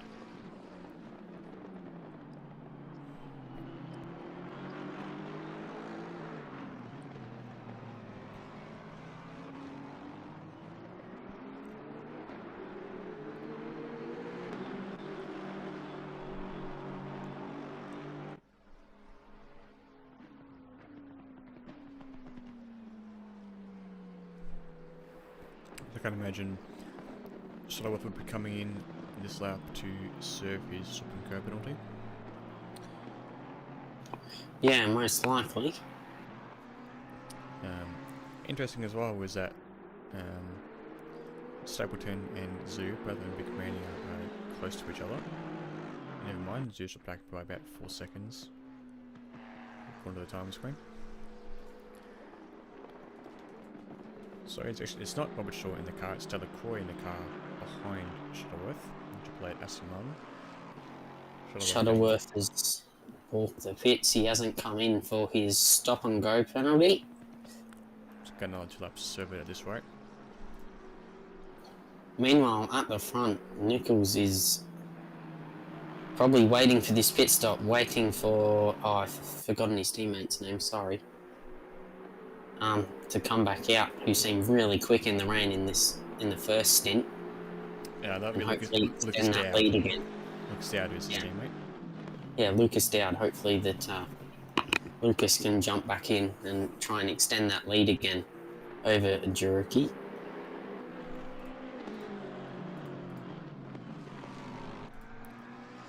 Definitely need to pull out something to get past, I believe. Oh, that was focus. Looks like Delacroix got past Shuttleworth. I think Shuttleworth may let him by. No, he's going to serve a penalty. So either way, he's going to lose that spot.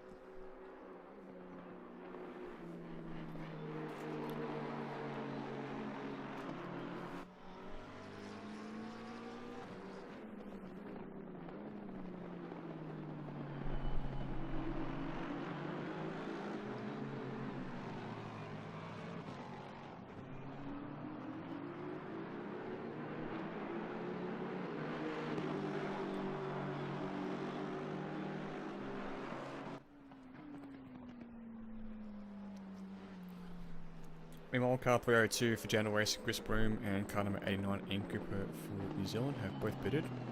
As we see, Shuttleworth totally misses breaking point into Brooklands, very wide into the grass, and our car does not look very stable at the moment.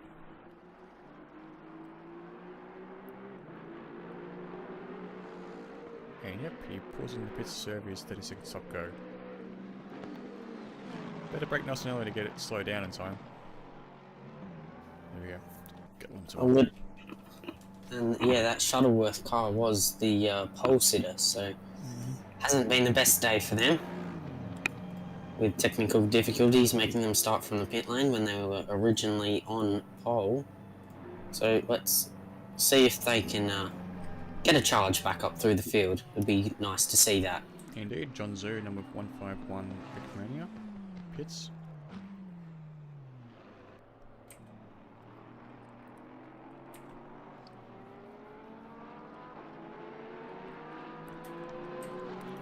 So a 1.9 second gap between Jurecki and Nichols. Can't imagine that will be less as they cross the line.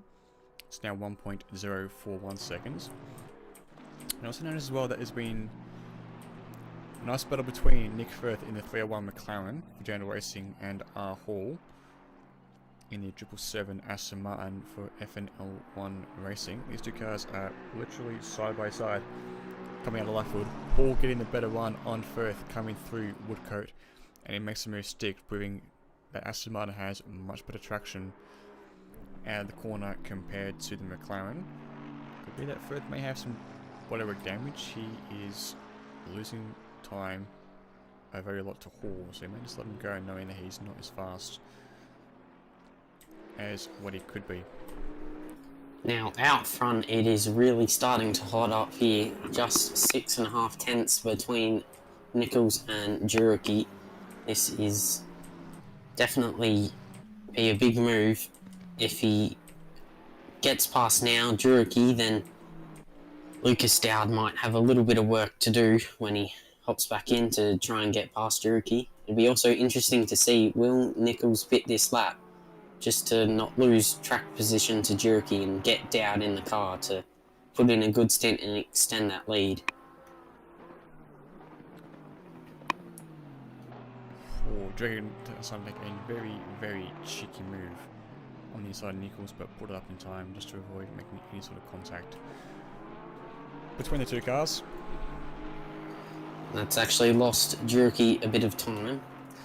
If he'd possibly followed Nichols through that section, through Village, the Loop and Aintree, he could have had a slipstream down here, but he's moved back. But he seems to have the superior pace on Nichols, so Juriki will most likely catch up pretty quick. That is very, very true. Looks like N Harvey has reconnected to his TeamSpeak server, so and Nichols pits from the lead. So our race leader, Lachlan Nichols, pits in the lead, from the lead, and moves Daniel Juriki from FN1 into the lead. So it'll be interesting to see when Juriki pits and where he comes out compared to Nichols. He will probably have to pit next lap because of the 1 hour timer.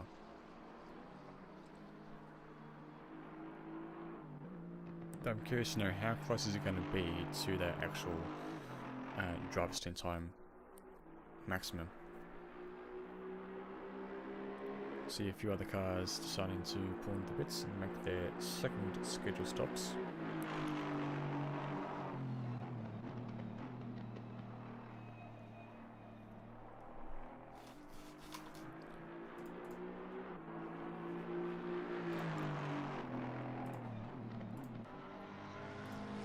And yes, so the move has been made to put Dowd in that 689 Porsche in second place. Also from third place we have Guiatini pitting for the 405 Bentley. I've also just been informed in the event chat that car number 17, the Bentley of Nando Latanzio and Peter Wall, have had to retire due to a computer crash. Well, that's certainly not good, and we hope that when they come to the next multi-league that they certainly have don't have those problems and can get themselves back up to the front. Indeed, it's always tough whenever something like that happens. As we see, Dowd has lost positions to Juriki and Lester in the pits. Yes. So we assume Lester will pit again. Yep, Lester will pit again. He made an early stop a while ago. Is quite off sequence compared to these main cars. Juriki pits from the lead. Possibly to hand over to his brother Paul. I see yellow flags out for a car on pit straight. It's car 302 at the Moorcocks, having toured the outside paddock.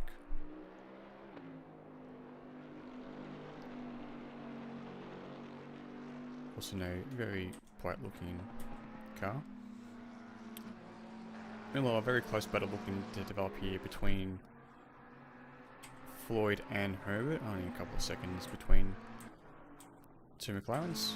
Being Crab is now in the car, having taken over from Al Horn, so Horn was double stinted his stint times and is now looking to catch up to Jay Warren on 303 Aston Martin.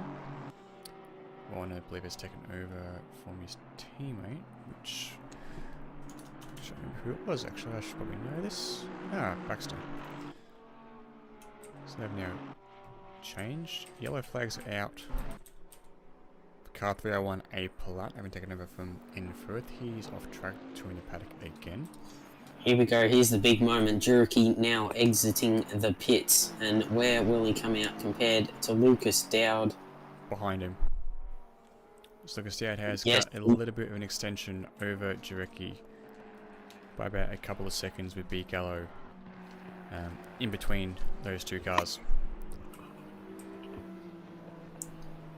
Now, Paul Juriki has taken over from his brother Daniel. So Paul Juriki now in that 125 Aston Martin with Dylan Lester now leading the race for FN1 in that 846 Ferrari.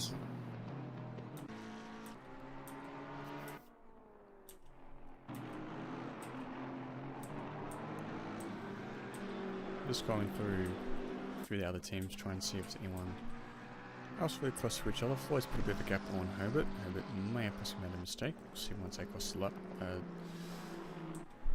Well, it seems likely. Floyd doing a 210.4. Herbert's probably going to do, I guess, similar time to his last lap. 326, so yeah, a bit of spin and pit as well.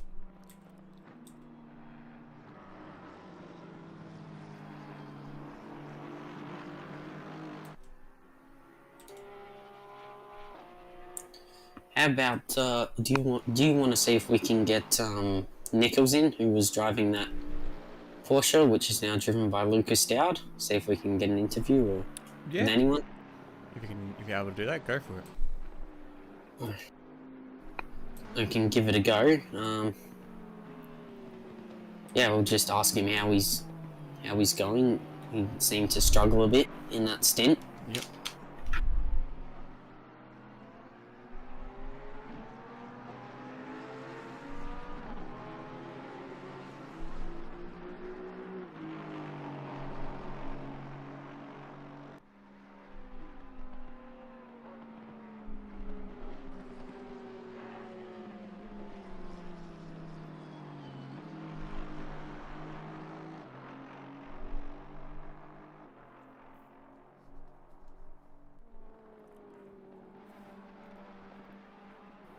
You probably have a better idea than me, but I don't know who is who because of all their Discord names, so you might have to help me find someone on Nichols. Doesn't have to be Nichols, but... Oh, I'm actually not sure what their name is. It's not listed in the team list.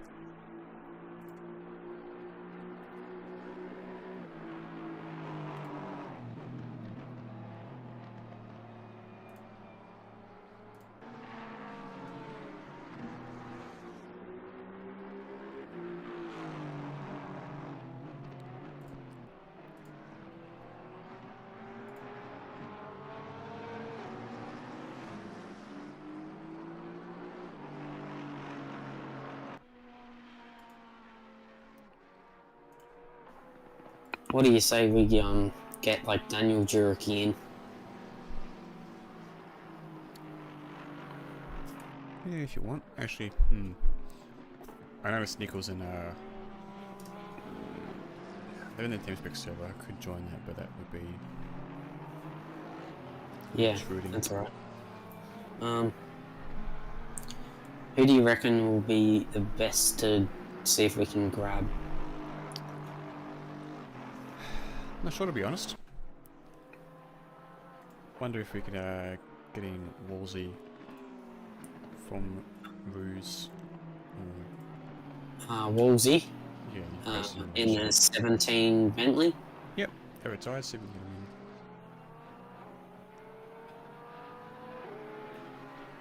get them in. Yeah. Meanwhile, Arnold in 23rd position has got a drive-through to be served. I also noticed that Delacroix Triple 8 Aston Martin is really close to Giantini, from Giantini. So I believe Matt Giantini's taken over from his brother, having done two stints. Definitely a lot of strategy options at play. You could have, clock drivers at every pit stop, or you could simply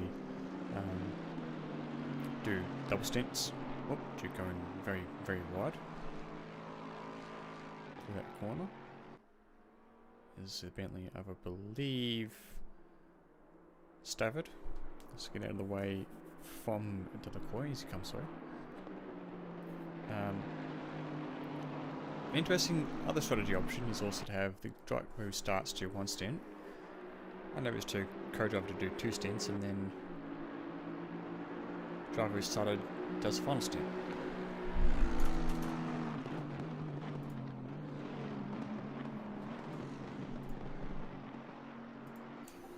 Yeah, I've sent a message to Woolsey. We could see about getting Mark in. Beers. Oh, Mark was in before. He's now going to have dinner, so he missed his opportunity. Yep, fair enough. All good. I'm just looking up and down the list, see who's in cars, see about getting teammates and stuff. As coming down the Hamilton Straight, we see Delacroix looking to put a move on Giantini down the inside into Abbey, and he makes it stick. But has to go tour the paddock and go really, really wide onto the grass. So we're going to slow down and let Giantini come back through, and he does. So readdressing that move for position. Meanwhile, looking in the background is the number 117 Lexus of J. McCullough, taken over from his teammate, which is, I can find it quickly, of Aztec. So they're doing pretty well, running up in the top 10.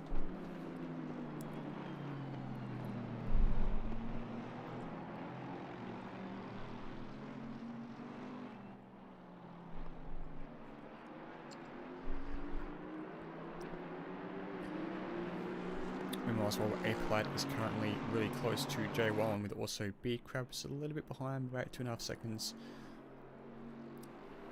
as well. But this battle for 4th position is starting to get really exciting, and we could see a change for who could possibly be getting that final step on the podium once D. Lester makes his next pit stop, as he is off sequence to everyone else.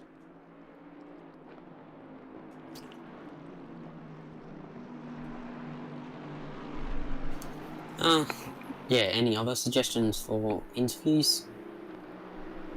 Woolsey might not see my message, but that's all good.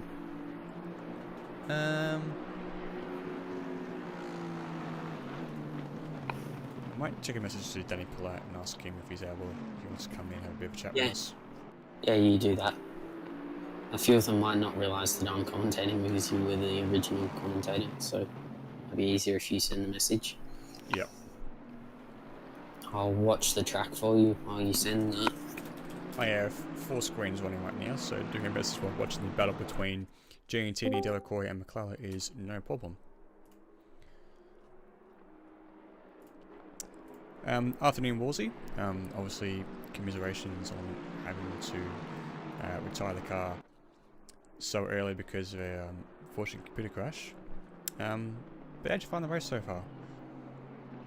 Yeah, it wasn't too bad. We got taken out on lap 2, unfortunately, which really set the tone for our race. So, yeah, one of those nights. Yeah, it's quite unfortunate to have happened. Obviously, there's been quite a few server restarts and a few other things, but seems to mean that the rest of the other boys are going well. Obviously, Lucas Dowd currently sitting up in P1, having taken over, now taken over from DLS. So, do you reckon those 2 guys in the Porsche will be on for a win today? Yeah, it wouldn't surprise me. Those 2 guys are crazy quick. So if they keep it on the black stuff, they'll be pretty safe, I'd imagine. Yeah, absolutely. How'd you find the conditions out there? Obviously, it's gone from wet to dry, sort of dry to wet again. Was it getting a little bit sort of slidey towards the end of that first stint with the tyres getting a little bit warmer? Yeah, I wasn't driving the first stint, Nando was doing that one, but yeah, it was quite interesting that the dry and then rain right as the stop, so it was a bit of a gamble of what you wanted to do, but luckily the weather widget helped us out and said it was going to rain more, but it was a real struggle with tyre temps in that little changeover, because there was a period where it actually was dry. Definitely. So I'm guessing, is this your first time doing a sort of multi-league race with us, or did you do Spa previously? No, we did Spa. We did pretty well, and then we unfortunately got a track limit violation, and Nando was pushing really hard to get back and got that unfortunate bounce through a rouge, and that ended our race that time. We ended up coming home, I think 11th or something, but we should have been top 5. Yeah, it's definitely tough. Obviously, a drive-through can change everything. How'd you find your stint as well out there today? Yeah, it's as we quit when we realised that we were done. It was getting really wet, some big puddles. Like the rain was getting heavier and heavier, so it's going to be interesting race. I can't imagine it's going to get dry at all. Yeah, looking at the forecast now, they're estimating another more and more rain in the next 10 minutes, so I can imagine it's going to get towards monsoon conditions. Yeah, that's going to be interesting, which isn't a bad thing because the Bentley's not great in the wet, I'll be honest.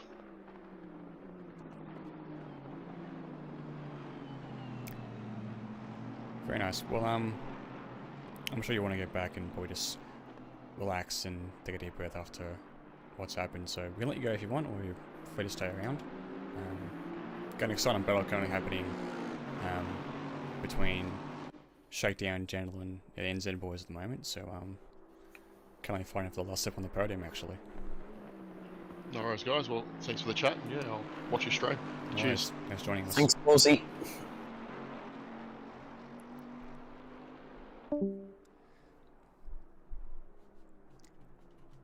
So hard to think of questions to ask. Yeah, I know. It's that's alright. Oh, that's a big moment for Guiantini. Going through Maggots and Beckett's, Delacroix, Duke Delacroix has a run here, side by side. We go up Hanger Straight, and I think Delacroix may have got him. He'll have the inside line of Stowe, and it'll be very hard to hold it around the outside for.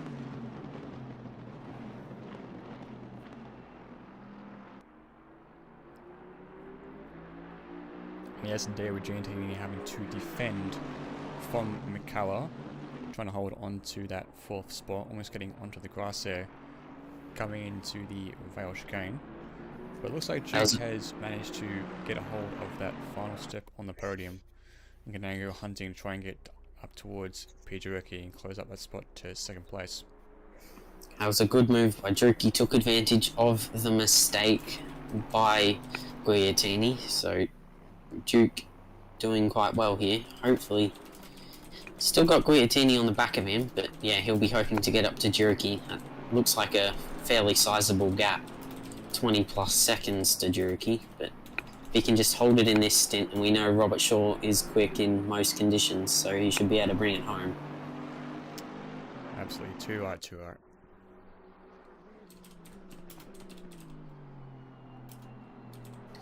We also saw, just as the interview with Wolsey started, Wilcox had a couple spins just going through. Yeah, seems to be struggling with that. Yeah, seems to be struggling with that Bentley in the wet conditions, as obviously as Wolsey said. The Bentley isn't quite suited for this track. Yeah, and it also might be driving style between him and Broomy. Broomy, they might have just used one of Broomy's setups because Broomy is in love with that Bentley. Oh yeah. So maybe not. Ethan might be struggling a little bit with the handling of that car if it's more set up towards Broomy. So anyway, they're back in 20th now, so they can just hopefully just move forward a couple positions.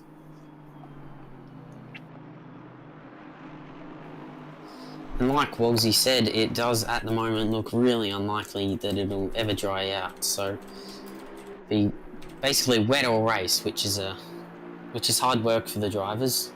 Gives you more to think about at the moment. It is monsoon-like, with the temperature quite low, as we just saw there. Duke Delacroix goes wide through Stowe as they break down into the Vale chicane. Hope everyone can see that lap car ahead, almost getting in the way of the battle for P3. He's going to have to move out of the way as soon as possible, and parking it on the apex, get in the way of that Lexus. Not the best spot to let through a whole lot of leading cars. I believe it's Kinero in 153. So see yellow flags are out for car 301A Palat in the chapel section as he joins the track. Nice and slow, doesn't lose any positions. Gets slapped by 304 and gets passed by Shuttleworth in the 666 car, so losing a bit more time. To those guys, obviously quite a way away from the 777 Aston Martin of B Crab and R Hall. Delacroix starting to pull a little bit of a gap here on Guglielmini as we come through Brooklands and Luffield and around to complete what will be their 64th lap of this 4 hours of Silverstone. As did I see there McKellar going slow? Yes, McKellar's disappeared and Guglielmini spun. Guglielmini has spun on the start-finish straight and is passed by McKellar. He's been lucky not to hit the wall there, but that is a massive loss of time and position. It might have been a small tap as well as he spun coming through, so he's now lost 2 positions overall, having been passed by Delacroix, and I can also hear a Porsche in the background. It's Porsche of a Vandelay, so it's likely that he'll be able to catch up to Giantini and maybe pass him. That Bentley could be a little bit unsettled for a while. Those rear tyres are going to be just a little bit slippery, a little bit slidey as he tries and gets regained. Of course, Canero lucky enough to get taken out as a lapped car down. Equivalent, of course, the lapped Bentley in between Colour and Giantini. That's given Gene. Go ahead. Giantini just there into Story. It does look like his rear tyres are now a little bit off, and with the Bentley in the wet not working as well. Just looks a bit slidey. Yeah, but obviously that's given the opportunity for Delacroix to have a bit of a breathing space. He's got a nice 2.5 second cushion to McCullough ahead as we see yellow flags out for car 689. That is the leader who has spun. I believe he went off track as I try and find him using the wrong arrow keys. He hasn't gone off track because he's just come through Luffield. And he's still maintaining the gaps. So, oh yes. No, he's in second. Jurecki's got past him. He's lost that first position to Paul Jurecki. I'm just going to quickly check the replay to see what happened if I can find this car very quickly. When he's looked very sketchy going through cops as well there for Lucas Dowd. So, a bit of nervous moments. Probably knock the confidence a little bit.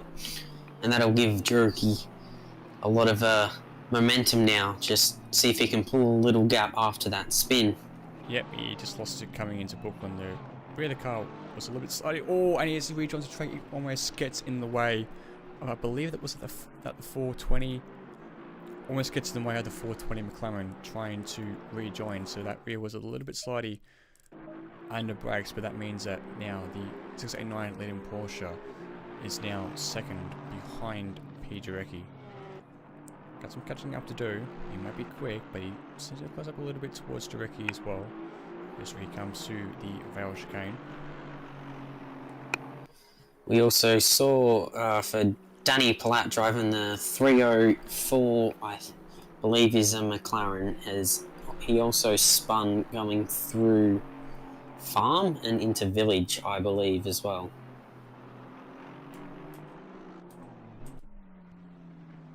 Sounds about right. Ironically, I've sent him a message to come join voice chat while he's driving. I'm sure he'll get it eventually and be able to hop in once the stint's over. And, the other way down in, unfortunately, last in 24th position. I'm sure just trying to do laps just to get, pot around and see how they go.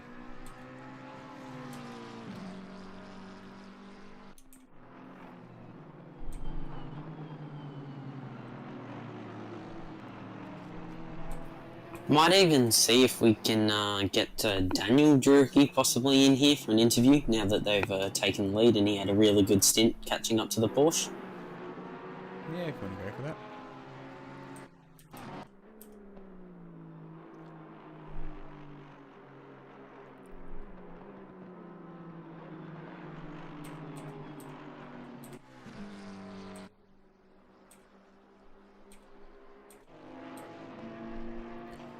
Meanwhile, Giantini now only has a 8/10 lead to Art Vanderlei behind in the Porsche. And Porsche also looking the works today, with the Rouge drivers sitting in P2 and P6 with that car, so looking very, very good. Very solid for a good finish. But as we saw, anything can happen. We've seen 2 of the cars in the top 5 have moments that have lost some positions and time. So it's all about trying to keep it on the track and keep it steady. And in 10 minutes time, the rain is only going to get heavier and heavier. Plus with the track temp increasing, it is going to be very, very humid out here. Obviously, if our sim racers have been able to contend with the heat or the G-force problems that go on with the real drivers, but nevertheless, it does make conditions are as challenging in sim racing as they are in real life.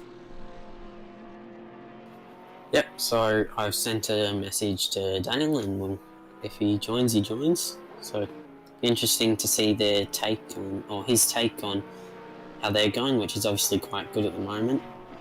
As that gap stabilises between his brother Paul Jurecki and Lucas Dowd for the lead here. And further back to complete the podium, 35 seconds back, is Duke. Although Dowd has now taken a good 6/10 out of Jurecki just in the second sector there. As whoa, you can see in the background Captain Andy fully sideways exiting Aintree. I'll be right back.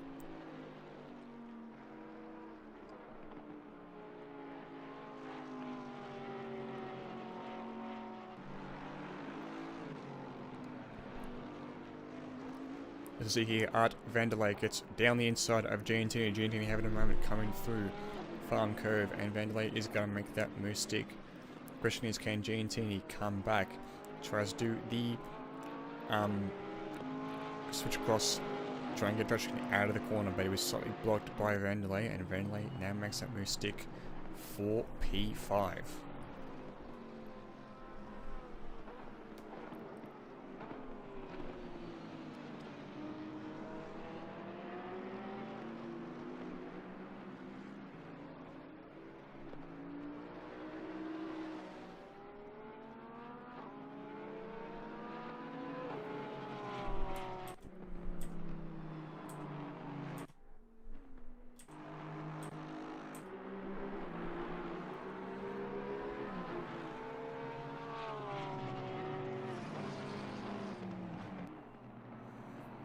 As we see here, Lucas Dowd is starting to slowly close up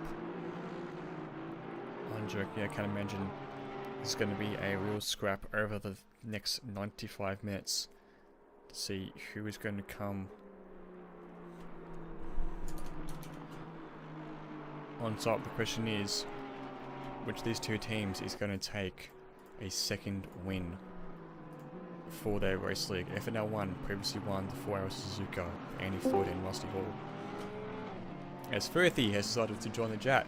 Mr. Firthy, how are we today? How you going, Woody? Not too bad, can't complain. Mate, is it looking wet out there? Oh, it is wet, and it's only going to get wetter. I've seen... it's a lot is happening here at the moment. Yeah, mate, we can see the forecast, and this race has not come together as we'd planned. I'm trying to think, because we're currently sitting 17th. Where'd you qualify again? We had a unfortunate qualifying session with our best lap impeded, but it is what it is. Got off to a pretty good start, but we've just had a couple of spins, and that's cost us a lot of time. And we took a gamble because we were thinking that with this rain, it might be rain early on, and then as the day goes on, that the rain would disappear and we might get some nice dry weather. So we've kind of got a mixed dry setup with a little bit of wet tire action, and it has not paid off for us because it's looking like it's going to be flooded pretty soon. Yep, I did actually notice before, almost after an hour into the race, it actually got quite dry, and I reckon a few people would have been thinking, oh yes, dry conditions, but then the rain was like, yeah, nah, rain's here to stay, boys. Yep, 100%. That was the gamble we took. We thought we might get to 2.5 hours of dry racing towards the end of the race, but it's not looking like that's going to happen. It's been a real battle. It's pretty horrible conditions. Yep, as seeing Floyd and Shrek almost come together, Shrek almost turning around. Floyd, of course, wet conditions making it a lot harder. This is a battle for P7 currently. Be glad to know that I caught you on camera exiting cops. Bit of a Yep, that's a big A firm. I had a feeling you probably would see that. But other than that, you guys seem to be doing okay, holding in there, not far from Crab. How's Adrian finding the car and the conditions? Yeah, Adrian and I are both struggling in these conditions. Adrian can hear me on comms now, and I'm sure he'd be saying that he'd be happy to finish his stint coming up pretty soon. Yeah, seem to be doing well. Through the Jandal boys are doing well. Juice currently in P3. Took advantage of G and Teeny losing it on the main straight, so they're now sitting comfortable in P3, but they're actually being challenged by Jake McCullough in 117 Lexus, only a tenth behind him. It's been good to see a couple of the Jandal boys doing well, like Duke and Robert Shaw included. Obviously, it looks like Warren and Baxter had a bit of a technical issue because they were doing superb. I think they were like third or second for a while there. Yeah, they did have second. I was actually wondering how they managed to drop down so far, but I guess technical issues. I think they might have had a hardware issue on a driver change. As Duke decides to pit now. Well, good sir. I thought I would pop in and say hello. No worries. No doubt you guys are doing a spectacular job. Thanks, Furphy. No worries, gents. Have a good one. Will do. Now, as you were saying there, Woody, you said the 888's in the pits with an hour and a half to go. That's a very weird time to be in the pits. So, just wondering what is going on there. I have a for feeling. The 888. I have a feeling they're probably going to do a 45-minute stints from now onwards. Take advantage of a slightly lighter car. I've only got one pit stop to go. Having done, obviously now this is going to be their second stop. Yeah, once they come out, they only have one mandatory pit stop to go, which sounds about right. Yeah. So that means Apollo is now P3, net P4. So Lucas Dowd is really up on the back of Jarecki. I'm going to try and find him and see how close his battle is. And as before, it's very, very close. Dowd is really now starting to pressure Jarecki. Dowd has seemed fast, was just unlucky to spin earlier, giving the lead up to Jarecki. Speaking of the devil, we have Paul's teammate Daniel Jarecki joining us. Daniel, good to see you. How are you? Obviously, your mic is muted in case you weren't aware. Oh, sorry. Can you hear me? We can do. How are you doing? Yeah, well, thanks. Yourself? Yeah, can't complain. We are sitting back, enjoying all the action, watching the track get wetter and weather. How are you finding the conditions out there so far? Oh, mate, like it's pretty decent in the Aston. Yeah, I don't know how that Porsche is going. I saw he had a spin before, but no, the Aston's handling it well. We haven't had a spin yet. Did you reckon when you came into this race that you would have a chance at being first spot with 90 minutes left in the race, or do you think you'd be more towards a mid-pack? I didn't expect us to be up here at first, but yeah, I was thinking we'll aim for top 10. We didn't even really practice, so it was just a bit of a fluke. We just got it right with the tyres somehow, and then we're up there. Do you reckon Paul can hold on to P1 here? He's doing pretty well. It's a pretty tight battle there. Dowd's driving really well. I noticed he's pretty good in the wet, so it's making it tricky for us. But hopefully on the next stint, we should be able to pull away. Very nice, very nice. Got any questions for Daniel and Nick? No, it's just probably the same questions as you, like, you know, will he be able to hold off Dowd, which he seems to be doing a great job of now. And also, what were your thoughts on your stint where you caught up a good 30 seconds to Nichols there in your stint? Yeah, I wasn't expecting it. I think we got the tyres just right. You know, that just worked out. They were a little bit, you know, at the top end of the window at the start, and then towards the end we're at the bottom end. So it was pretty much perfect.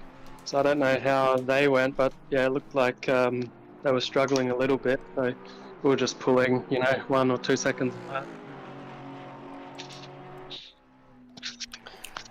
Yeah, no, that was a great drive from you at the start of your stint, and then getting through and passing Nichols. Yeah, good job. Thanks for that. How's the stream going? How's everyone else doing? I noticed Lester did a splash and... Oh, we're on here. Yep. Oh, this is tight. Yeah, Dad, look You guys commentate this. Yeah, Dad's having a chicken look up towards the inside of Jerky coming into Megaton Beckets, but Jerky's like, no, Matt, I'm just going to shut the door on you. Oh, Dad spun! And Dowd's gone. He's gone. Dad has spun. Oh, and he's done the full spin as well. So there you go. The Juraki car is now going to have a huge gap over the 689 Porsche of Lucas Dowd. And that is a big moment in the race, and it really gives the Jurakis a big gap now. It sure does. Yeah, the commentator's been pretty good. Had a few technical issues towards the start. This is my first time streaming onto YouTube, and also my first time commentating on ACC. So spent most of free practice sorting things out, but everything sorted out. Next week, the company keep me updated on a few other things to put up and stream and stuff. And yeah, it's going well. We've seen quite a fair bit of action.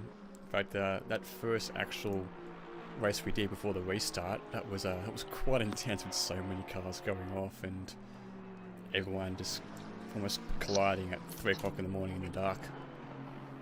Bit of a battle going on with Palat and Ing at the moment, boys. Yep, let's notice that. Let's try and quickly find them. Also, you can chuck Crab in that mix. They're all line astern, those blokes. Oh, it's absolutely pissing down. But, How have you seen your race so far, Andy? Oh well, we're not finishing last, but it's been quite enjoyable. That's good. I can see Mark just lurking in the background of these two sort of battle here. Yeah, he just let them all through. He's getting better, letting people past. Oh, with doing interviews, we have missed that Robert Shaw has swapped with Duke in that Aston Martin, the 888 Aston Martin. So Robert Shaw has now taken over from Duke. Yep, in the meantime I also notice Vandalay is 4 tenths behind McCullough, that's P3, and Shuttleworth and BMW is half a second behind G10 for P7. There's quite a few battles happening here. Obviously, no one's been allowed to sort of really get away from anyone. Yeah, and I've just got, Daniel, I know you're still in here. I've just got a quick question for you on strategy. What do you think you guys will most likely do, having 2 mandatory stops left in the race? Well, yeah, we've done well. We've maximised the stint timer at the moment, so we're just going to do 1 splash and dash and one for tyres. So it's looking pretty good at this stage. We'll just see how the weather goes, though, so that could change things. But yeah, hopefully at the end of Paul's stint, we'll just do a splash and dash, and then I'll jump in and finish it. Good stuff, good stuff. Well, I'm sure you want to get back and have a chat with Paul, so we'll let you go for the time being. Yeah, best of luck, and hopefully you can bring home for a win for your team. So, yeah. All right, keep up the good work. Thank you. Thanks, Daniel. See ya. Looks like it's going to get heavier in about 10 minutes as well. Like it needs it. But it's also, I just saw it change from a plus to a minus within 10 minutes, so this could be the worst of it. See how it goes. Oh, it's at a minus. And there goes Palat. Palat decides to lose it on the exit of Cobb, so he's now going to have to bow out of the battle.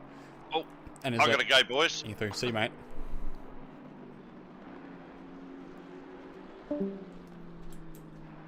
So Ing has now got past Adrian Palat, Aztec of course squeezing through, having come and done his pit stop. One thing that I have noticed with the Juruki boys is that they're probably a little bit down on pace compared to Dowd, but both of them have been incredibly consistent, and we know in these races that consistency is absolutely key. 100%. As Aztec is just getting really up close to the back of Ing and almost taking him out. Ing does not have quite the handle of the McLaren as a Palat does. You mentioned before, with Firthy and Palat, they went through a slightly dry, wet setup. Sort of misconditioned one, so it could be interesting to see who comes on top. Obviously we're not sure what sort of setup the Ing car has, but this Aztec behind is also going to make it interesting. He doesn't want to lose as much time behind these two cars, because the more time he spends behind Palat and Ing, the more time he loses to Vanderlei and the other cars around him when those cars ahead of him do actually pit, and the sequence, pit sequence style, does sort itself out. I might actually see, with their good race so far, I might see if we can get Duke in here. Yeah, if you think that works.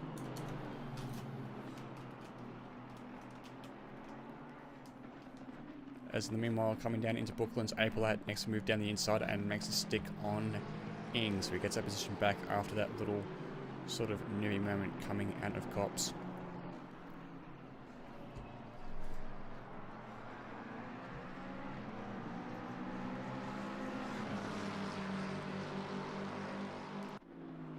So I can imagine Ing would need to let Aztec through coming into Cops, and Aztec decides to go down the inside and does so. Now need to get past Palat as well. Whoa, no, Palat has spun. Was there actually contact between him and Aztec? Need to go back at the replay and have a look and double check. Very, very quickly if I can find the Palat car. I'm just having a couple technical issues, so I might drop out of the Discord call for a sec. No worries, do what you need to do.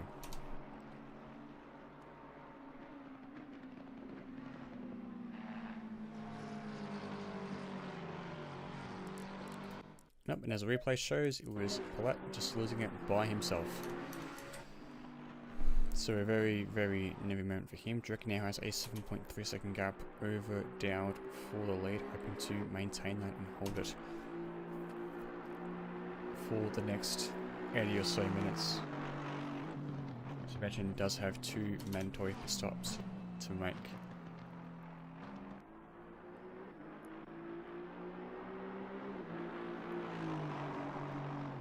Gap is now 11 seconds. It looks like Dowd has had a slightly slower first sector. And that Porsche not exactly looking the best handling at the moment. Just keep going through the field. It is starting to get wetter and wetter as Herbert is finding it just as bad coming through Stowe. I can imagine all the drivers are really starting to struggle. As we see, Canero is the first to actually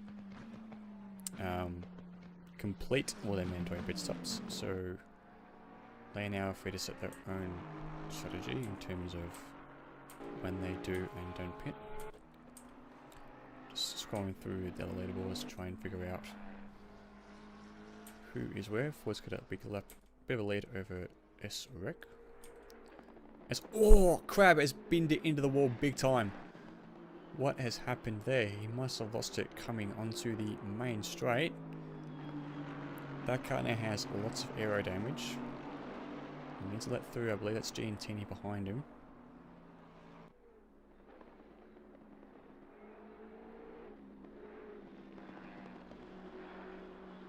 But that car does not seem to be handling the best. That front bonnet is bouncing up and down.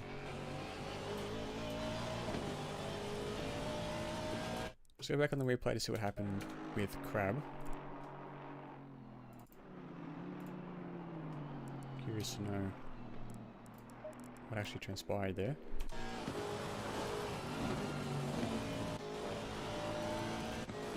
just for a little bit. Rightio. Technical problems fixed and message sent to Duke, so if he's available, yeah. No worries, I'm just going to replay of Crab losing it. That is a big crash. So one a little bit from this point of view. So it's slightly on the curb, and that's sent the car, lifting the back wheels off the ground. Just absolutely gone. He didn't have much chance of stopping that one. Yeah, so we may have to come into the pits and sort out that damage. In the meanwhile, Robert Shaw is currently really, really close on the back of Heimer, the 412 McLaren. Obviously out of sequence. So Robert Shaw, we wanted to get past Heimer as soon as possible. To limit the amount of time he's going to lose and make up positions. If I'm not mistaken, I reckon Heimer's actually past Robert Shaw. Because Robert Shaw was in 9th, not 10th. So I reckon something's happened to Robert Shaw there. Possibly. Obviously for me it's hard to keep track with where positions are. And, yeah.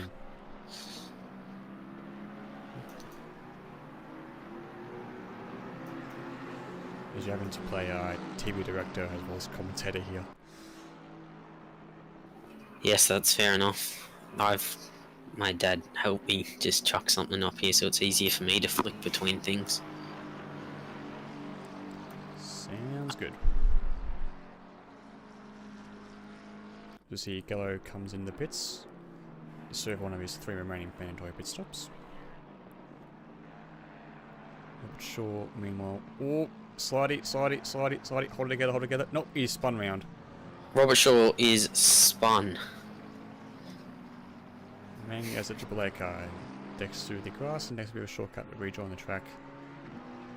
This Apolat comes back through and does one out the inside. And I can see in the background is Peter Recchi, the car that is probably going to lap Robert Shaw. Was very sportingly gives Adrian the inside line. That'll be a little bit of a dent for Robert Shaw and Duke there. You know, they were third. Yeah, they were 30 seconds behind second, but that'll be a bit of the dent. You know, they still had a good chance of winning the race, and if they get lapped now, yeah, that'll really hurt them. But also remember that Directly does have one more pit stop to serve, so net position basically means that Directly, when he does pit, will give that lap back to Robert Shaw and Duke.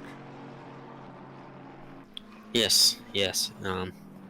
Although, looking at it, I'm not sure if they're out of sequence, but Duke passed Guillotini, but now Guillotini is back up above them and by a fair chunk.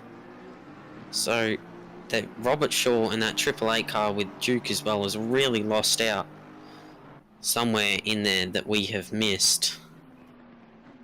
Yeah, that's seem like a valid point. GT does have one more mandatory pit stop to serve. Obviously with the ACC it's hard to tell when those pit stops are actually happening and when they've been made.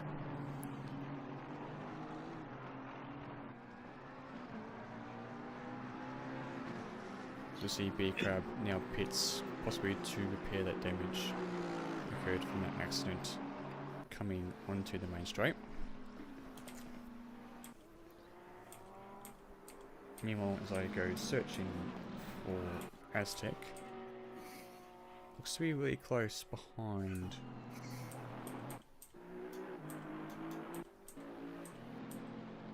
Matthew G and T. Just ahead of this battle here, obviously went through a lot of skipping.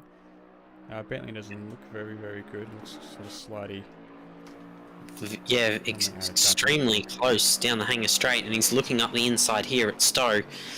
Will he make the move? Yes, he goes for it. This will be a very good move by Aztec, and oh, that looked very, very close as they come through Stowe. Now down to the Vale chicane. Aztec on the outside, Guillotini on the inside. Aztec holds it. Will Guillotini go for the cutback? No, he doesn't. Still holding around the inside. This is brilliant racing from the Lexus and the Bentley here. They come down Hamilton Straight. Guillotini right on the rear bumper of Aztec. They now come through Abbey.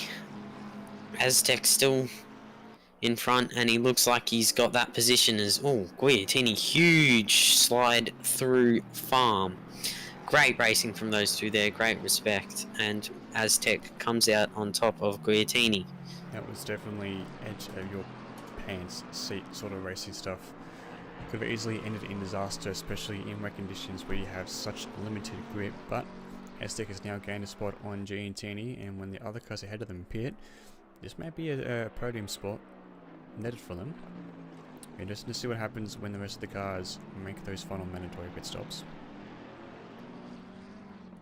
Most cars are obviously down to one more mandatory pit stop, so but I reckon some of them would have 2 left, so they may have to do sort of sprint ones to get those mandatory pit stops done. Obviously, ideally, you want to have 1 done per hour. As we see now there, I've missed this, but Sam Reck has come into the pits in the 846 Ferrari and is now the top car with only 1 mandatory pit stop left. That is correct. It looks like they've actually done a driver swap as well. I believe that was oh god, I can't think of the name of the driver now. Lester? Yep, Lester they were. Yeah, Lester. So they seem to have done a driver swap, so interesting strategy play here. They're playing the long game, but there is a lot of time to be gained on the cars that are ahead of them. Yeah, so if, like, they're in with what actually looks like a big chance here, their strategy looks like it's worked well. So if on driver time they can only do 1 more pit stop here, I assume Rec will go to the end, given that huge stint at the start from Lester. If Rec can go to the end here on driver time, and they only need to stop for tyres off fuel, they could be seriously in with quite a big chance of winning this race here. They've put themselves in a great position. Absolutely, and as we can see here, Glenn Hamer is now really up close to the back of that Bentley of Matthew Giantini. The gap is now down to 0.3 of a second. Giantini having to put on the brakes, coming through Farm, which allows Hamer to make a cheeky have a look down the inside. A bit of a fake, but too far back to make the move stick. Bentley looking a little bit squeamish on the exit, not enough traction obviously in that Bentley through the wet conditions. The gap between Giantini and Aztec is now 3.3 seconds, so he is losing time very rapidly to this McLaren from Rising Phoenix. And also, even if Heimer passes him here, Guillotini will get the position back when Heimer makes his second to last mandatory pit stop. So Guillotini, if he is struggling, and he's almost better to possibly let Heimer through here, but that's just so he can get a little bit of clear air and just try and not have to worry about people coming up behind him.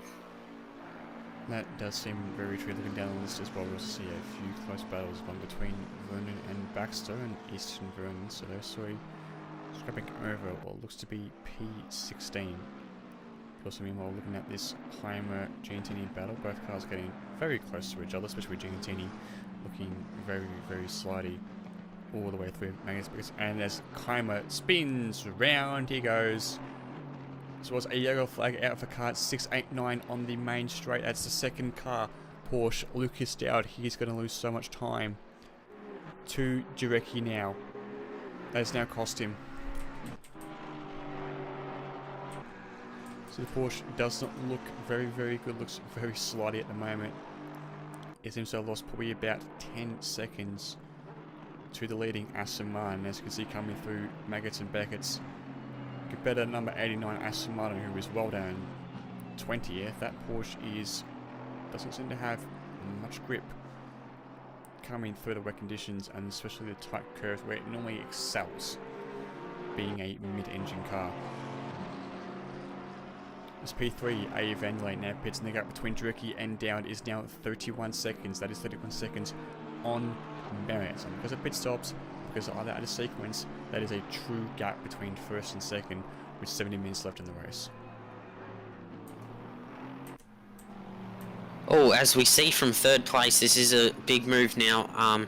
Vanderlei has pitted from third place. Art Vanderlei in the 92 Porsche. So it'll be interesting to see where Vanderlei comes out compared to the people like the 846 Ferrari driven by Sam Reck. As I try and score through and try and find this battle between Baxter, Vernon, and East, I believe. Palatz had to bow out at some point. Nope, he's up in Vernon didn't bow.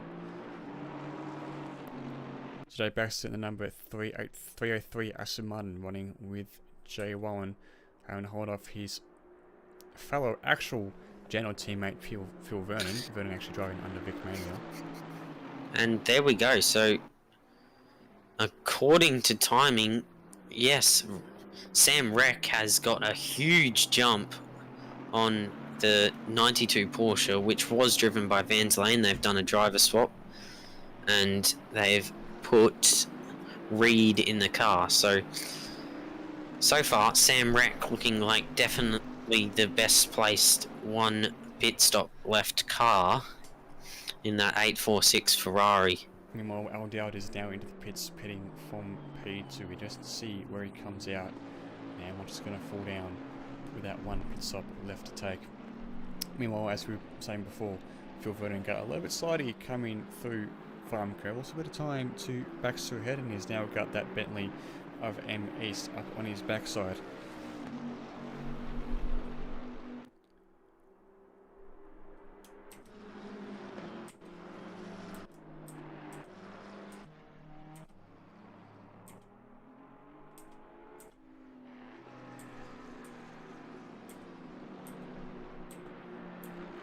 As we see a battle between the 7th, 8th and 9th. This Here we go. Battle between the Lexus of AUST, the Aston Martin of T. Robert Shaw, and the McLaren of G. Hamer. And just like that, those two spins, especially the second one, has cost the 689 Porsche a huge chunk of time, and they have lost out to Sam Reck and Dylan Lester in that 846 Ferrari. That Ferrari has now got a huge gap on them. So it'll be interesting to see now where Juruki comes out when he does do his second to last pit stop here. I've also just sneaking under the radar, also sneaking under the radar there, Andy Floyd in the 219 McLaren, sitting up there in second place. Go ahead. Yeah, just to see a word that come before 2-0, driven by Bruno Gallo, and then Harvey has had to retire because of disconnection issues from Harvey. Unfortunately, his net seems to be unstable, and unfortunately didn't work. I did actually notice before they had to stop under the Hanger Strait Bridge, so it's unfortunate they had to retire the car, as Aztec is right up the tailpipes of Giantini at the moment. Is for P6, but we're sure looking in the background along with Weimer as well, so anything can happen here. Aztec looking to make a move on Giantini. I feel like this happened before. Maybe Aztec had a moment. Pitted. Either way, it's going to be an exciting battle over the next couple of laps. A lot of cars here involved. I can see that green carmobile of A. Palat in first ahead. That GT BMW looking very, very slidey. It gives Aztec a very good run coming into Abbey. Starts to tuck in underneath that massive rear wing of the Bentley and not run the risk of taking them out to that very fast corner that is no doubt treacherous. And Robert Shaw meanwhile is trying to go around the outside of Aztec, but starts to hold off and not quite make the move stick. As we see pitting from second place, we have got Andy Floyd, and he was a fair way behind, so it's not a surprise that Sam Reck and Nichols have passed him. And while Giantini has gone wide, and that has now allowed Aztec in the Lexus to come through, and that moves them up into P6 for the time being, as a 30-second stop and go is assigned to Jay Zhu, a big Canadian in the 151 McLaren. no doubt for speeding in the pit lane, either through him or his teammate who came into the pits. But that's going to cost him some time and possibly give up P12 to A Palat. A very good afternoon to Bruno. Obviously commiserations on the fact that you've had a disconnect due to Nathan Harvey, your teammate's incident. But how was your race up until those few unfortunate issues? Hey mate, hi, good day everyone. Thanks Nick. Yeah, it was pretty good actually mate. We had a good first stint, was tricky at night with a lot of rain. We kind of survived. I think we were up to P4 or P3 if I'm not mistaken until my first pit stop. Then Harvey jumped in. With the mixed conditions, he struggled just a little bit to find the rhythm, but I think we were up to P7 or 8 when he had a disconnection, unfortunately.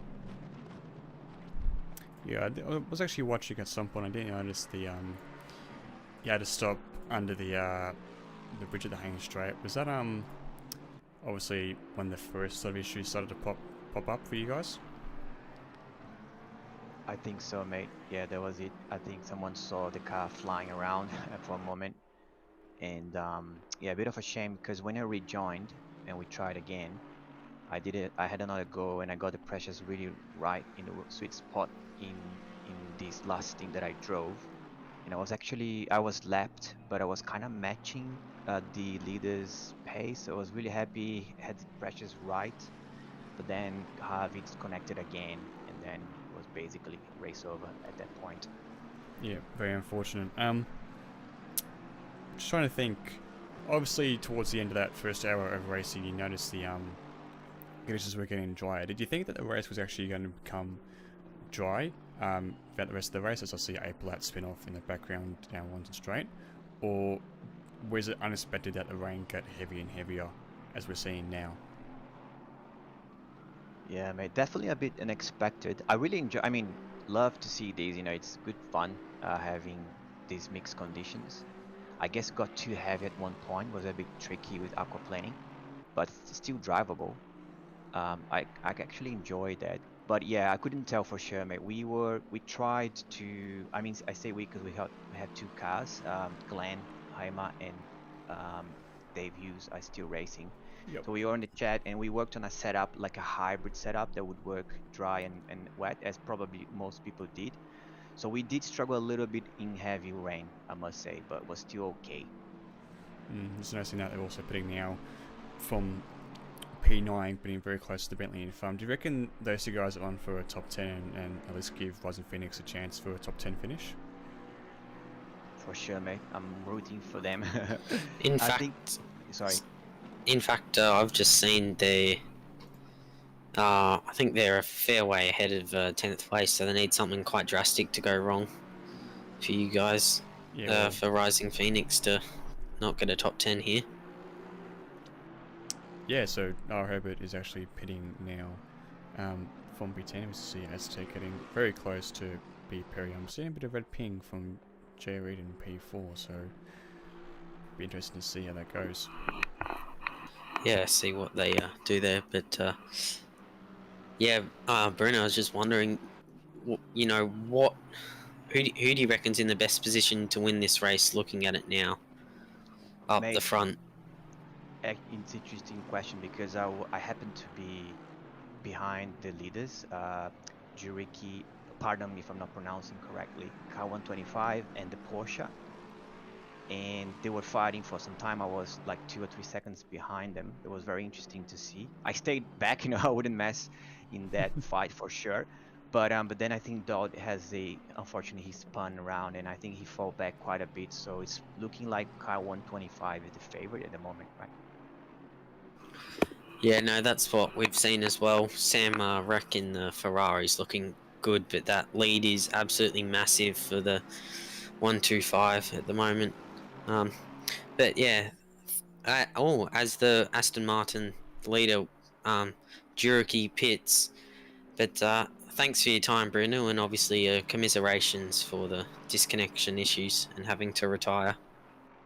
Cheers, no problem, guys. Looking forward to the next one. Have a good one. Bye-bye. You too, man. Good day. Thank you. So yes, just as I mentioned, at the end there, from the lead in comes Paul Jurecki for what we were told by Daniel Jurecki will most likely be a splash and dash. As also, I'm just watching Nichols here, and he's looking very, very slidey in this Porsche. But in the meantime, we look for a battle between 5th, 6th, and 7th. Aztec going up the inside of B. Perry and Robert Shaw in the background, looking to get very, very close to B. Perry and make it a 2-for-1 deal on that McLaren, but it looks like he's going to have to hold off for the time being. Oh, as he looks to almost get down the inside and maybe miss his wagon point. But B. Perry is starting to fall back just a little bit in this scrap for what could be P4, maybe P3, depending on how things go. And as we see now, Jurecki has exited the pits. Paul Jurecki looks like he's still in the... No, Daniel Jurecki has jumped into the car. That doesn't really matter because they've got an 80-second lead over the Sam Wreck in the Ferrari. I do believe that'll come down though because of the time in the pits. So I'm looking at maybe a 30-second lead for the Jurecki boys out front, which is absolutely massive. Yellow flags coming through here for car 89 and Cooper in the Aston Martin. But yeah, Paul Jurecki has come through what looks to be Stowe, and the 846 Ferrari has exited Chapel. So comes probably around about 30 or 40 seconds. They got a pit stop in hand to the car behind, which is a very, very good buffer and what you need in case anything goes wrong. So there you go, yeah, 25 seconds, that is a massive buffer. Even if Daniel does make a mistake and have a spin here, he still should retain that lead, which is absolutely massive, and they are looking in prime position here over Sam Wreck in the 846 Ferrari in second, and rounding out the podium we have Lachlan Nichols in the 689 Porsche. Yeah, it must be a FNL 1-2 with two ruses making up spots 3 and 4. So both leagues really well represented by really fast teams in this race so far, but obviously as we saw, anything can happen. There can be collisions, there can be hardware issues, there can be disconnections. It's all happened here so far in the first few hours as we come into this final hour of the race. The rain starting to get ever so light, so is it possible we could see some dry running towards the end, or is it going to be some rain? Well, only time will tell.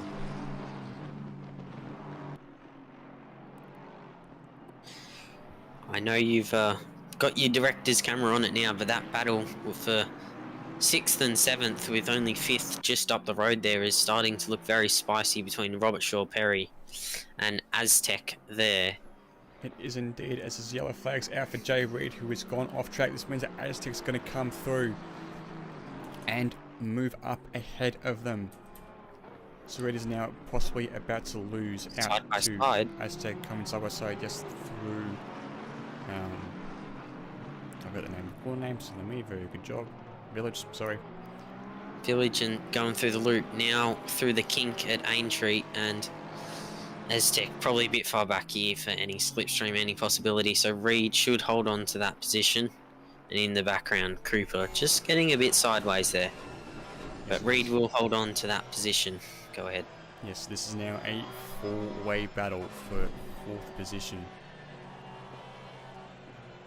So it's anyone's game here, as Robert Shaw, as we can see in the background, is getting past Perry. No, not quite Perry, just sticking it out on the outside, denying Robert Shaw the chance of that position.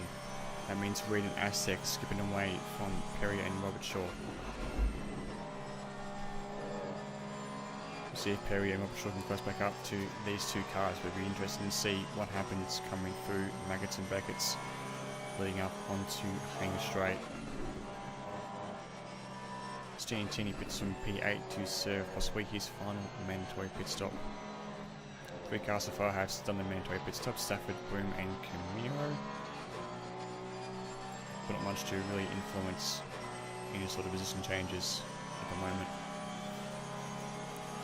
See that Lexus has got the absolute legs on the Porsche coming into Stowe. And the Porsche get around the outside, the Porsche seems to have extra grip and downforce compared to the Lexus. Aztec not quite making the move. Stick has to put on the anchors. Absolutely sideways there. Aztec putting on the anchors to try and avoid running into the back of Reed.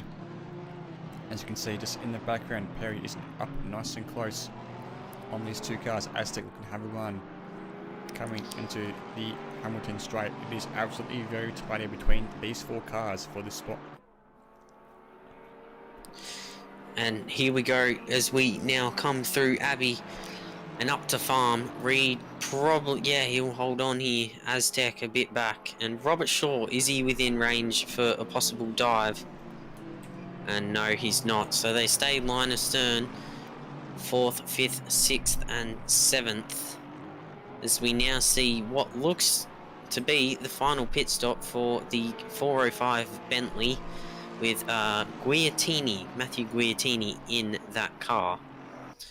So we'll see how they go and where they come out after this pit stop, and then moving forward as everyone pits for the last time, as we have yellow flags for car 140, which seems to be stranded down the hangar straight and is now moving again. And that's got Mark beer sprayer in the car, probably has had too many beers and decided to make a stop off at the Waterloo drive-through service. Yes, just as a top. Agreed there. Or he's either chucked one out on the veranda and gone to empty his bladder. Possibly. He seems to be moving slowly down the hangar straight. I think he's pretty happy. You've got I'm pretty sure they got like a lap to, yeah, I think they got about a lot of laps between them and Platt, Danny Platt there. That does look like it. But he's moving now and has come through Stowe. Once again, see all these 4 cars. Ryan Stern. That Lexus having the absolute run on the Porsche, trying to go around the outside and then cut back, but that Porsche is ever so blocky. The Lexus denying an opportunity for him to go down the inside and make a move. Great pressure here. Sorry, great pressure here from Aztec. You can see there. It's now Perry. Oh, and Robert Shaw's hit Perry's rear end, and Perry has been spun, and Perry has been Robert Shaw'd, which is probably not the thing you want to hear if you're Perry, but that's a big play, and that makes that group only 3 cars. I bet you Perry will not be happy with that, and in fact these cars are now being strung out because of that. Got to feel a little bit there for Perry. Robert Shaw didn't have really anywhere to go because Perry had kind of put on the brakes. But yeah, commiserations to Perry there. That was very, very unlucky. And now this, what is now a group of 3, is stretched out a bit. There's now a second gap between all of them. So we'll see if they bunch up or they keep going line astern. Yeah, just an unfortunate case of Perry just getting backed up by Aztec in front and Robert Shaw not exactly realising that, so Robert Shaw just went in the back of Perry and spun around. I can imagine there might be some interesting decisions being made whether or not a penalty is signed. The penalty even gets signed, but as we can see, all the cars now have one more pit stop to make, either one more pit stop to make, or they've made other pit stops. Chuck the camera on Aztec and Reed. Yeah, Aztec and Reed here. Aztec wasted no time in gaining all that time back in Sector 3 to pull right back up to the back of Reed, and we'll see if we can finally get this move done. As we now see, we've missed it, but that 846 Ferrari has made its final pit stop of this race with 50 minutes to go. And I believe that Sem Rec may still be in that car. As we see Aztec and Reed side by side here into Stowe. Aztec tries the cut back, Reed cuts him off. And they're still line astern as we go down towards the Vale chicane. Yes, really quite racing here between the Lexus and the Porsche. Lexus seems to have the legs down the straight but not quite the same grip through the corners as the Porsche. As you can see there, Porsche getting ever so slightly further ahead coming through and keep up with the Hamilton straight. And you could also see there as they came onto the Hamilton straight that Sam Rec wasn't that far ahead, although Sam Rec has pitted once more than these cars. Yep, So he's lucky to finish and net P3. We'll see if it's stopping hand over the other cars.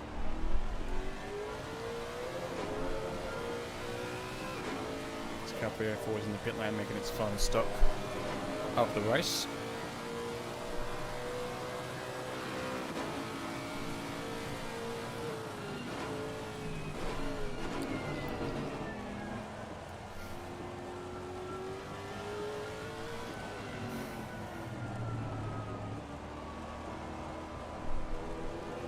For a second, really slidey coming through the field. Onto the magistrate through passport code.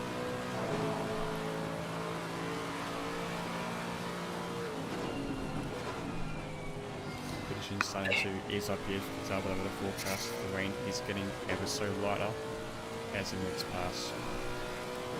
As we see now the gap, it's a huge 45-second lead for the Juraki brothers, with Nichols in second there. As I said, about 45 seconds back, which is quite a lot. We see the 777 car coming in now for what will be its final stop.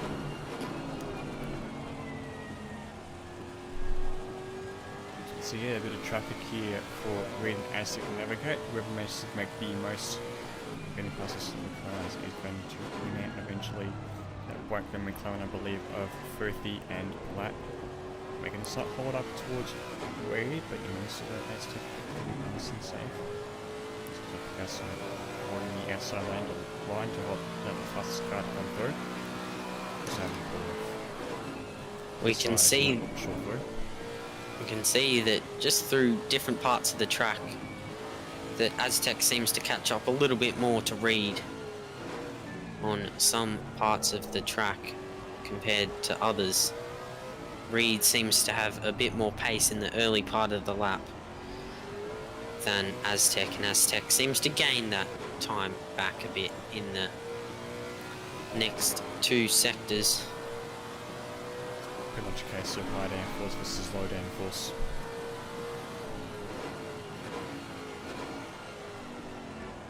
As we have, I think we may have had a big moment for Perry, who was spun around by Robert Shaw,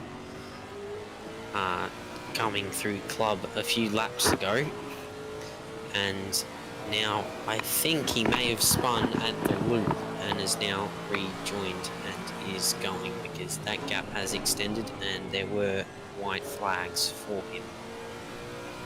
Yep, very valid point. Obviously allowing for a car of Barcelona.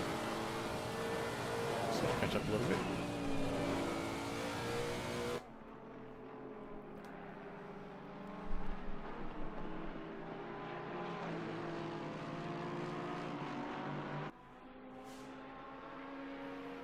Reed still with an orange ping at the moment. Was red a bit earlier, but if I dare say if that gets up into red, there will be a few questions asked by Aztec and Robert Shaw behind him.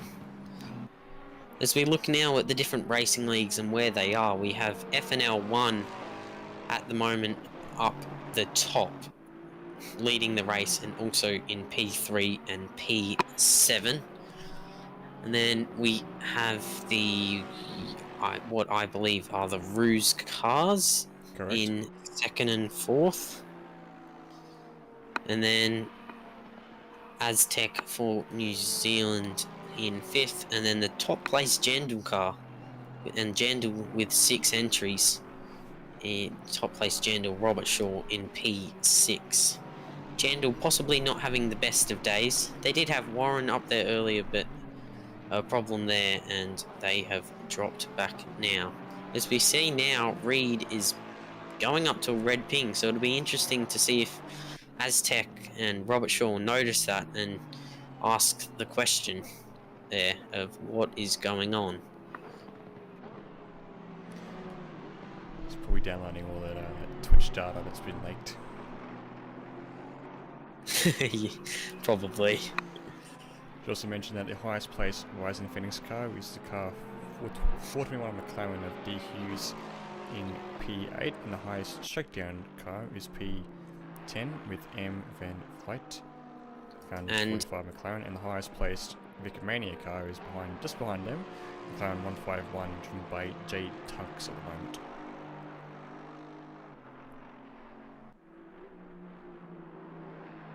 So, I believe that we have the top 10 on the lead lap, possibly 11 on the lead lap.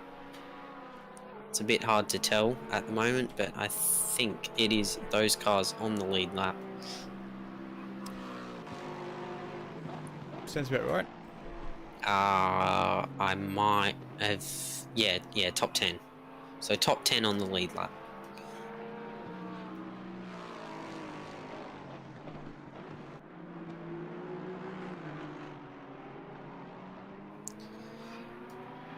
As we see Reed here just starting to ever so slightly edge out that gap 10th by 10th over Aztec, but the way these two have been driving the track with their high and low downforce, you'd expect Aztec to possibly pull that back a bit on Reed, who has still got a red ping, so be interesting to see what they are saying in the race call or Discord chat, whether there is anything being said by Aztec behind. And I might have missed it personally, but Aztec may have made a mistake here. He's dropped back to 1.5 seconds.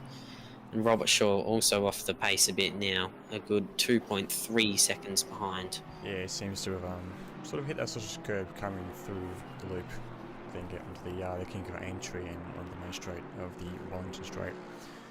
Just a bit of breathing room there for Reed, obviously having to defend hard for about probably 4 or 5 laps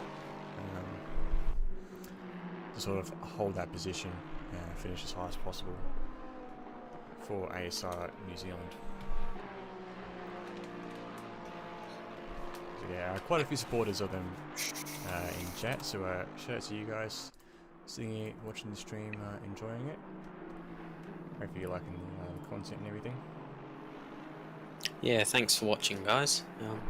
As we look further down the field, see maybe a couple cars that wish they could have done better today. Obviously, Matty Frost, with those technical issues at the starting meant he started from the pit lane rather than pole.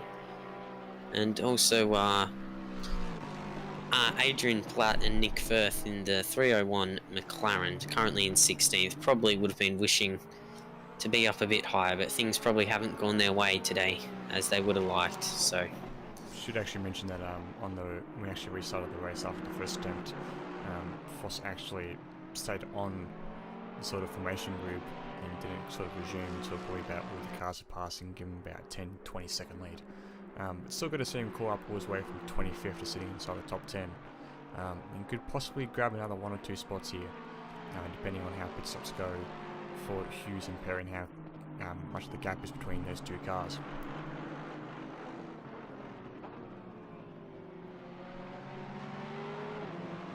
I say I might have a look at getting Dylan Lester in, the teammate of Sam Reck of the Ferrari 846, given that he shouldn't be hopping back in the car anymore. Sure, go for it.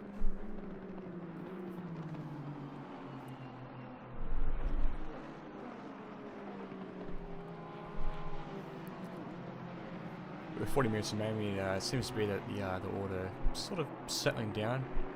Obviously, a few pit stops to be made, and once those are made, we'll sort of see what the final result is and whether or not there's going to be some sort of last-minute charges and battles and sort of exciting drama in the race. As 888 Robert Shaw is on pit road to serve his final pit stop. And a very good evening to Mr. Rouders joining us in Twitch chat. YouTube or Twitch? YouTube. My stream.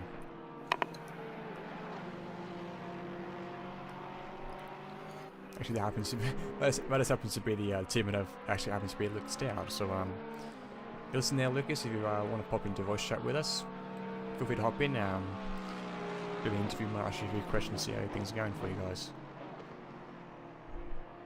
Because Aztec is still looking like wants to have a move on JRE, but also noticing that S-Rec is currently ahead of them. Obviously, S-Rec is not for position, as he has already made a pit stop, with Rid and Aztec having to do one more pit stop to finish off this race and finalise sort of the position where they will finish.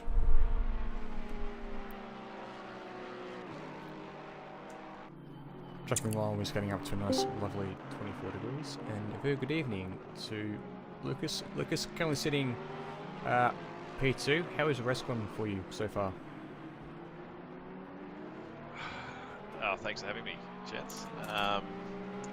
It was going quite well until the rain got very, very heavy, and the Porsche wasn't particularly fond of that from that point onwards. So it just got a bit too wet. The car was almost sort of undrivable at the heaviest points there, so we had a few spins, and yeah, Lockie's trucking on not too bad now, so we might still get second. Yeah, it seems obviously Jurek's got a bigger gap. Did notice that those two spins did sort of put you down a few positions. If you see Reed pulls off into the pits to serve his final pit stop, but nevertheless, I'm guessing obviously for you guys to finish, what looks like P2 would be a very good result for you and for Ruse or Racing Oz, obviously.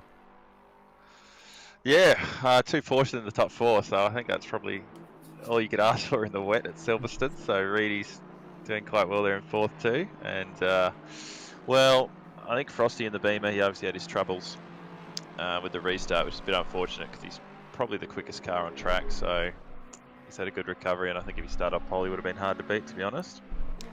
Absolutely. I got a question in here from chat from Ryan Goldbrazen, who asks, hey Radis, how do you since go, bro? You guys are sitting well positioned. Yeah, they started well and got progressively worse.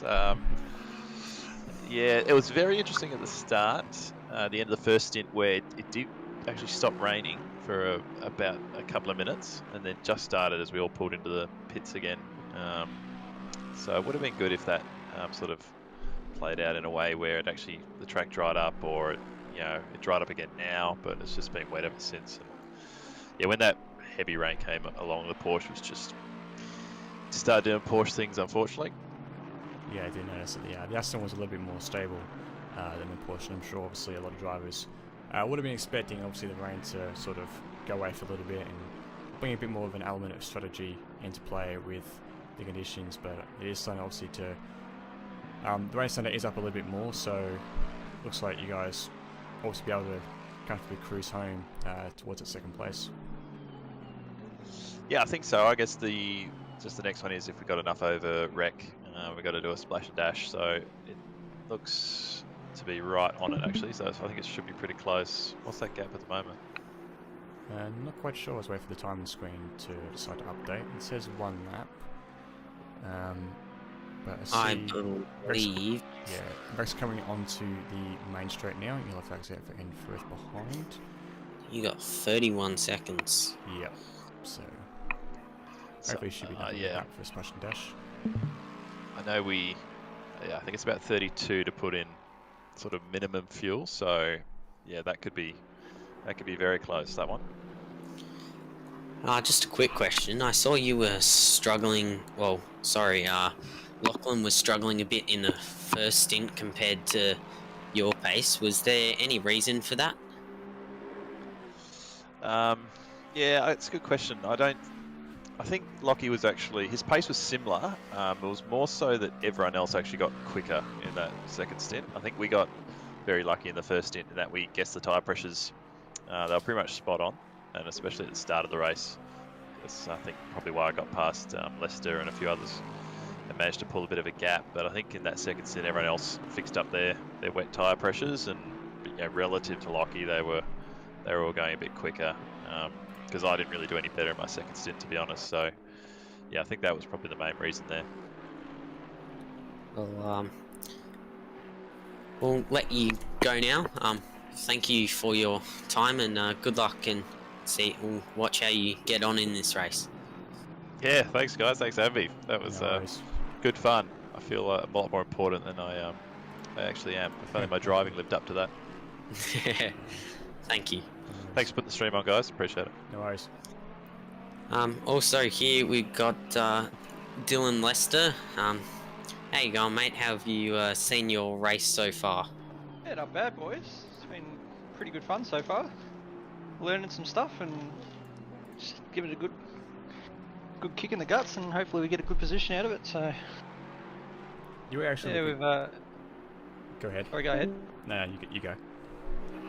Yeah, we like Lucas was saying, we sort of took a stab in the dark at the start there, and pressures were pretty spot on, but we ran a really heavy first stint, and the Ferrari isn't the best with a full tank of fuel, so we just weren't fighting too hard and trying to stay out of trouble. And the second stint is when it really came alive and sort of smashing out our lap times with a clear track. And now it just looks like it's going to be a fight to the end. Yeah, it looks like you guys are likely to probably consolidate P3. Obviously, Aztec is a second behind, but he's got a pit again. I did actually notice, I think after the first pit stop, you pitted before Nichols and Lucas did, but then somehow, I don't know if you fell back, but you then managed to catch up. Did you do a splash and dash and not change drivers and tyres? Correct, yep. So we double stinted the tyres the first stint. And then the second stint was supposed to change drivers, but we actually didn't. We forgot to request the driver. So I ended up doing 3 stints without a driver change, and now Rick's taken over and he's driving it home. So it kind of worked out for us. You're now, it'll be very close where you come out compared to Nichols there. Rick on time at the moment should get him, but do you reckon you have any chance of winning this, or are the Juriki boys probably a bit too far up the road for you? They are pretty far up the road, but we've been watching their lap times. Ferrari seems to come alive when it's wet, but not soaking wet like it's been, and it's drying out a bit. The problem is that we're hoping it doesn't dry out too much because we don't know how long the tyres are going to last. So he's got to hang on there. They're a little bit up the road. I don't know if we're going to get them, but I think we'll get Lachlan and Lucas, because by the time they transit pit lane and do a splash and dash, I think we'll be pretty right. It's definitely going to be a close, exciting finish. Yeah. Towards the end. Did you reckon, coming into this race before practicing everything, did you reckon you'd be so far up the field and actually had a chance to be on the podium? I thought we had a good shot. Yep. To be honest, not to toot my own horn, but the setup was pretty amazing in the dry. And then we made a couple of last-second changes because we realised it was going to be probably wetter than we thought. So we had to sort of do a mad scramble and sort of lean towards a wetter setup. So it was more of a hybrid rather than a hot lapping setup. And I think that paid off a bit. I think it might have caught a little, all the rain probably would have caught a few people out. Yeah, definitely. It definitely did. Yeah, hybrid setups are sort of the way to go. Of course, Solani obviously knows a fair bit about that. Happens to be a Palat. Currently sitting 16th. How have things been going for you with your stints? It was rough. Oh, sorry to interrupt, but we've just had Aztec spin around the Vale chicane, and that is now released Dylan and Sam with a bigger gap, so that pressure is now kind of off that 846 Ferrari. Sorry about that interruption. Take it. Go ahead. What's up, boys? How are you? Tom the man. Yes, indeed, the man who is set up and knows everything. Mr. Robert Shaw has joined us. How are things going for you guys in your car? It hasn't been too bad, actually. The rain was very unexpected, so our pressures were extremely low. So we had like 28 all round in the rain, so we're sliding around everywhere. We had to pit early and change them around, but so far we're P7, so hopefully we can stick to it and maybe get a position or two towards the end. but we'll see. Yeah, there seems to be a 28-second gap between you and Reed in front, so lucky to hold in P7 and actually be the highest finishing general car, which is a good result. I'm just curious, obviously there were quite a few restarts towards the start. One of them was obviously for Nick Frost having to have his VR problems. Yeah, that's it. Yeah, so Frost had VR problems once we hit reboot. There was a technical issue. The wait time wasn't set correctly. Had a whole lot of corruption issues with files on my computer, so I had to recreate everything. That was an oversight, but we got through it in the end, and he was able to get working. And I'm pretty sure he came back quite strongly, didn't he? Car 666. Yeah, they overtook us pretty early in the race. Yeah, they're currently sitting P9, 3 seconds behind D Hughes in P8, but they will jump Hughes because Hughes has one more pit stop to make. So yeah, that's it. They're likely to finish P8. Yeah, they're likely to finish, which is really good for them, but it's just unfortunate. They had a button box issue as well. They couldn't start their car at the start of the race. But I'm glad they were able to race at the end of the day as well. And Tom, is there any word on turning Perry around at club? You hit the back of him there. I did hit the back of him. I think Aztec closed the door on him, and he braked, and I was right behind him. I had no choice but to. I braked, but it was too late. I tapped him slightly, and it sent him into the shadow realm. Yeah, it's fair enough. That's what Woody and I here saw from our point of view. Yeah, and different series of events.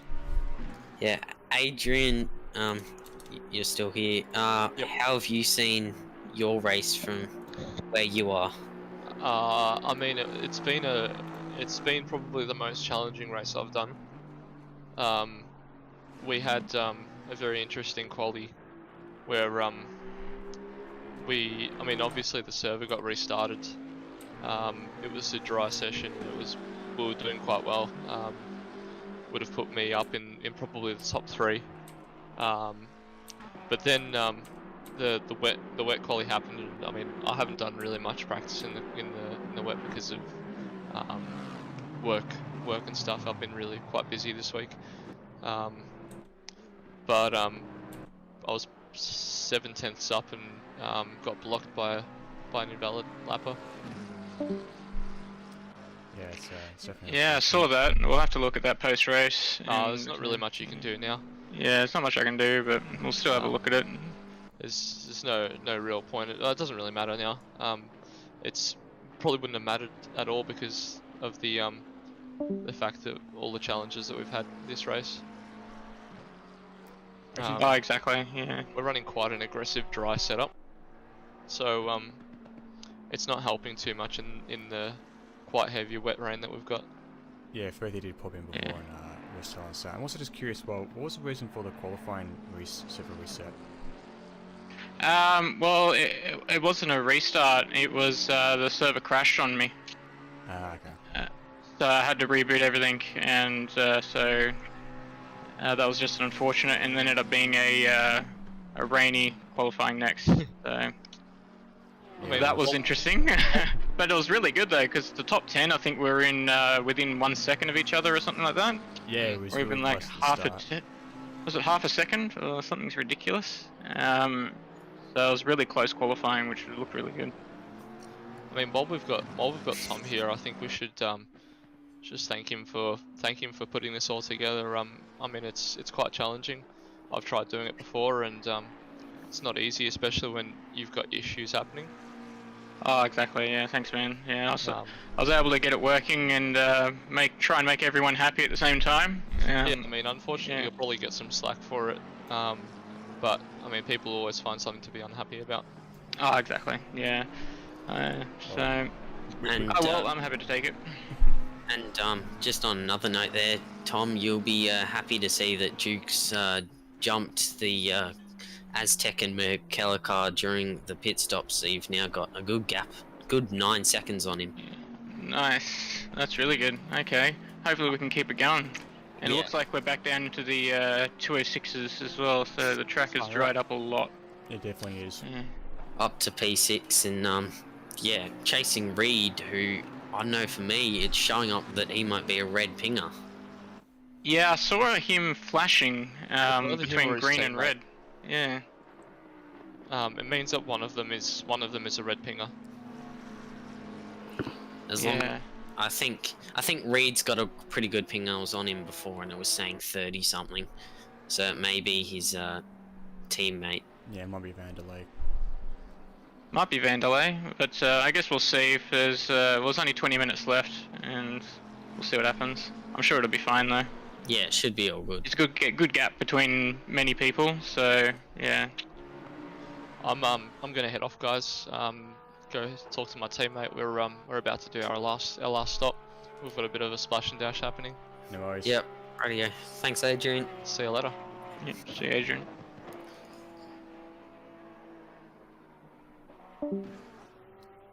Yeah, I must say, despite all the technical issues and everything, you've definitely done well to at least get it. Yeah, I wasn't up and expecting it to running. rain this much.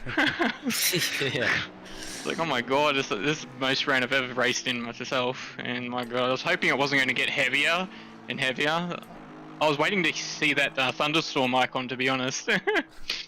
I was Yeah, actually, glad I was didn't actually see it. watching the weather and thinking, is it going to get any heavier? We're going to have real monsoon conditions for the car, because there were a few Porsches sliding around there before, and a few guys sort of struggling. with Oh the yeah, conditions. Porsches are going to struggle, and the mid-engine we're actually doing quite surprisingly well. Mid-engine, the McLaren seem to like this sort of weather, not too bad. Yeah, I was surprised. They are very low to the ground. Obviously gives them a bit more of a grip advantage. And one last question for you, Tom. Do you reckon you can catch Reed up ahead? You got a decent gap to him as far as I can see. Yeah. But I'm just trying to see what the delta is on it. What's the current gap? Can't see it. Up there when it goes through a sector. Yeah, I'm waiting 25 for seconds. 26 seconds. Yeah. Probably a bit unless they crash or spin, yeah, it's not going to be very easy. But Perry is he has to do another pit stop. Perry, so he'll probably do a splash and dash, I assume, and we'll get probably 20 to 30 seconds on the current time difference, which may be enough to actually get him, but we'll see. yeah, no, it should be a good end to the race for you blokes, depending where Perry comes out there. Yeah, exactly. Yeah. And, any word on who you reckon might win? Who's even coming? P1. Jarecki. Yeah, He's boys. well and truly going to win. I think he's way ahead. Oh, he's yeah. only 8 seconds. Not too bad. 8 seconds? Surely so. not. That doesn't seem right. He's way further ahead than I'm that. just seeing the total time on the tab section. I can't really see anywhere else. Can you see it on the stream? No, so Jarecki's coming down the hanger straight, and Nicholas is about to cross the finish line. Okay, yeah, so he's got quite a fair gap, so there's more than likely he's going to win. What about Yeah. Nick and Rec? What kind of gap are they looking at? They should be approximately, it'll be hard. We'll have to see when they come out of pits, but Jarecki should have a good at least 20-second gap on them, if most likely 30 seconds over Rec. Yeah. So. Yeah, it's likely that Jarecki will have a sort of gap to finish, but it's going to be close between Nichols and Rec once Nichols makes his last pit stop. And his teammate as well, Lucas was also saying that as before, that's going to be tight between those two cars. But I'm also curious because the max stint time for Rec is 60 minutes. So how long has he been out so far without pitting? No, they'll be safe. He pitted with about 55 or something minutes to go. Oh, did he? Okay, that's good. Yeah. Plus the same time over actually, no, sorry. Thinking of the wrong person. I can have a quick look for you. No, that's fine. I was thinking that was Nichols that had the stint time and that was going to reset when they finished, but it was Rec actually had one pit stop to make. It's all good.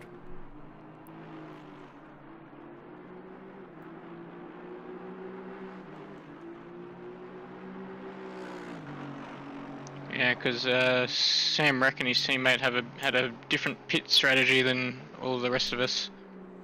Yeah, he sort of came out of nowhere for us. Yeah, they made their splash and dash, which everyone's doing in this last hour. They did it with about 2 hours 45 left rather than 45 minutes left. Ah, nice. Yeah, they did. But I don't know if they would have got caught up in traffic because of doing that, or how they would have done that. But yeah, so basically same strategy, just different in laps in terms of when they did their splash and dash. yeah, exactly, which can be dangerous. Yeah. I'm just having a look here because P2 just pitted and they're about 33 seconds off. Well, here we go then. So we'll see Pretty where close. Rec should definitely come out ahead of Nichols here.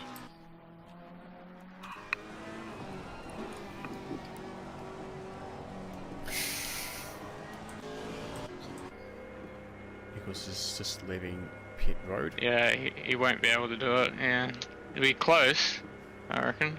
Yeah, because Rec had that 689 Porsche by a decent amount.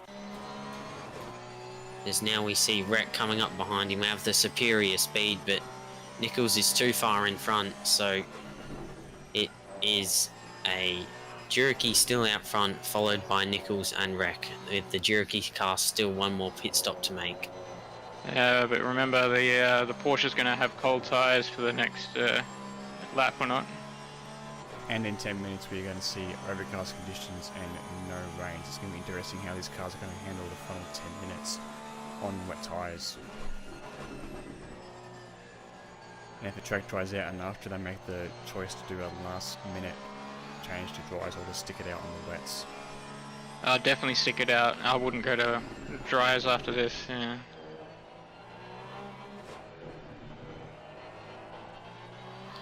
Anyway, thanks for your time, Tom. We'll let you get back to the car just in case Duke wants to talk to you or anything. Yeah, no worries. Yeah, I'm talking to him now. I'm sort of switching between. I'll let you guys go and enjoy the rest of the race, mate. Yeah, man, much appreciated. thanks for everything. Thanks for putting it on. Yeah. No worries. I'll speak to you later. See ya. So there we go then. A series of interviews now, and we'll go through to the end as we only have a handful of drivers left to pit in this race, including our leader Daniel Juriki, who we've been told it will be most likely a splash and dash. Yeah, it seems like the logical explanation. Obviously you can stint these tyres for at least an hour. So, only seems logical they'll do as a final short pit stop.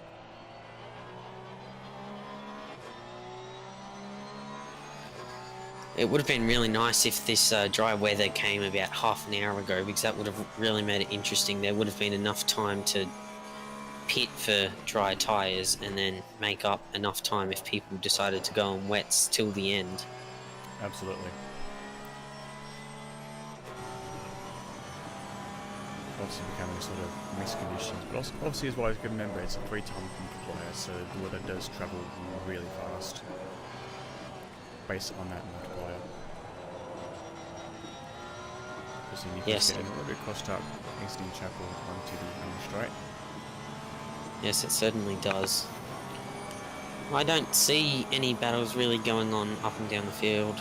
Guess we're just kind of waiting for this final pit stop from the Juriki brothers, with Daniel Juriki currently behind the wheel, and I believe that he will most likely stay there for the rest of this race. Also worth noting that there has not been any drive-throughs as far as I know for track limits in this race as well. Actually, there might have been one. I did see a drive-through happen earlier before. Yeah, I may have missed that. But yeah, no, good, clean racing so far from the field today, and the Juriki's definitely looking in prime position. It's definitely hard to really exceed track limits because of the wet conditions and how open the track is. See, the gap here is 1.3 seconds between Rec and Nichols. Question is, does Rec have the pace to close up on Nichols and really make this battle for P2 exciting? We we'll see if we can interview the podium very quickly after the race. Maybe like one question each, because especially after a 4-hour race, they'll probably want to jump up and go for a little walk.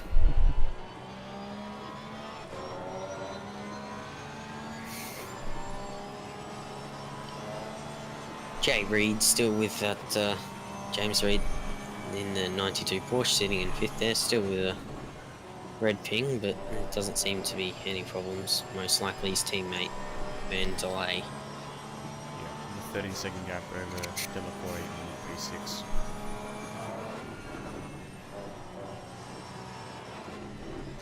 I think the closest gap on track is really this battle right here that we are watching between Sam Reck and Lachlan Nichols for P2 and 3, with the Cherokee brothers way out in the distance.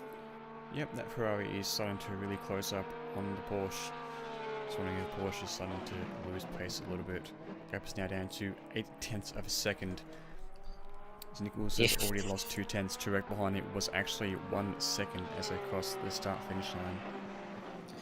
If anything, you'd expect as the Ferrari goes wide on the apex of the Vale chicane, so that'll buy Nichols some time.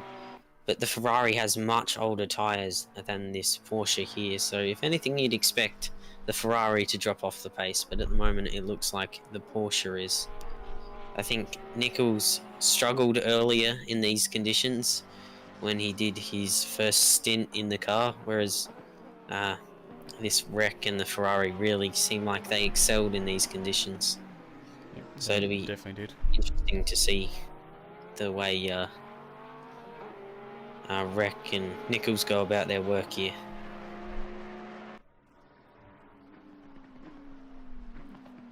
Yep, and it's starting to look to be getting a lot drier. The rain is starting to really ease up. Be interesting to see what the conditions play. The conclusion of this 4-hour race obviously has gone a little bit over time with the schedule. Currently 22 minutes past the hour with another 12 minutes to run. Various server resets and starts having to happen because tech issues. But nonetheless, as long as we get 4 hours of racing in, it all seems to be going well. And I think there was a bit of front left aero damage on that 689 Porsche. Looking at the left wheel arch on the front. Yeah, rightio. Yeah, I think we also had a spinner through Chapel, the 137, which I believe is running at the back, if I'm right. And yep, that does actually look like visible aero damage on the front and possibly side of this Porsche. Oh yeah, definitely. They definitely won't want that. Surprised, if anything, he must have done that recently, because I haven't seen him really go close to a wall, but they would have repaired that in a pit stop, definitely. Yeah, well, they probably just chose not to repair it because it does take time repairing as well, and sometimes it's best to stay out and let the aero damage just not worry about impeding the pace and losing track position. As we these two, Nichols and Wreck here, have got a huge gap on track. They've got a long way ahead of them to car 137 that we mentioned spins, Stafford for Vic Mania. He's a fair way ahead on track, and then they've got a long way behind them, so they've got a nice clean track and they're free to just battle away. And yeah, hopefully they can race cleanly and we don't have anyone taking each other out. Yep, hopefully not. As we see Nichols swerving to break the toe here, even though Reck's a good 1.4 seconds back from him. Could also be just trying to keep temperature in those tyres and try and keep them cold. As the rain does ease up and the track does start to dry ever so slightly. Still yet to see our leader pit, still yet to see a few pit, but you'd expect that Aston Martin would come in very soon, otherwise it'll have a decent sized penalty. Yeah, well, Nick Firth in the 301 McLaren did actually exit the pit just before, so they've done their pit stop. So we just got 4 more cars to make their pit stops. Hughes and Van Vliet, as well as Perry, all in the McLarens. And then of course Tricky, the race leader. I see him on the minimap come round. Yeah, Nichols is definitely trying to break the toe down Hanger Straight here. Definitely trying to break the toe. He's doing a fair bit of swerving, as long as he just doesn't do that under brakes. Just notice as well that the rain has stopped, so the track is now damp and going to dry with 8 minutes left in the session. We get down to 7/10 of a second, or a quarter of a second, between these two cars, P2 and P3. Yeah, the track's certainly starting to look a lot drier, and it looks like, especially online, I know maybe someone further down the order might gamble and chuck slicks on, but that's maybe what even I wonder, given they would have noticed the track drying, and this Aston Martin out front might even just be leaving it till the last minute, chuck some slicks on, so they have an advantage here, most likely, over the chasing cars with the track drying. It'd be a very smart strategy move from the 125 Aston out front. Yep, that possibly could be happening, but as Tom mentioned before, drivers likely to stick it out on the wet tyres. There's a time gained by making a pit stop onto dries. Means you lose more than what you do by staying out on the wet tyres.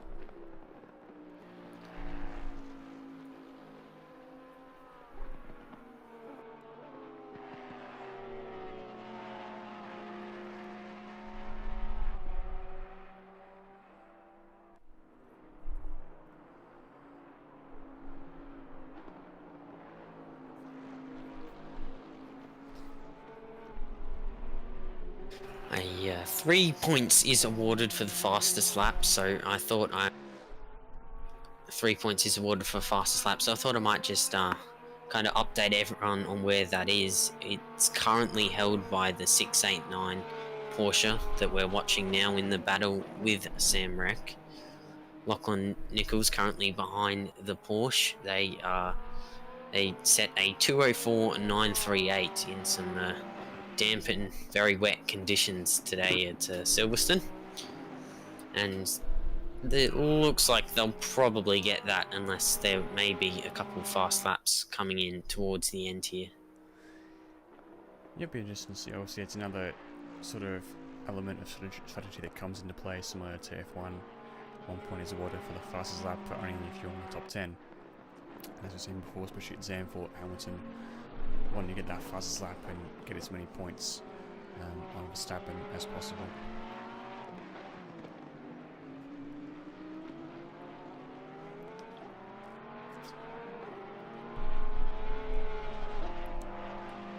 I don't think we actually noticed, but Guillotini's just disappeared. My timing here says that he left on lap 84. Yes, I was actually meaning to mention that. They actually had to retire. I didn't hear anything about that. So MGT and Aaron GT had to retire car number 405. Matt lost all force feedback, wants to go over the car. Everything was working fine prior to the multiple restarts, but jumping into the unknown went backwards for us. Tried to drive around it, but it just kept getting worse and was undrivable. We felt it was safer to pull her out, as we had some very close calls with other drivers and we don't want to ruin anyone else's race. So that explains the reason why that Bentley wasn't looking very stable when MGT was driving, as the number 45 McLaren, currently driven by M. Van Vliet, makes its final pit stop and is just behind this battle between Nichols and Mac for P2. Is the moment that we were talking to Tom Robertshaw about, who co-drives with Duke Delacroix for the 888. The 219 is just pitted. We were saying that they should be close when compared to where the 219 comes out compared to the 888. So it'll just be interesting to see as the 888 goes over the start-finish line and the 219 is still on the pit limiter. So that's a nice easy pass for the 888. and they are still the top Jandal car in P5. And here we go, the final pit stop for our leader coming up now, the 125 Aston Martin, driven by the Juraki brothers, looking in a very good position to win this race, has now pitted from the lead. And as he drops now and is going to exit the pits. That's a very, very comfortable lead over second and third, and that looks like that the win is assured as long as they stay on the black stuff.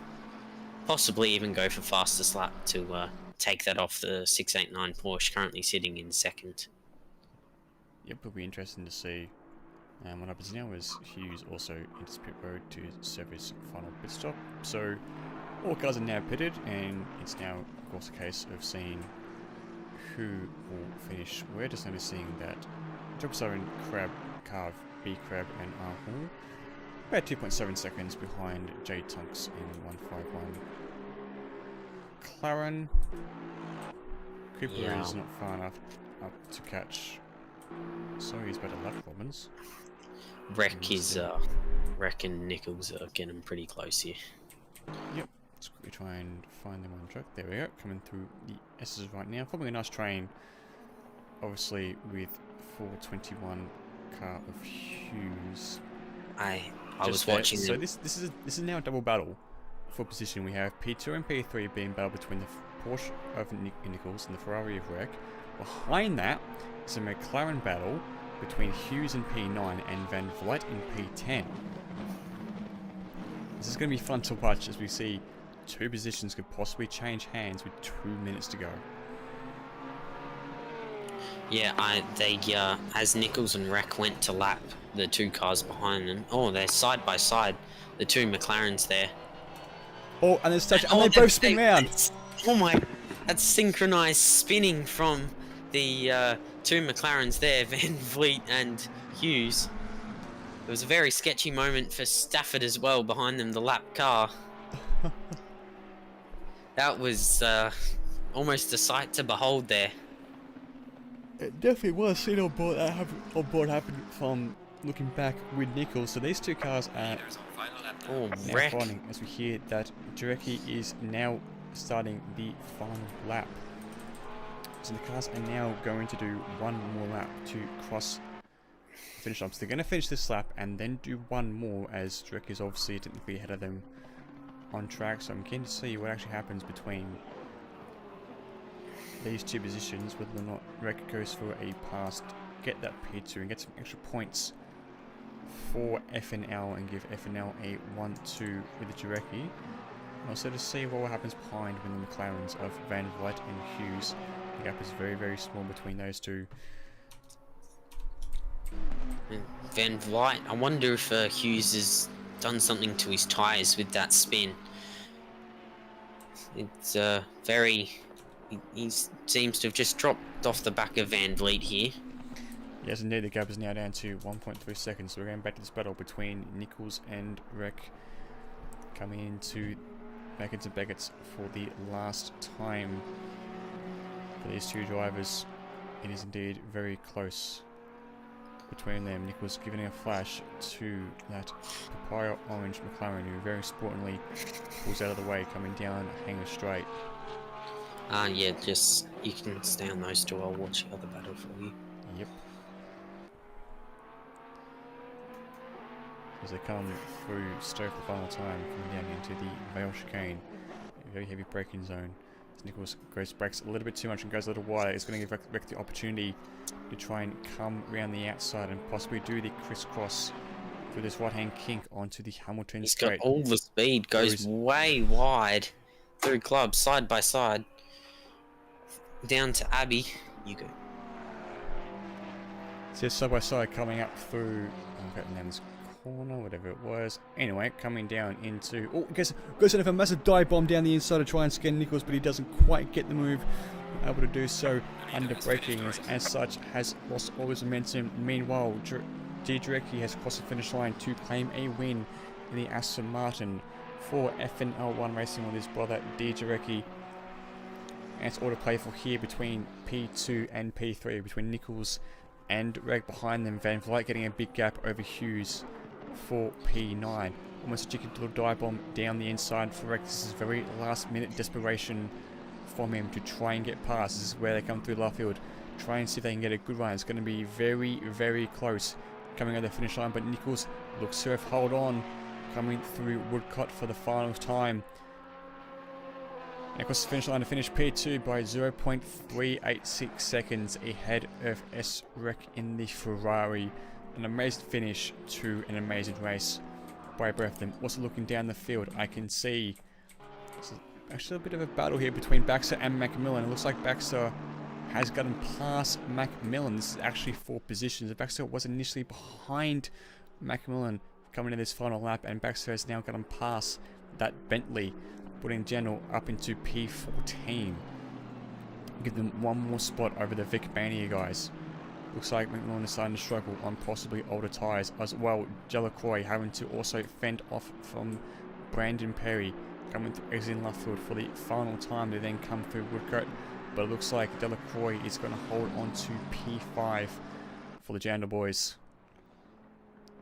And he does by 0.651 seconds. Baxter getting a 1.7 second lead over Macmillan. As we see again, McCullough really, really close. Just gets ahead of Foss by 0.25 seconds. And with that concludes all the cars crossing the finish line to end the 4 hours of Silverstone. What an exciting final few laps with lots of cars so close to each other.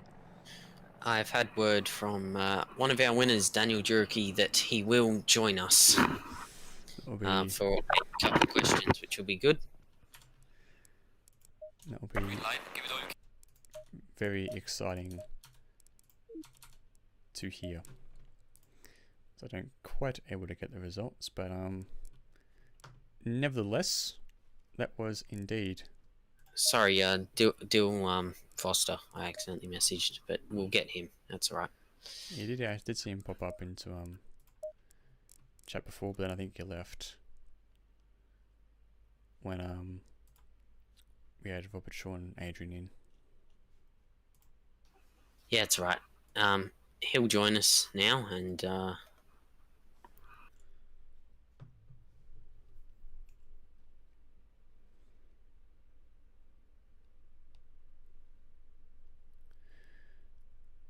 yes, a very exciting race there to end round 5. And we have here our winners, the 2 direct boys. Boys, congratulations on a very well-deserved win. How's it feel?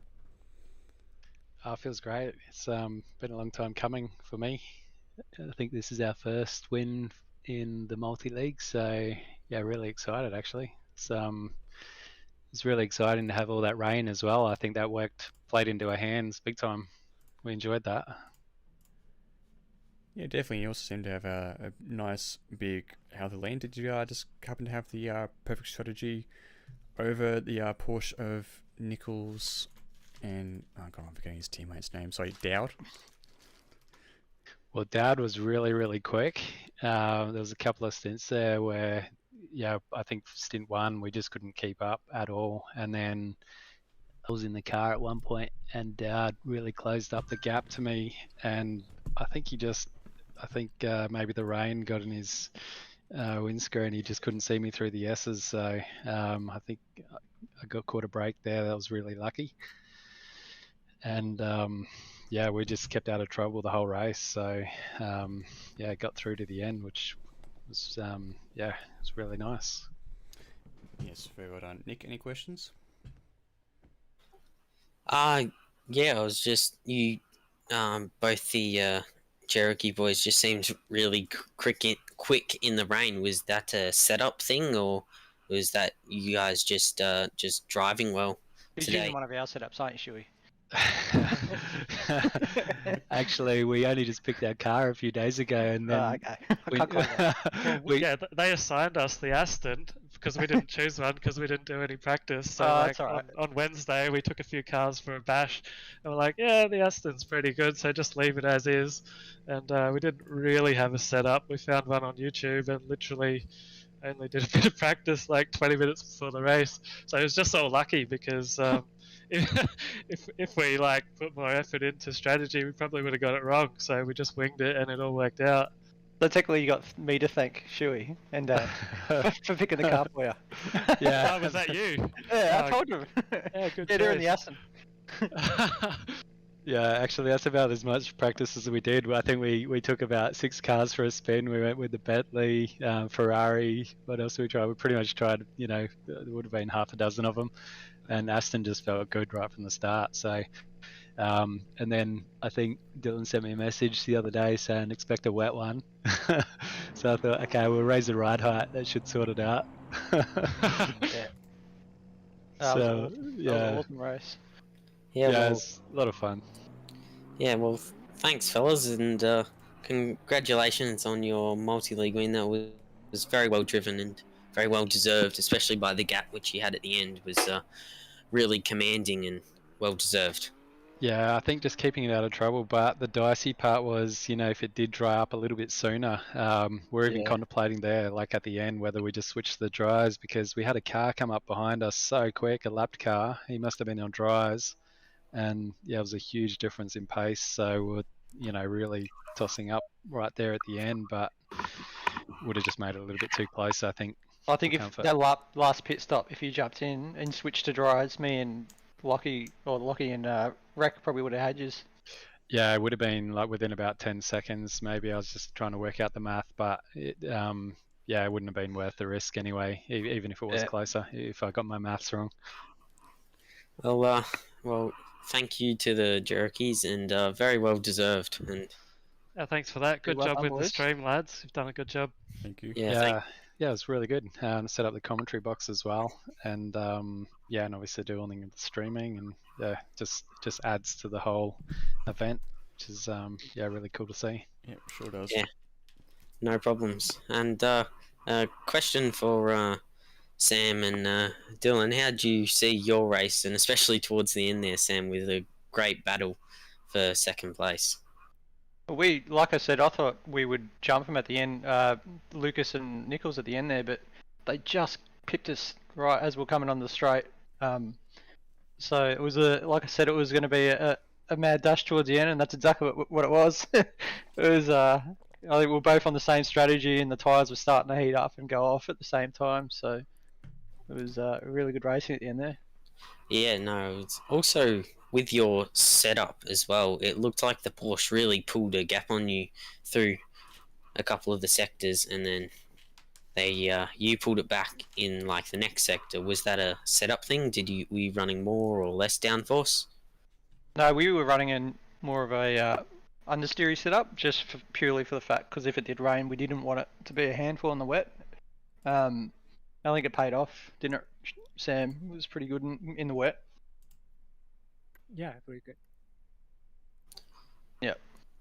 Yeah, well, thank you to all that have joined and let us interview, and congrats to the winners. And that P3 was great, guys. I was really unlucky at the end there with the Porsche. That was a great battle. Great to commentate and watch. Yeah, the battle between second and third was pretty awesome. Sorry, Dan, I had to tune out. Yeah. I was watching the battle with second and third there. That was pretty cool. Good. It was good fun. I was watching Sam. It was fun. I enjoyed the battle a lot. Hats off to them. Yeah, rightio. Thanks, fellas. Alright, lads, who's ready for another one? Oh yeah, maybe a couple of months. yeah. That was a yeah. I'm sure you guys will enjoy a nice, lovely beer or two now. Yeah.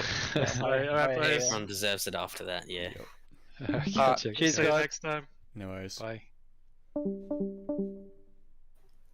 Yeah. Thanks, Woody. Thanks for a great afternoon. Yeah, it was definitely enjoyable. That was very enjoyable. Yeah. Yeah, it was good to have you commentate alongside me as well. Definitely made things a lot less boring, and it's actually good to sort of bounce off each other, and we actually seemed to actually work well. And Yeah. things and just sort of do stuff on the fly, which obviously, of course, trying to commentate, like streaming off OBS on the computer, and then not quite having the professional setup that other big people have, but yeah, it was good fun. Definitely learnt quite a few things. Shame I couldn't get my sort of grid walk thing to work out, but I'll get that sorted out next time. Yeah, that was alright. No, it was thanks for that, Woody. It was great, and I hope that you liked having my company. Yeah, no, definitely enjoy it. Definitely appreciate it. Yeah, who knows? We could be driving the next multi-league together while Mark and Andy commentate again. I don't know, man. Oh, you might chuck in a link for Dylan. He's just asked for a link to the stream. Oh no, Yeah. don't worry. Yeah, there you go. Yeah, you've put it in. Yeah, we'll see. I tend to be busy on Saturdays, so the only only reason why I'm able to do this stuff is because of lockdown. But we'll see how we go. But nevertheless, it was really good fun and enjoyable. Yeah, well, thanks for the great afternoon, Woody, and hope to see you. Are you doing season 5 for Jandal? Yeah, we'll see. Doing a lot of bike riding at the moment, so trying to get that 160 kilometers a day for 31 days is a challenge. So a lot of time I'm just riding all day. Yeah, that's fair enough. Anyway, thank you. I'm gonna hop out now, and thanks for the great afternoon. No worries. Take care. Have a good one. See ya. Whew, that was fun. The General Boys in for debrief. They sure are. Let's go draw the General Boys for debrief. We were 22nd. come last, been 21st. 21st. So. On your Woody. Anya Woody. Anya Woody. Yeah, big Woody. How'd the comms go? Yeah, it was actually quite enjoyable. I was hoping to use there's an app called SimHub that has sort of like overlays and stuff to use in ACC. Unfortunately, even with spectator mode enabled for the game, The stream's still going, Woody, by the way. I know that. Oh, because you're echoing in my ear. That's all. You have to, yeah. I don't think the overlays work in ACC unless you turn off full screen. You have to have it windowed. Yeah. Hey, just gonna. Thanks again, guys. I do appreciate it. No worries, Baxter. Cheers. Well, good. Love you. Bye. There you go.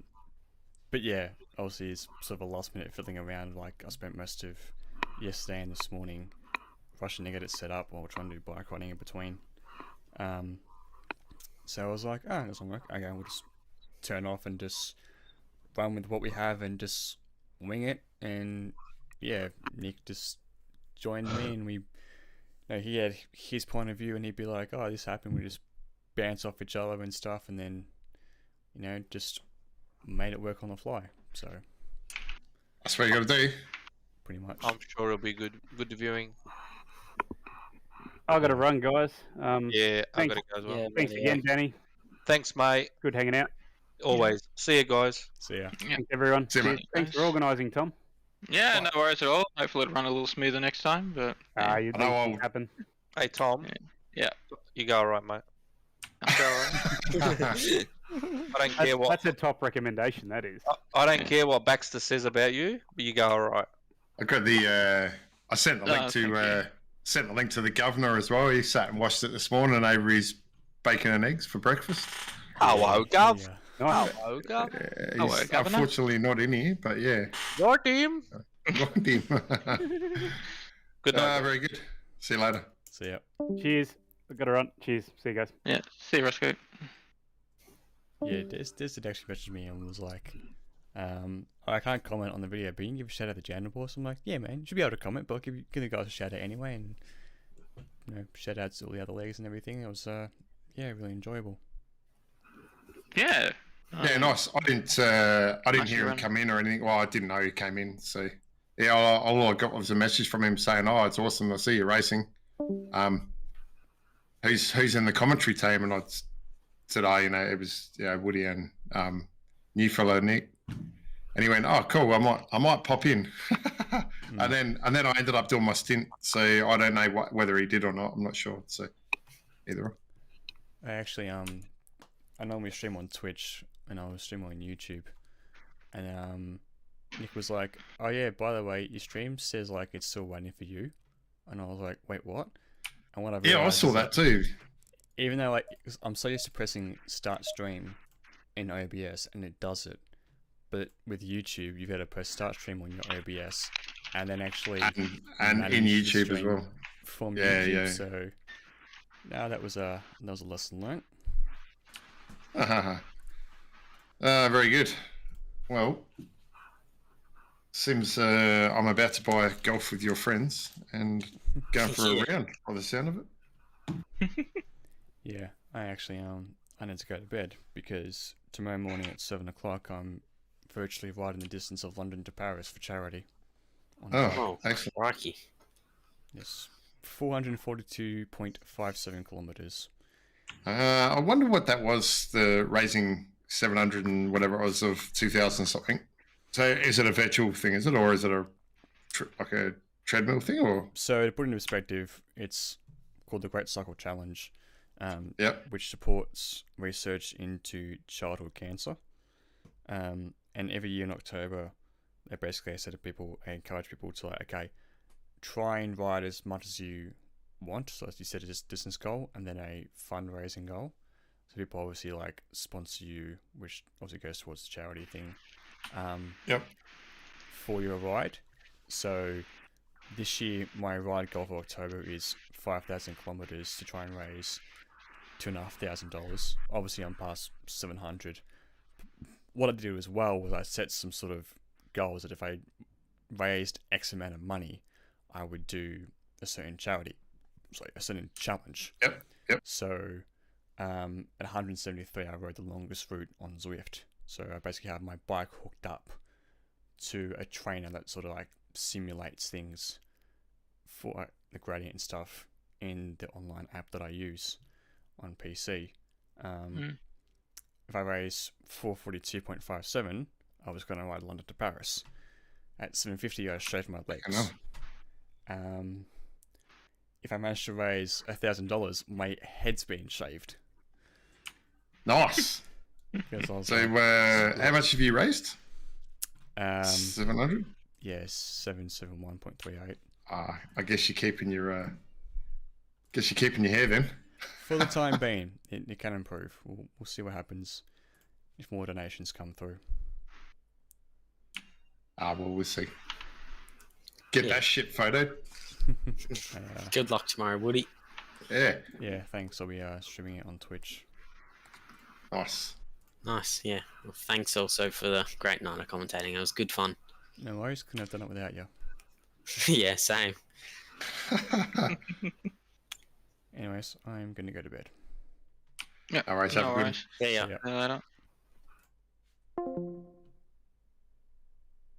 Alrighty. That's me done. Catch you guys later.